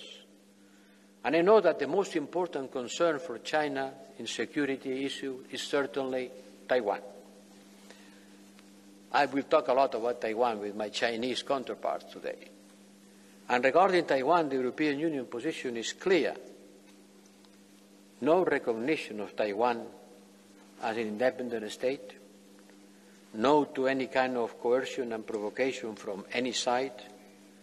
Not to the use of force. Yes, we have bilateral ties with Taiwan, which don't imply at all any kind of political recognition as an independent country. We will not do it. But we have to solve the tensions through meaningful and open dialogue, keeping channels of communication to prevent misunderstandings and to de-escalate tensions. I think we have to be clear in this matter if we want to restore trust in order to avoid any kind of economic or human decoupling, which would be indesirable, if not impossible. We, as I said, have to work together in order to fight climate change. The position that China will adopt at the next COP28, especially in more ambitious climate-related targets, will send an important message to the rest of the world, given your strong influence and your pivotal position as the world's largest gas emitter. We want China to become more involved in a multitude of issues. Climate change is the most relevant one, but also global health and the challenge of reducing debt in developing countries. You have become the big banker of the developing world. You are the biggest banker of the developing world today. And of course, we believe that despite our considerable differences that should not be underestimated, there is a lot of scope, a lot of room for us to work together. We have to still broaden that scope. We have to build trust. We have to understand, have to know better each other. We have to make our interdependency less conflictual, because the world cannot afford China and the European Union not sharing the same efforts to solve the great problems of mankind. We take China very much seriously. We admire the extraordinary performance of this country over the last years. Extraordinary. I think in the history of mankind there is not another example of such a bright success. We have to take China seriously, and I expect China to take also seriously the European Union.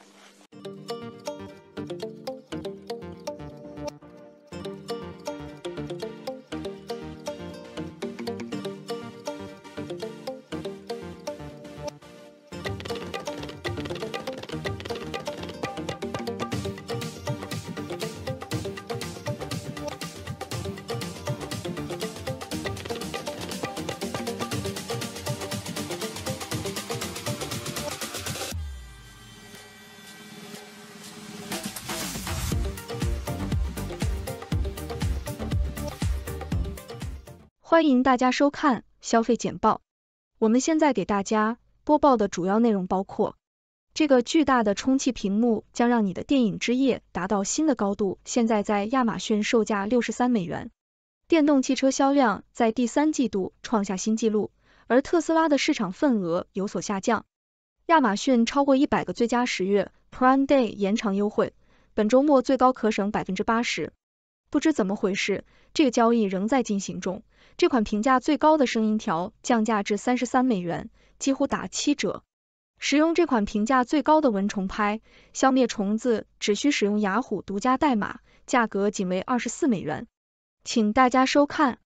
这个巨大的充气屏幕将让你的电影之夜达到新的高度，现在在亚马逊售价63美元。雅虎 Holiday Styling 充气户外投影屏幕目前在亚马逊上售价63美元，原价为180美元。屏幕宽 16.5 英尺，高9英尺，对角线观看区域可达200英寸。它兼容各种数字投影仪，支持16:9的分辨率，包括高清和 4K 超高清。屏幕采用无缝聚酯布制成，并配有内置电动风扇，方便安装。它还配有绳索，以在有风的情况下保持稳固。屏幕便携，并附带一个手提袋。顾客评价积极，用户称赞其安装简便和耐用性。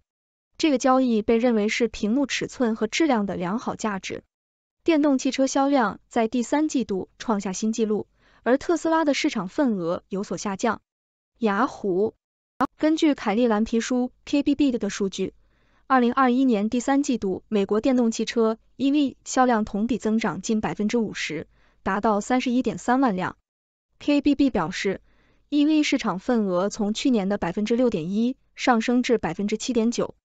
报告还发现，沃尔沃、日产、奔驰和现代等汽车制造商的 EV 销量同比增长超过 200%。KBB 表示，特斯拉在第三季度在美国销售了超过15万辆 EV， 其市场份额从去年的 62% 下降至 50%。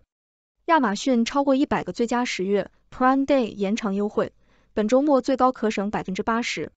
雅虎亚马逊购物者仍有机会抢购一些 Prime Day 优惠，比如苹果 AirPods Pro 售价为200美元，比平常价格打了8折。无线 INS 吸尘器被称为戴森的竞争对手，现在打75折，售价为100美元。其他家居用品、美容产品和时尚物品也有折扣。价格不确定，所以建议快速抢购优惠。不知怎么回事，这个交易仍在进行中。这款评价最高的声音条降价至33美元，几乎打7折。雅虎。沃尔玛目前正在以33美元的价格销售 Top Vision 音响，原价为100美元。这款音响旨在增强使用电视时的音频体验。它可以创造出一个 3D 音景，让用户感觉自己置身于行动的中心，提供更加丰满和沉浸式的声音。这款音响小巧而强大，只有2英尺长。它具有3种不同音频设置的 EQ 模式，包括音乐、电影和新闻。音响可以通过蓝牙或有线连接与电视连接，并使用2个扬声器填充整个房间的声音。安装过程简单，具有即插即用的功能。用户赞扬了音响的音质，称其尽管体积小，但声音很大。总体而言， Top Vision 音响为改善电视音频体验提供了一个经济实惠的选择。使用这款评价最高的蚊虫拍，消灭虫子只需使用雅虎独家代码，价格仅为24美元。雅虎正在提供 Catchy 室内昆虫陷阱的折扣，当客户使用独家代码时，将价格从40美元降至24美元。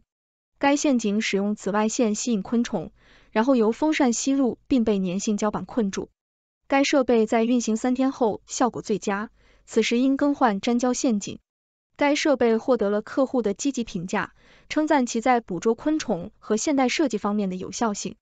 Catchy 室内昆虫陷阱是一种在家中捕捉昆虫的有用设备，无需手动拍打或使用悬挂粘胶陷阱。该陷阱使用紫外线吸引昆虫，然后由风扇吸入并被粘性胶板困住。该设备获得了客户的积极评价，他们发现它在捕捉昆虫方面非常有效，并赞扬其现代设计。该设备在运行3天后效果最佳，此时应更换粘胶陷阱。当客户使用雅虎提供的独家代码时， Catchy 室内昆虫陷阱的折扣价为24美元。此优惠仅在周末结束前有效。Wi-Fi 有问题吗？这个扩展器可以将信号传播到您家中的各个角落，而且只需15美元。雅虎TP-Link Wi-Fi 扩展器目前在亚马逊上以15美元的价格销售，比原价35美元打了19美元的折扣。该设备扩展了您家中 Wi-Fi 网络的覆盖范围，并提升了其速度，使得在信号较弱的区域能够获得更强大和更快的连接。它可以覆盖额外的1200平方英尺，并提供高达750兆位每秒的速度。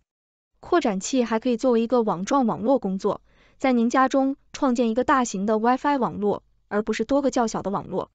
它是一个即插即用的设备，只需将其插入墙上插座，并将其与家中的 Wi-Fi 网络同步即可轻松设置。扩展器还配有一个内置的以太网端口，用于更快、更稳定的互联网连接。评论者们赞扬了它在改善家中 Wi-Fi 信号强度和稳定性方面的有效性。TP-Link Wi-Fi 扩展器是扩展家庭 Wi-Fi 覆盖范围的一种经济实惠解决方案，对于在家工作的人尤其有用。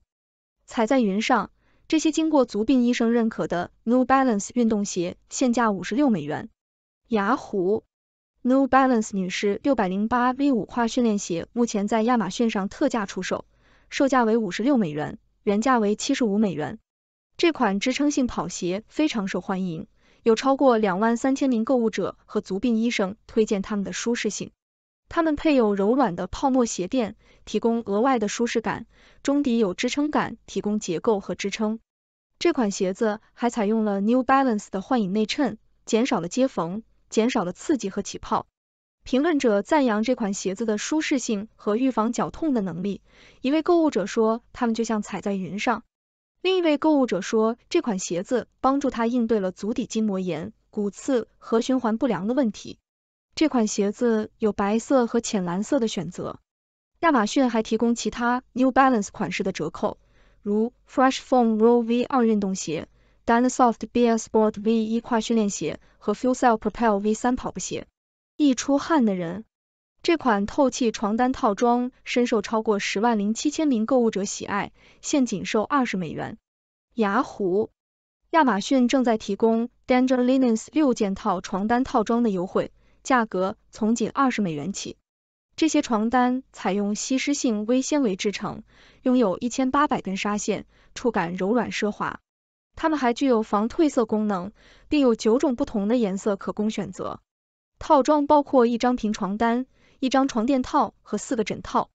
这些床单已经获得了亚马逊购物者超过10.7万个完美评价。评论者赞扬这些床单能保持光滑和不起皱。他们还提到这些床单非常柔软，给人一种酒店般的感觉。许多顾客报告说，自从使用这些床单以来，他们的睡眠质量有所提高。一些评论者唯一提到的抱怨是洗涤使用说明标签位于床单顶部，有些人觉得不方便。总的来说，这个优惠以实惠的价格提供了优质的舒适感。如果你需要柔软、透气和凉爽的新床单，这款来自 Danger Linens 的套装值得考虑。